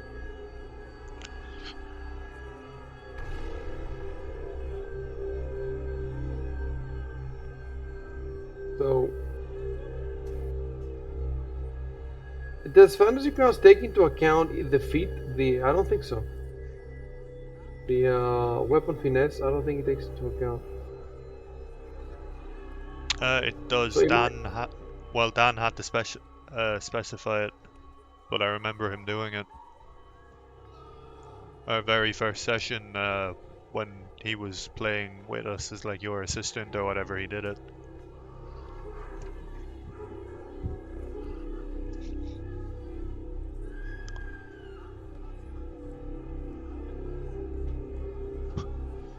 Is there any way in the actions tab? Let me see. Oh, okay. So look, in the actions tab where it says rapier, Yeah. there's a +5 there. So he has taken into account the +5. Why is it a +5? It's +4 from Dex. What's Plus the one extra? for Is it? level, maybe? I can't remember. It's a base attack bonus, isn't it? Yeah, it's the base attack bonus. Yeah, So, from the level. but does the game know to give you? Let me try something. I'm gonna go to your combat sheet and I'm gonna change your base attack bonus from +1. Oh god damn it. Okay. I double click by mistake. Delete above attack. Okay. Oh, it doesn't look like I can change it. It doesn't look like I can change it. This is +1 there. Maybe I can change it here. So let's do, instead of +1 there, I'm gonna put it +2. So I changed it +2, and I'm gonna go back to your actions and look. Yes, the rapier has gone up to +6 now. So it had been Oh, taken into account. he did it. I know how he did it. He did it. Look how he did it. If you go to the rapier, and at the end of the line, there's a little magnifying glass, right? Yeah. Ah, yeah, Hit I the remember magnifying now. glass. I did this. Dan just told me how to do it. Yeah. So I'm gonna go back now to your combat and change your base attack bonus to +1. Oh my god, +21 again. Made a mistake there. You're not a god. Not yet. +211. Gee, how do I fix this? Okay. Should be Plus plus. +1. So fantastic. So anyway, so we're learning now. It's a learning experience. +5. So the +5 was calculated. The only thing we haven't put is the encumbrance. So let's look at those rules for the encumbrance. What page are they at?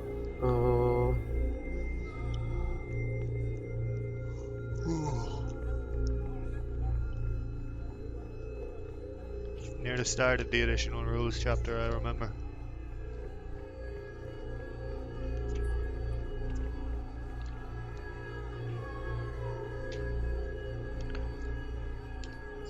Well, I can just Google Pathfinder and encumbrance. I don't even know how that. 167.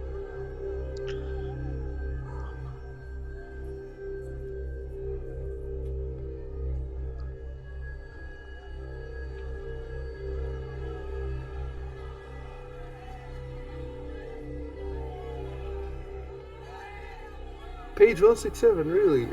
It's alignment for me. Oh, 169, sorry.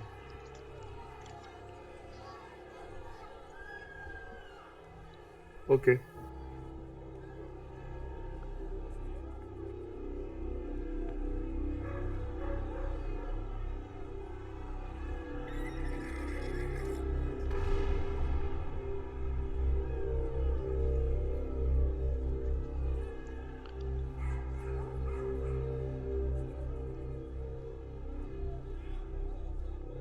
I see.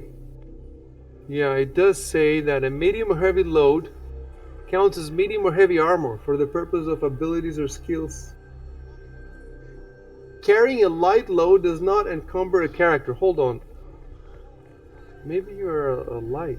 I'm not. Yeah, you are light. You're carrying 60, and medium is 76.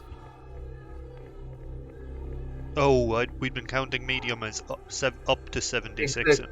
Exactly. Okay, I'm So not quite as weak as I thought. yeah, things are not that terrible. So light. It seems that light means nothing. Whereas I thought that light means, well, you're encumbered, but no. Well, let me read the whole thing because I only read half of it.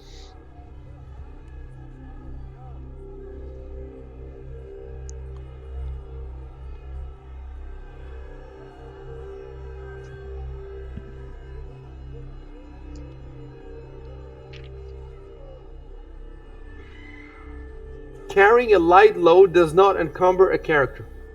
So we don't even have to worry about it at all. That's fantastic. Fantastic news. So you're carrying 60. You have 16 more that you could carry. Fantastic.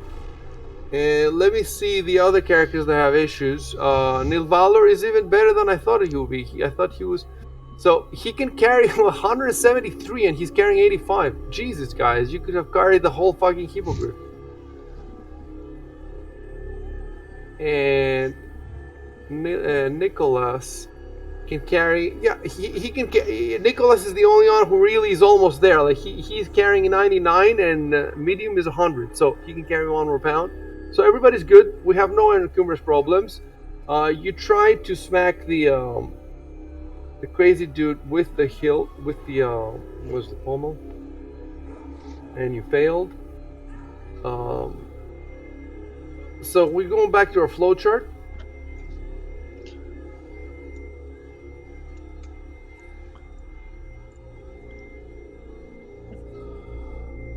So the attacker was not hit by the attack of opportunity. So now the attacker rolls CMB versus defender CMD. And the question is, CMB. Oh, it's right here. Boom. 7. And he rolls the CMB versus your CMD. So let's find out where your CMD is. The combat page of the character sheet. Alright, the CMD is there. Why does it say 15? Oh, that means that he needs 15 or more to hit you, I think. And he rolls 7. What does this acronym stand for anyway? CMB and CMD.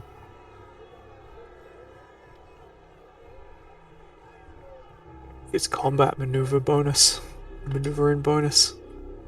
And the other one is what? Combat defense?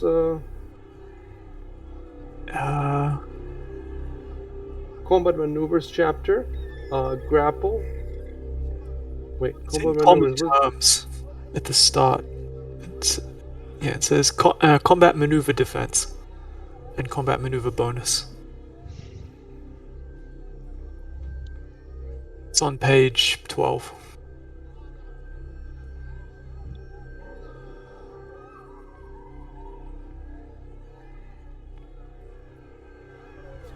Yeah, his CMD is 10 plus his base attack bonus, so 11 plus strength modifier, nothing, plus dexterity, which would be. Maybe he should have more than he has. So it says here that he has 15, but the way I see it, the formula says 10 plus base attack bonus, which is 1. Yeah, You should have. but if you look at it, it's 15, which is base attack bonus plus 1 and stat plus 4. It's all accounted for, I think.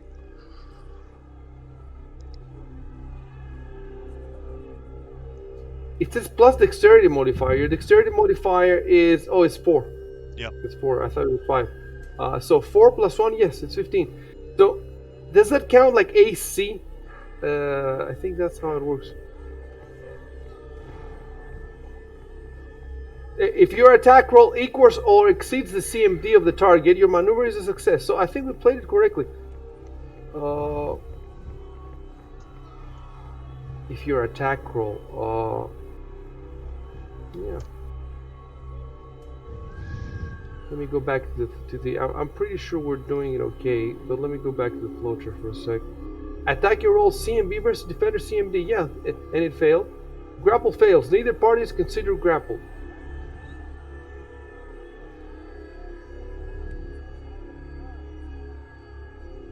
Yes, grapple fails. Neither party is considered grappled. Okay, let me type something here.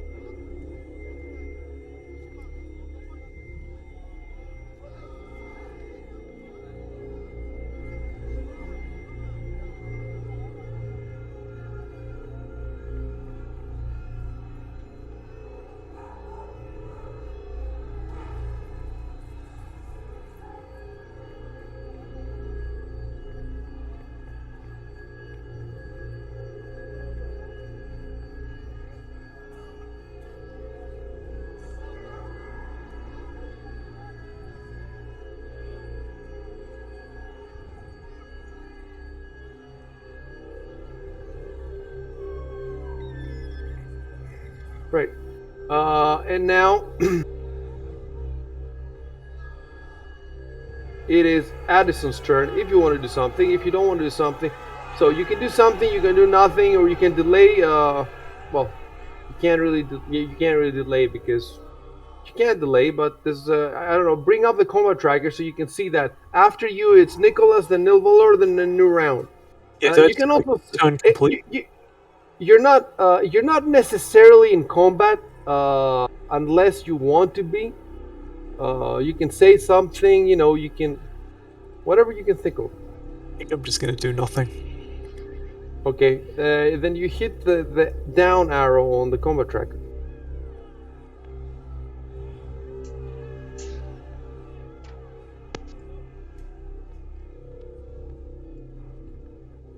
Um. Yeah, I don't think I want to interfere at this stage either, so I'm also going to do that. Okay. Doesn't seem like anything too awful is happening.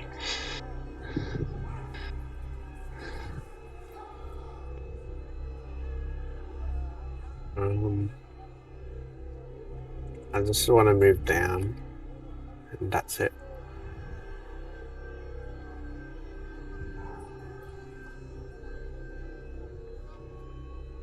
All right, and then Oh, yeah. hit the down arrow on the combat tracker when you're done. That Right. should have been an attack of opportunity, or maybe he's only going after me. I don't know. Oh, I see what you're talking about. That is interesting. All right. Yes. Well, yes, yes. Let me make 100% sure that he's only going after you.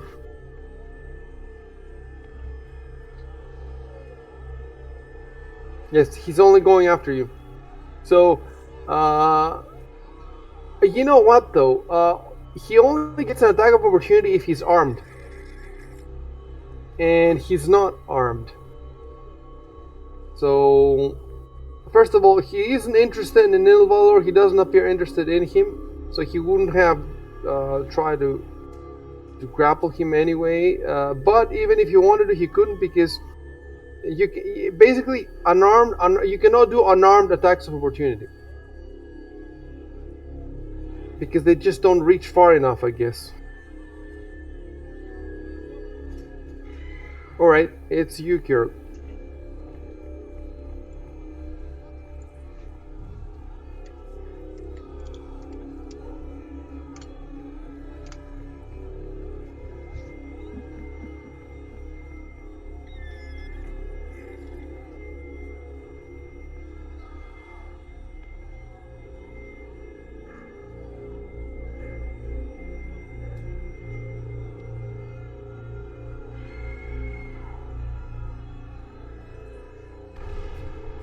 Are you done? If you're done, you hit down arrow. Can I change my weapon? He is carrying a club, but he's not. He doesn't have it on his hand. It's tied to his. I'm You know carrying a what? club Why? too. That's why I was gonna change, so I don't get the -4 for non-lethal. I kind of forgot about it. So a club is non-lethal damage. Well, my sap is. I'm carrying a non-lethal weapon essentially. You know what? Do me a favor. Type because I gave you this information over voice, and I don't want to give it to you over voice. I want to give you that information about the club over chat. So type type that you look at the man. Is he armed? I look at the man to see if he's armed or something like that. Control enter.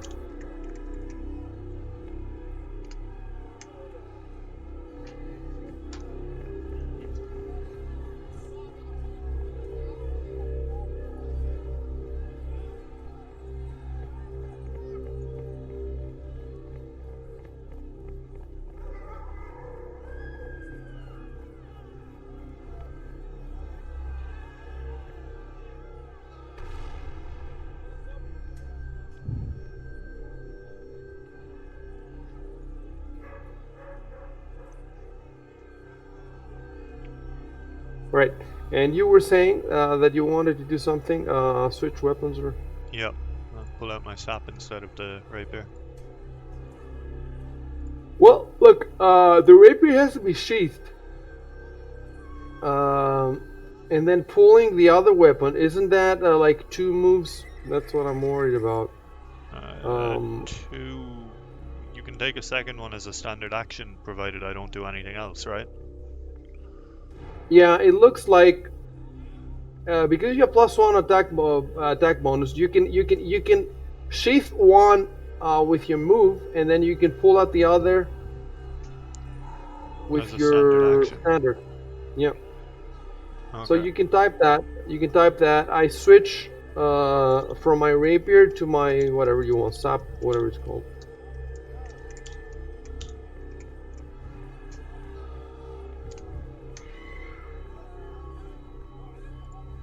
What the fuck is this up here? I'm looking at it.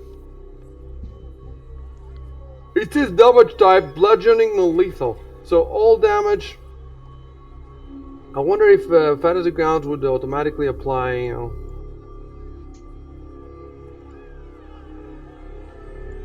Oh, you're doing something in your inventory, and I can see, huh? That's interesting. Yeah. So you made the rapier just carry, and the sap equipped. It's amazing how it changes in real time, and it has all the bonuses there. It's fantastic. All right. So you switched and hit next turn.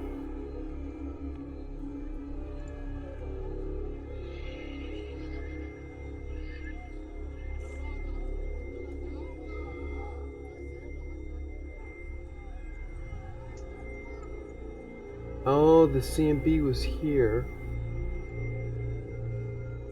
Wait. Fantasy Grounds tell me that he's CMB 0. Whereas his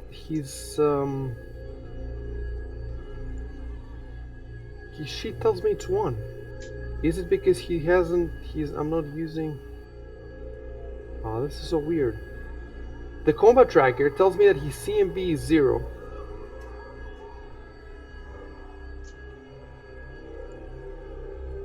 Whereas his statistics tell me his CMB is 1. And when I rolled,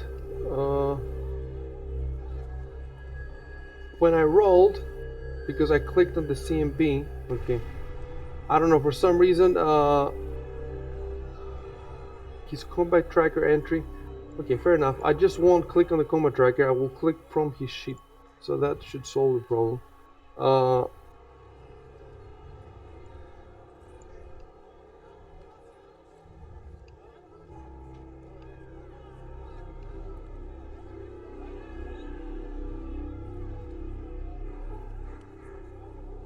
I'm typing something. Deterred is with 1 R, right? So the man doesn't seem deterred by.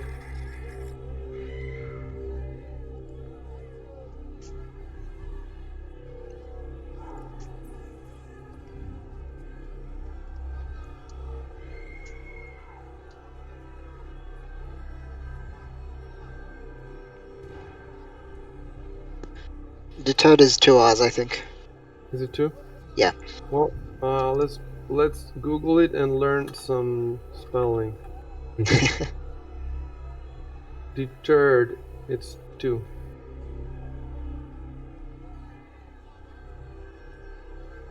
What other game you learned spelling? Yeah, and about swords. Learned what a hilt was today. Random shit trivia. Or about paladin morals. It's interesting, like, can you find a more empathetic game? Because you have to start thinking like a stupid fucking paladin. Yeah. I mean, See, if I was but playing a remember CRPG, the I would have murdered this guy instead of non-lethal. the character, yeah, exactly. You murdered him, exactly.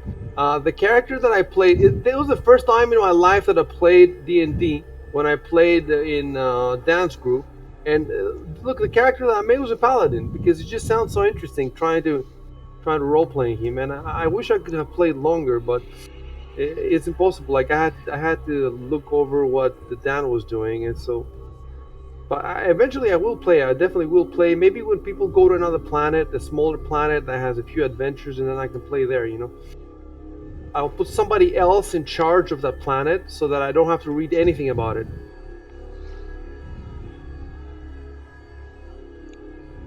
Alright, so the man tries again. And just rolls C&B. Alright, things are getting more interesting now. Because Okay, I I think don't that... get the -4 this time though, right? Wait, yeah, I think you don't get the -4. This looks like it landed. Don't I So get an the attack of grab... opportunity first, and then if that hit, Oh, that is true. if this hits, then he takes a penalty equal to the amount of damage taken.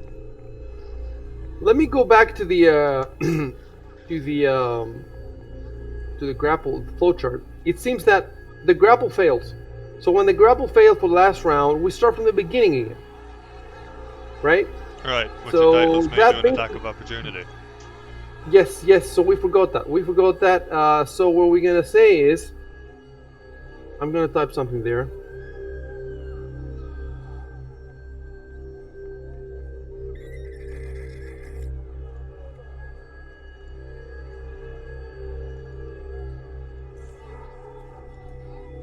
All right.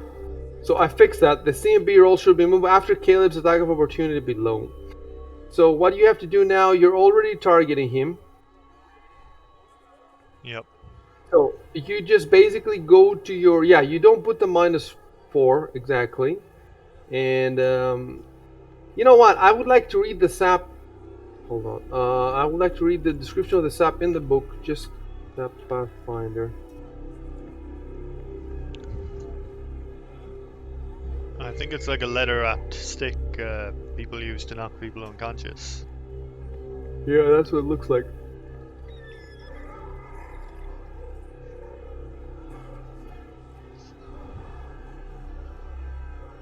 So, special non-lethal. Weapon group close, category light. Type bludgeoning. 1d6 for medium. Okay, it seems pretty straightforward. No, that's it. I'm not going to read further. It seems pretty straightforward. So, we're going to your actions. I see. Did you delete my rapier? No, you know what happened? When you unequipped it, it removed it from there. Ah, right. Just checking. It's pretty cool. It's pretty cool. So, you should probably even unequip the heavy crossbow. So you should go to your inventory. Yep.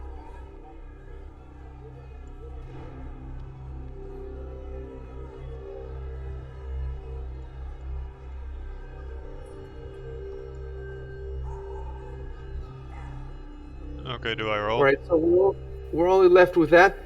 So what you should do is hold shift and double click the one next to the sap.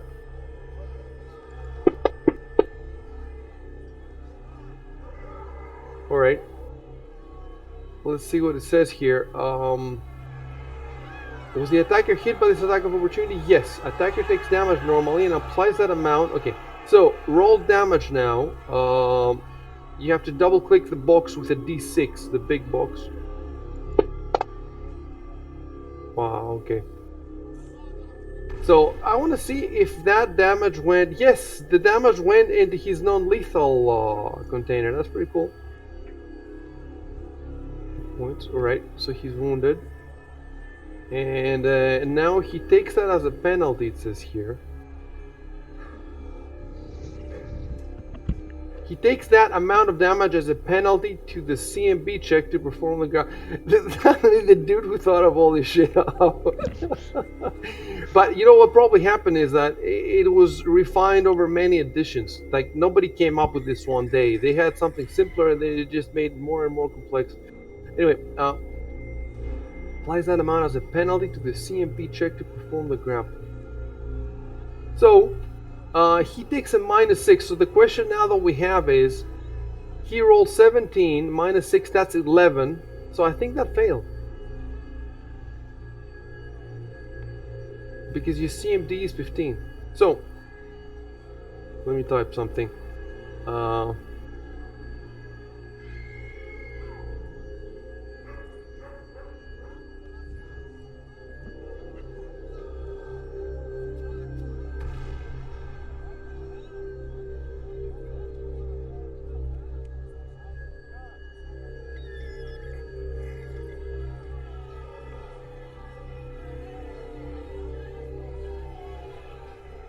His CMP roll of 17 modified by the -6, it means 11. Because he has... Okay. So that's it. Next.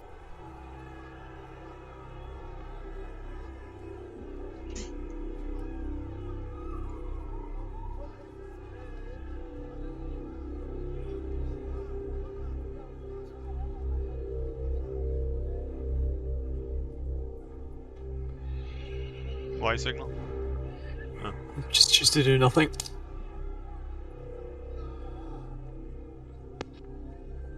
I will.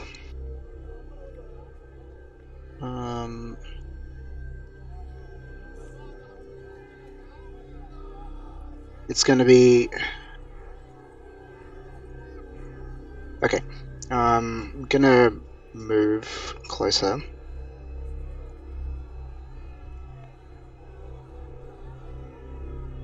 And then can I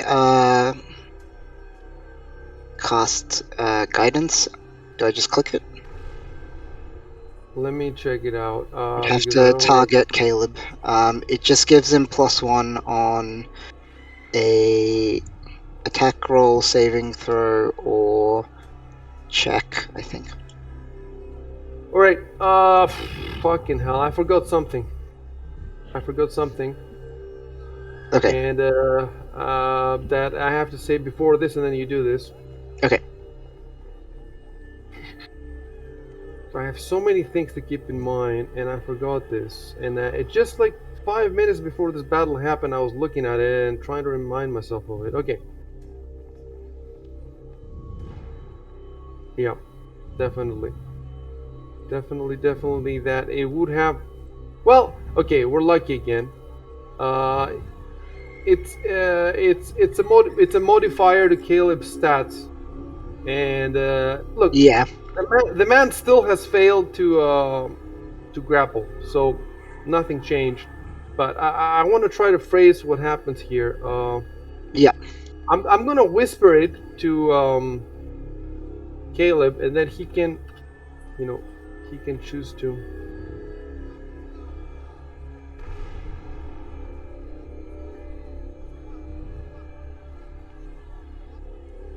You know what? I'm not gonna whisper it this time because I need to put it in the chat look. So.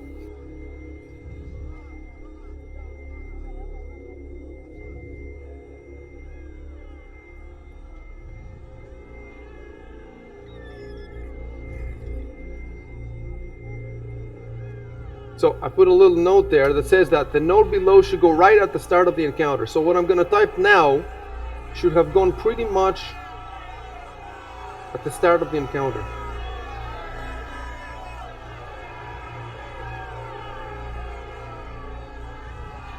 Okay.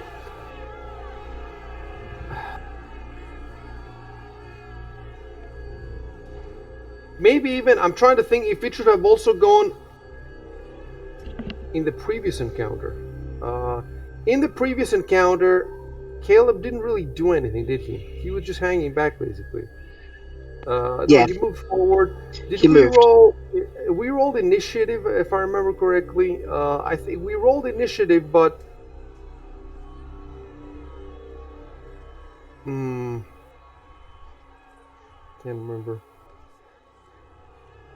Okay, for the sake of convenience, let's just say that he was not involved in the last, like, he didn't really do anything. He moved forward, but he didn't attack anybody, didn't really, no rolls. So I think the last, yeah, I didn't make a mistake in the last scene. So what happens now is, Caleb feels, for some reason, more nimble and Basically, he gains a +2 bonus on all dexterity-based checks and a +1 dodge bonus to his armor class. So the question is, how do I give that in in-game terms? How does he feel? Does he feel, if he gets a +2 bonus on all dexterity-based checks throughout this whole encounter, +1 dodge bonus to his armor class, that means that he feels more more nimble and athletic, I guess. Not so much athletic, but just More dexterous, I nimble, guess. faster reflexes than he Yes, normally has, stuff like that. exactly. For some reason, he doesn't know why, but from the moment that the encounter started, he feels considerably, like turbocharged, essentially. And Right. the book doesn't give me a. It gives me the pluses, but it doesn't tell me how I should convey them to the player. Um,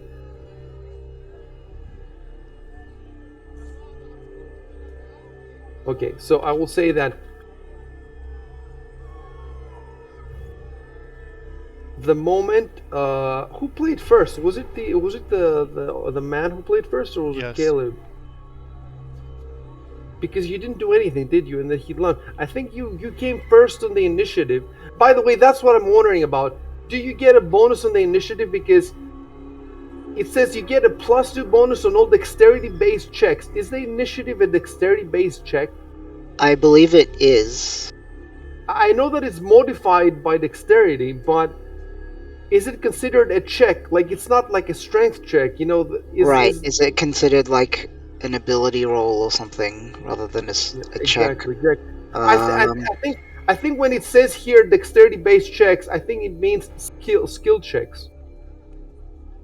Either a pure dexterity check or skills that are based on dexterity, like escape artist, fly, and stuff like that. I think that's what this book means here. I don't think it's the initiative.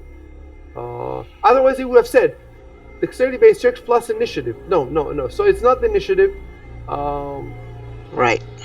So I will just say the moment the encounter with the moment the madman launched at Caleb,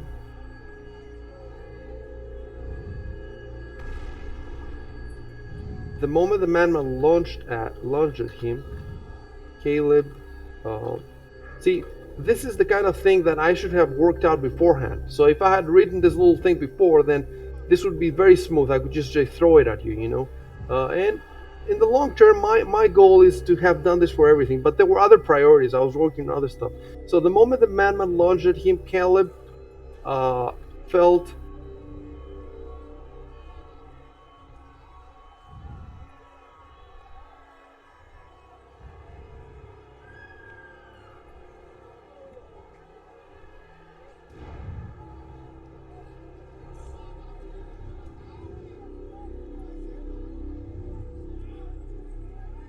okay.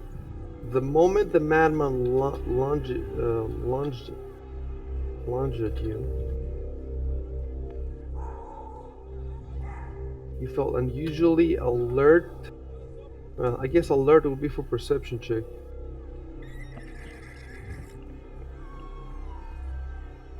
Yeah, Dan for some reason is better than me at this. Like, I don't know, it looks like my vocabulary completely abandons me the moment I have to.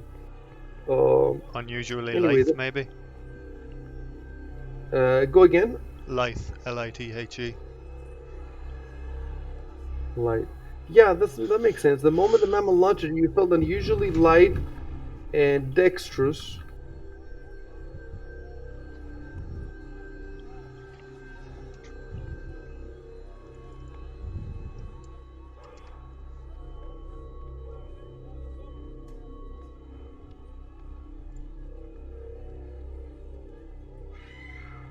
I'm trying to think if I should drop more hints or if I should just leave it at that.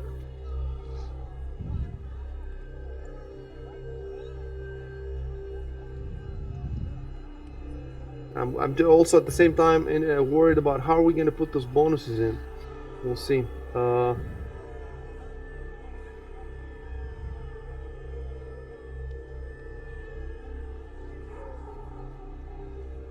Yeah. I got it.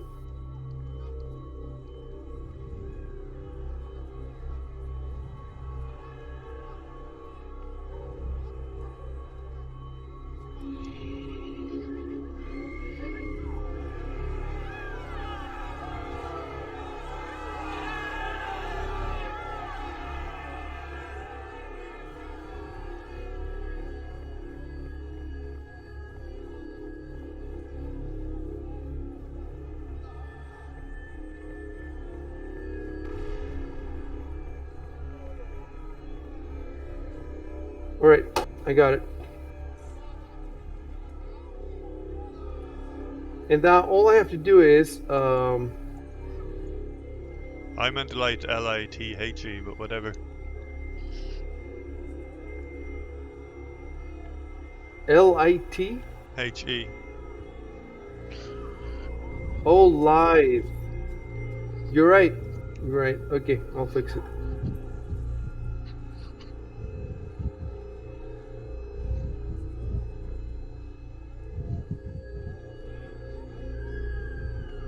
All right, and now I want to put the rule in there. So, +2 bonus, +2.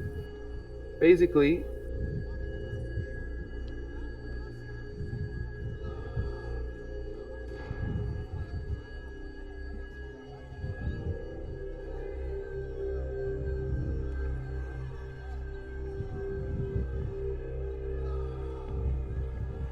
+2 bonus, all dexterity based checks,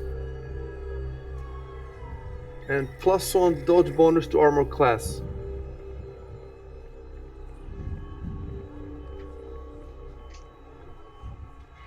So that's why, I think that, well, all the grapples failed anyway, but, which is good because, that means I haven't screwed up anything.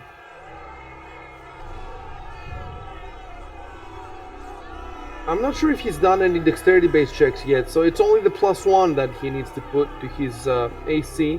And I guess, let's go to your combat here, and so you can do it yourself. Go to your sheet of the combat tab, second tab, and at the end of the armor class line, there's a dodge category, the dodge box, and just put +1 in there. Yep, done. So now, what we have is we have combat notes. Do we have combat notes in this campaign? Yes, we do. So if you look at the combat notes here, it says Nicholas' strength is 13, lost 100, drained spider in round 1. So Nicholas, let me see. We fixed that, right? Strength 13. So I can delete that. And then... Oh... We said that his strength is restored late on the night of day 2. So his strength will be restored tonight. Unless I made a mistake when I typed that in. No, I believe that's correct. So why did we bring his strength back to 13?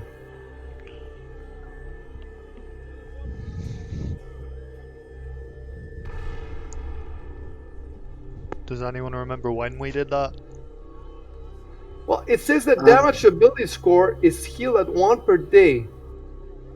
So why on the night of day 2 and not the... Yeah, why day 2? Why not on the morning of day? You know what? When it says per day, does it mean, you know what we did? Okay, I'll tell you what we did. We interpreted per day as 24 hours. So you were struck in the midnight, after midnight on one day, day 1. So that's what we said. 24 hours later, it will be. So unless we interpret day as being a full night's rest, in which case you will be healed now. So that's the whole question. Yeah, we spent some time resting in the hull of the ship, but I can't remember. No, you slept. You slept a full night. 8 Full hours night, or whatever. But when it says 1 per day, does it mean from the moment of the bite, or does it mean It probably doesn't say in the rules. It's probably No, the just rules like I one per put them day. in the note. The look. I Yep. sent you the note. The rules are right there. Yeah, I've I copy see it. pasted. Okay, So so that's exactly what it says. So that's I guess exactly what it said. We just have to decide. Yep. And well, we made a decision, and now I'm not 100% sure about it. At the rate of one per day.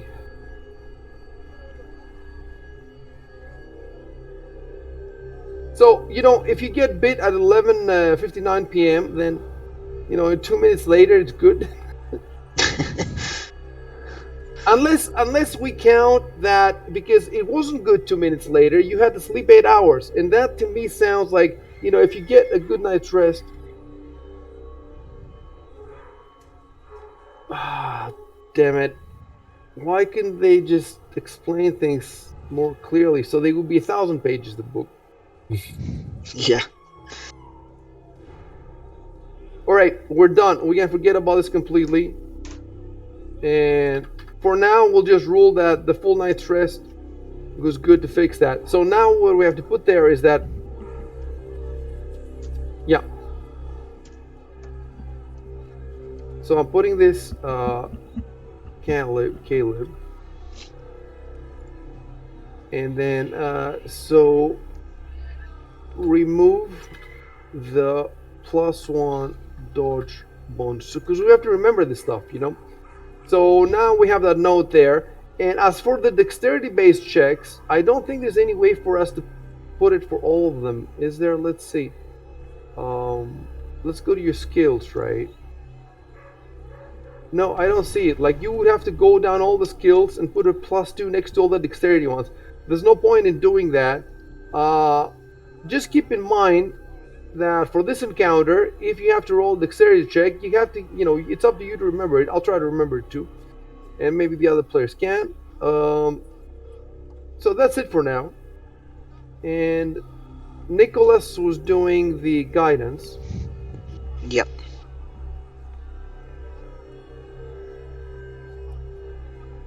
Fair enough. All right. So the way to play that is, let's see. Go to your actions. Yep. And then, do you have to touch? It's touch. It's touch, yeah. So- That's why I moved next to Caleb. I see. You should type, I cast guidance on Caleb. And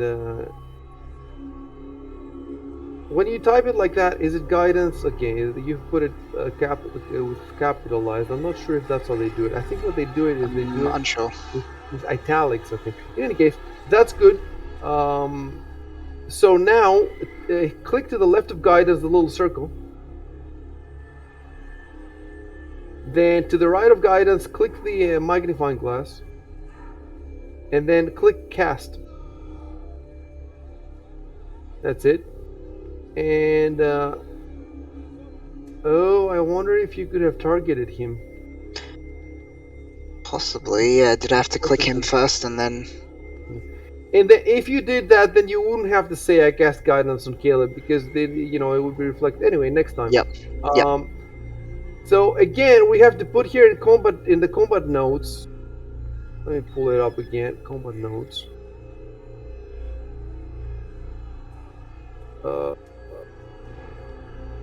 That Caleb has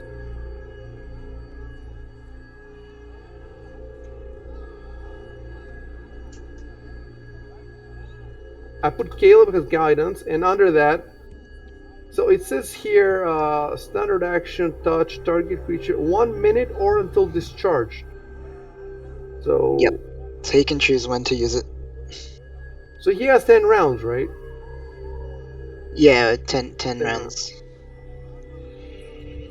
Okay, it's not Or until I get rid of it for some reason, but yeah. See, I have to type all that stuff in. We have to get rid. It's not important now because it's a small encounter, but for big battles, you definitely have to write all that stuff down. Yeah. 1 minute or until discharge from round 2. So now it's all in there. There's no way to make any mistakes. And if you're done, Hit next turn. Next. I want to do a non-lethal attack. All right. With what?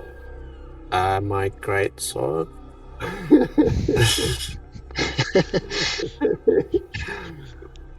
All right. And so type. What did we type before? He typed that. I draw my greatsword and try to hit the man with the pommel. Control Enter. I think you can use the flat side of a greatsword. All right, you can do that. I draw my greatsword and try to hit the man with the flat side. If you prefer that, and then Control Enter. With the flat side. Yeah. Yeah, or if you can phrase it some other way, I'm not sure what's the best way to phrase it. Is the technical term flat? I think it is. The flat of my sword. Well, let me Google it then.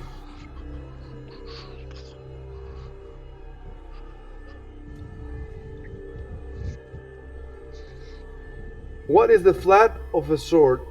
A fuller is around it, or oh, Jesus Christ! Longitudinal groove.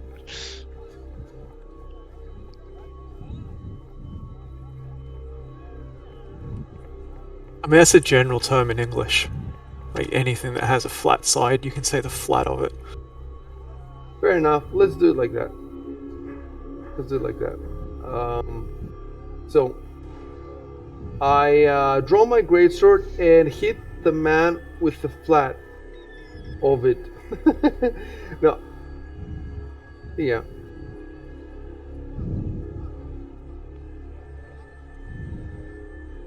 Well, you use the war sword twice. Okay. Sorry. Okay, it's good. Okay, and so what you should do now is click on the control and left click on the man.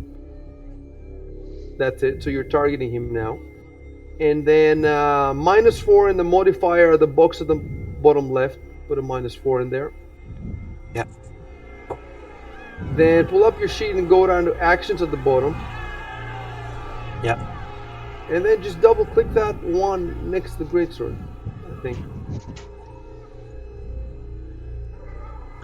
Oh my god. Critical Alright. hit. All right, and now double click on the damage, I guess. Oh my God god! damn. Oh my fucking god! 19 He's dying. dying. Fuck you. Non-lethaled him so hard. He's dying.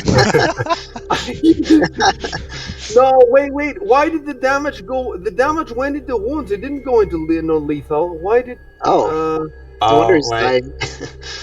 I didn't think I said it. Oh, I'll tell you what. Hold on. How would you set it? There's no way to set it, is there? Okay, you know why before it went to non-lethal? Because he was using sap. No, But the the first game time I doesn't- used rapier. But I missed. Yes, but you didn't hit him with the rapier, I don't think. You hit him with the sap. There is a Yes, way of yes. doing this. So that's why the game doesn't know that he took the -4 $0 to. So I have to put the 19 into the. So I have to change that. There might be a way to put it in, but we don't know it, or there might not be a way. You know what? Let's pull up the great swords. Let me pull up the magnifying glass properties. Maybe in the properties, if I put non-lethal. Okay, I'm gonna do a really quick Google of Fantasy Grounds weapon properties.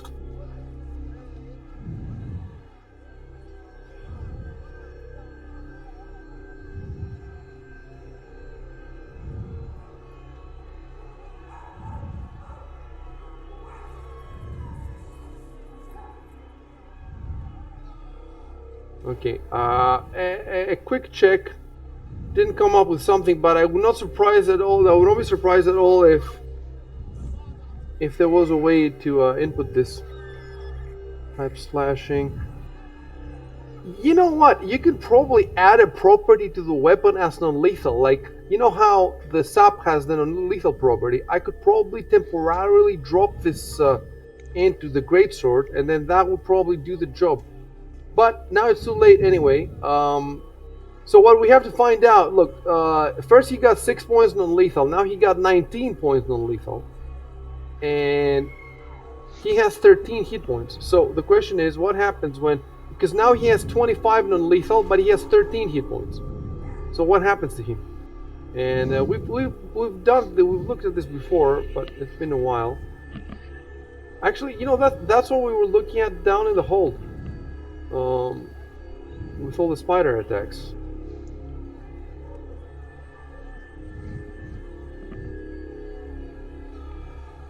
It's injury and death. Non-lethal damage is the very last one. And it's page 191.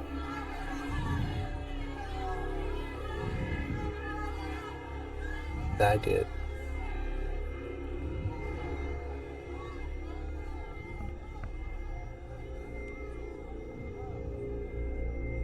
So when the non-lethal damage reached his current hit points, he staggered. And when it exceeds his current hit points, he falls unconscious. So now he has... Hold on.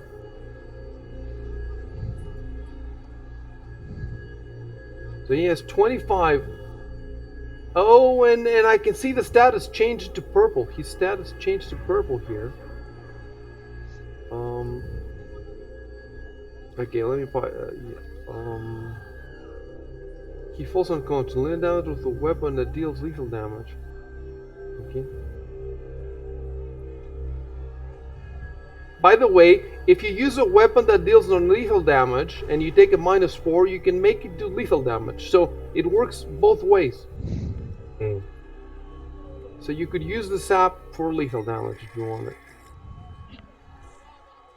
Well, as far as you're concerned, the man fell unconscious. So the question is, if you want to do anything about it, maybe, you know, slit his throat. So, let me tell you what happens. So there is no mechanic of people dying if they take a crazy amount of non-lethal damage? There might be. Let me see what it says here.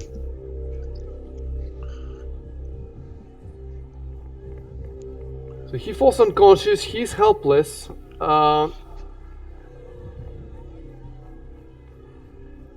Oh, it says now, if creatures non-lethal damage equal to his total maximum hit points, all further non-lethal damage is treated as lethal damage. So essentially, he has 13 non-lethal, and the rest is 12. So he has 12 lethal, and I think if that's over his constitution, then he dies. So you might have killed him. Let's see his constitution. His constitution is 14. So I think he's alive by the skin of his... let's see.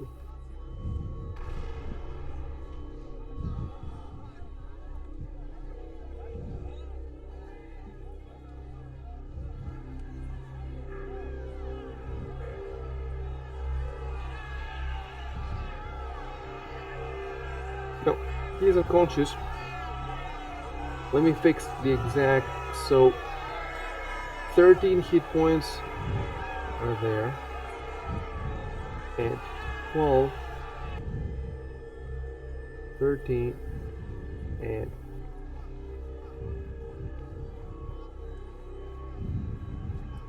12 are real wounds, 13 is lethal, and his constitution is 14.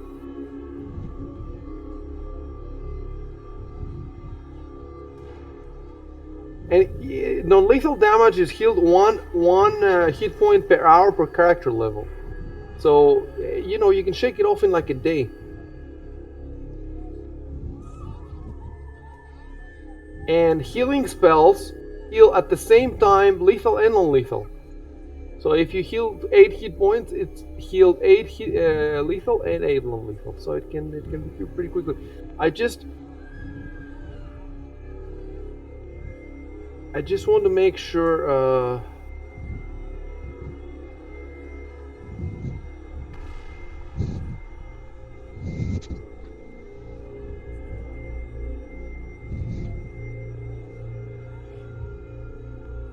Yeah, I'm pretty good with this. So I just need to type something.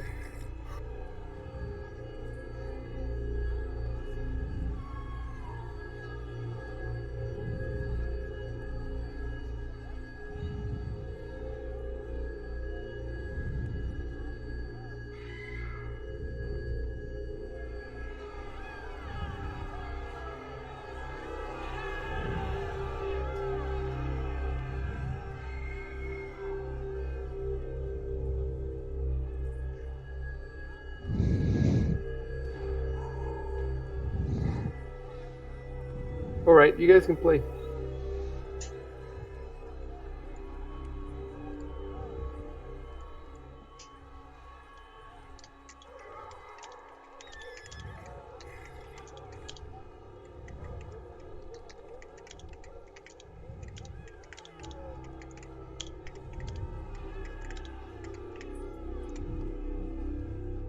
There are no turns now. We're Oh yeah. how do I?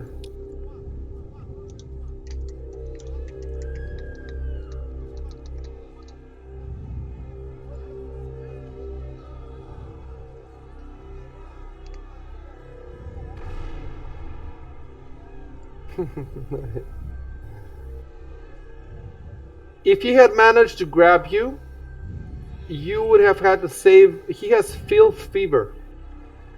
And the cool thing about this disease is that the onset is like 3 days later. So for 3 days, you would not have known anything, and suddenly you'd be sitting in a tavern, and I would tell you that you're feeling like shit. I knew I Pretty shouldn't cool, have hugged a homeless person. huh? Let me see this filth fever. Is it? I'm not sure if it's how dangerous it is.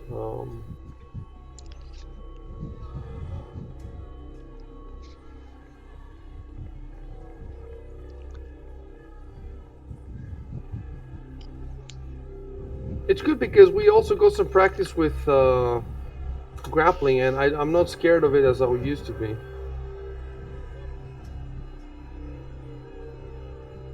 So you get a 42 DC 12 check. The onset is 1d3 days, and then you get 1d3 dexterity damage and 1d3 constitution damage. For how long? Well, it happens once every day. So once every day, it seems that you get 1d3 dex damage or 1d3 con damage until you. You know what the cure is? The cure is 2 consecutive saves. So 2 days in a row, you have to make 42 DC 12, and then it stops hurting you. And then you have to cure your. So it can fuck you up. You know, who knows how long? You know, it could be. It's interesting, and it would happen out of nowhere. 1d3 days later, and would you even know what's happening? Pretty cool encounter. All right, you need to get the XP then.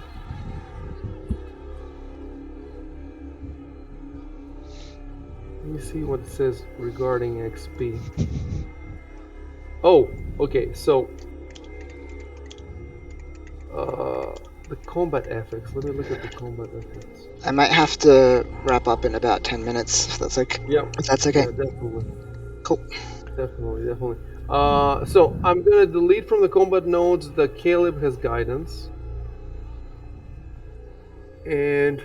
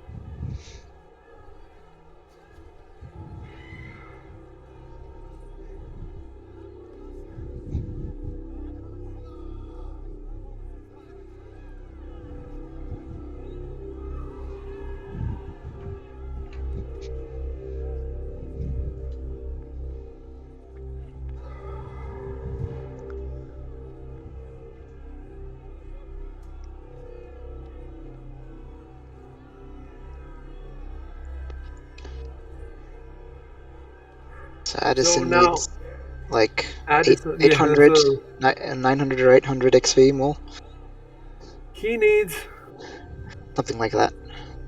897. Okay.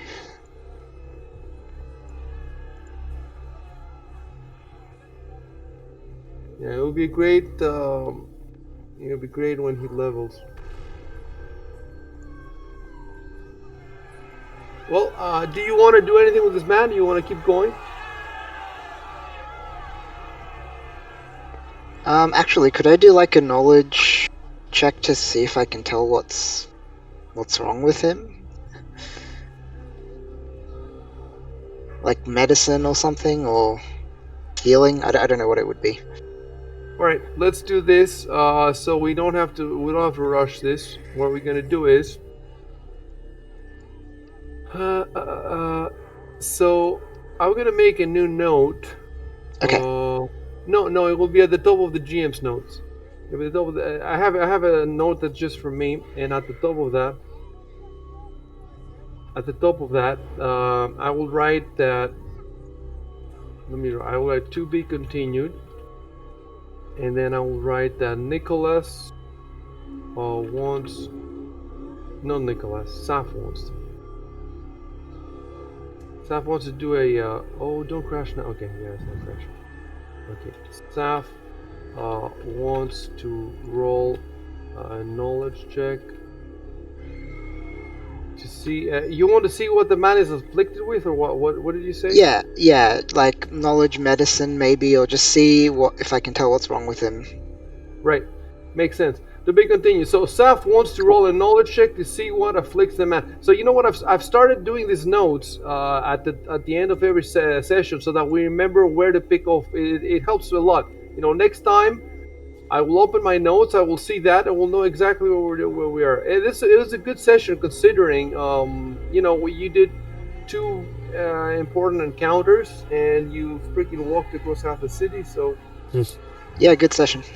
Yeah. we're figuring out how to move as well. We definitely have figured out more. All right, so guys, exit Fantasy Grounds. Should we stop the stream first? Yes, stop all the streams.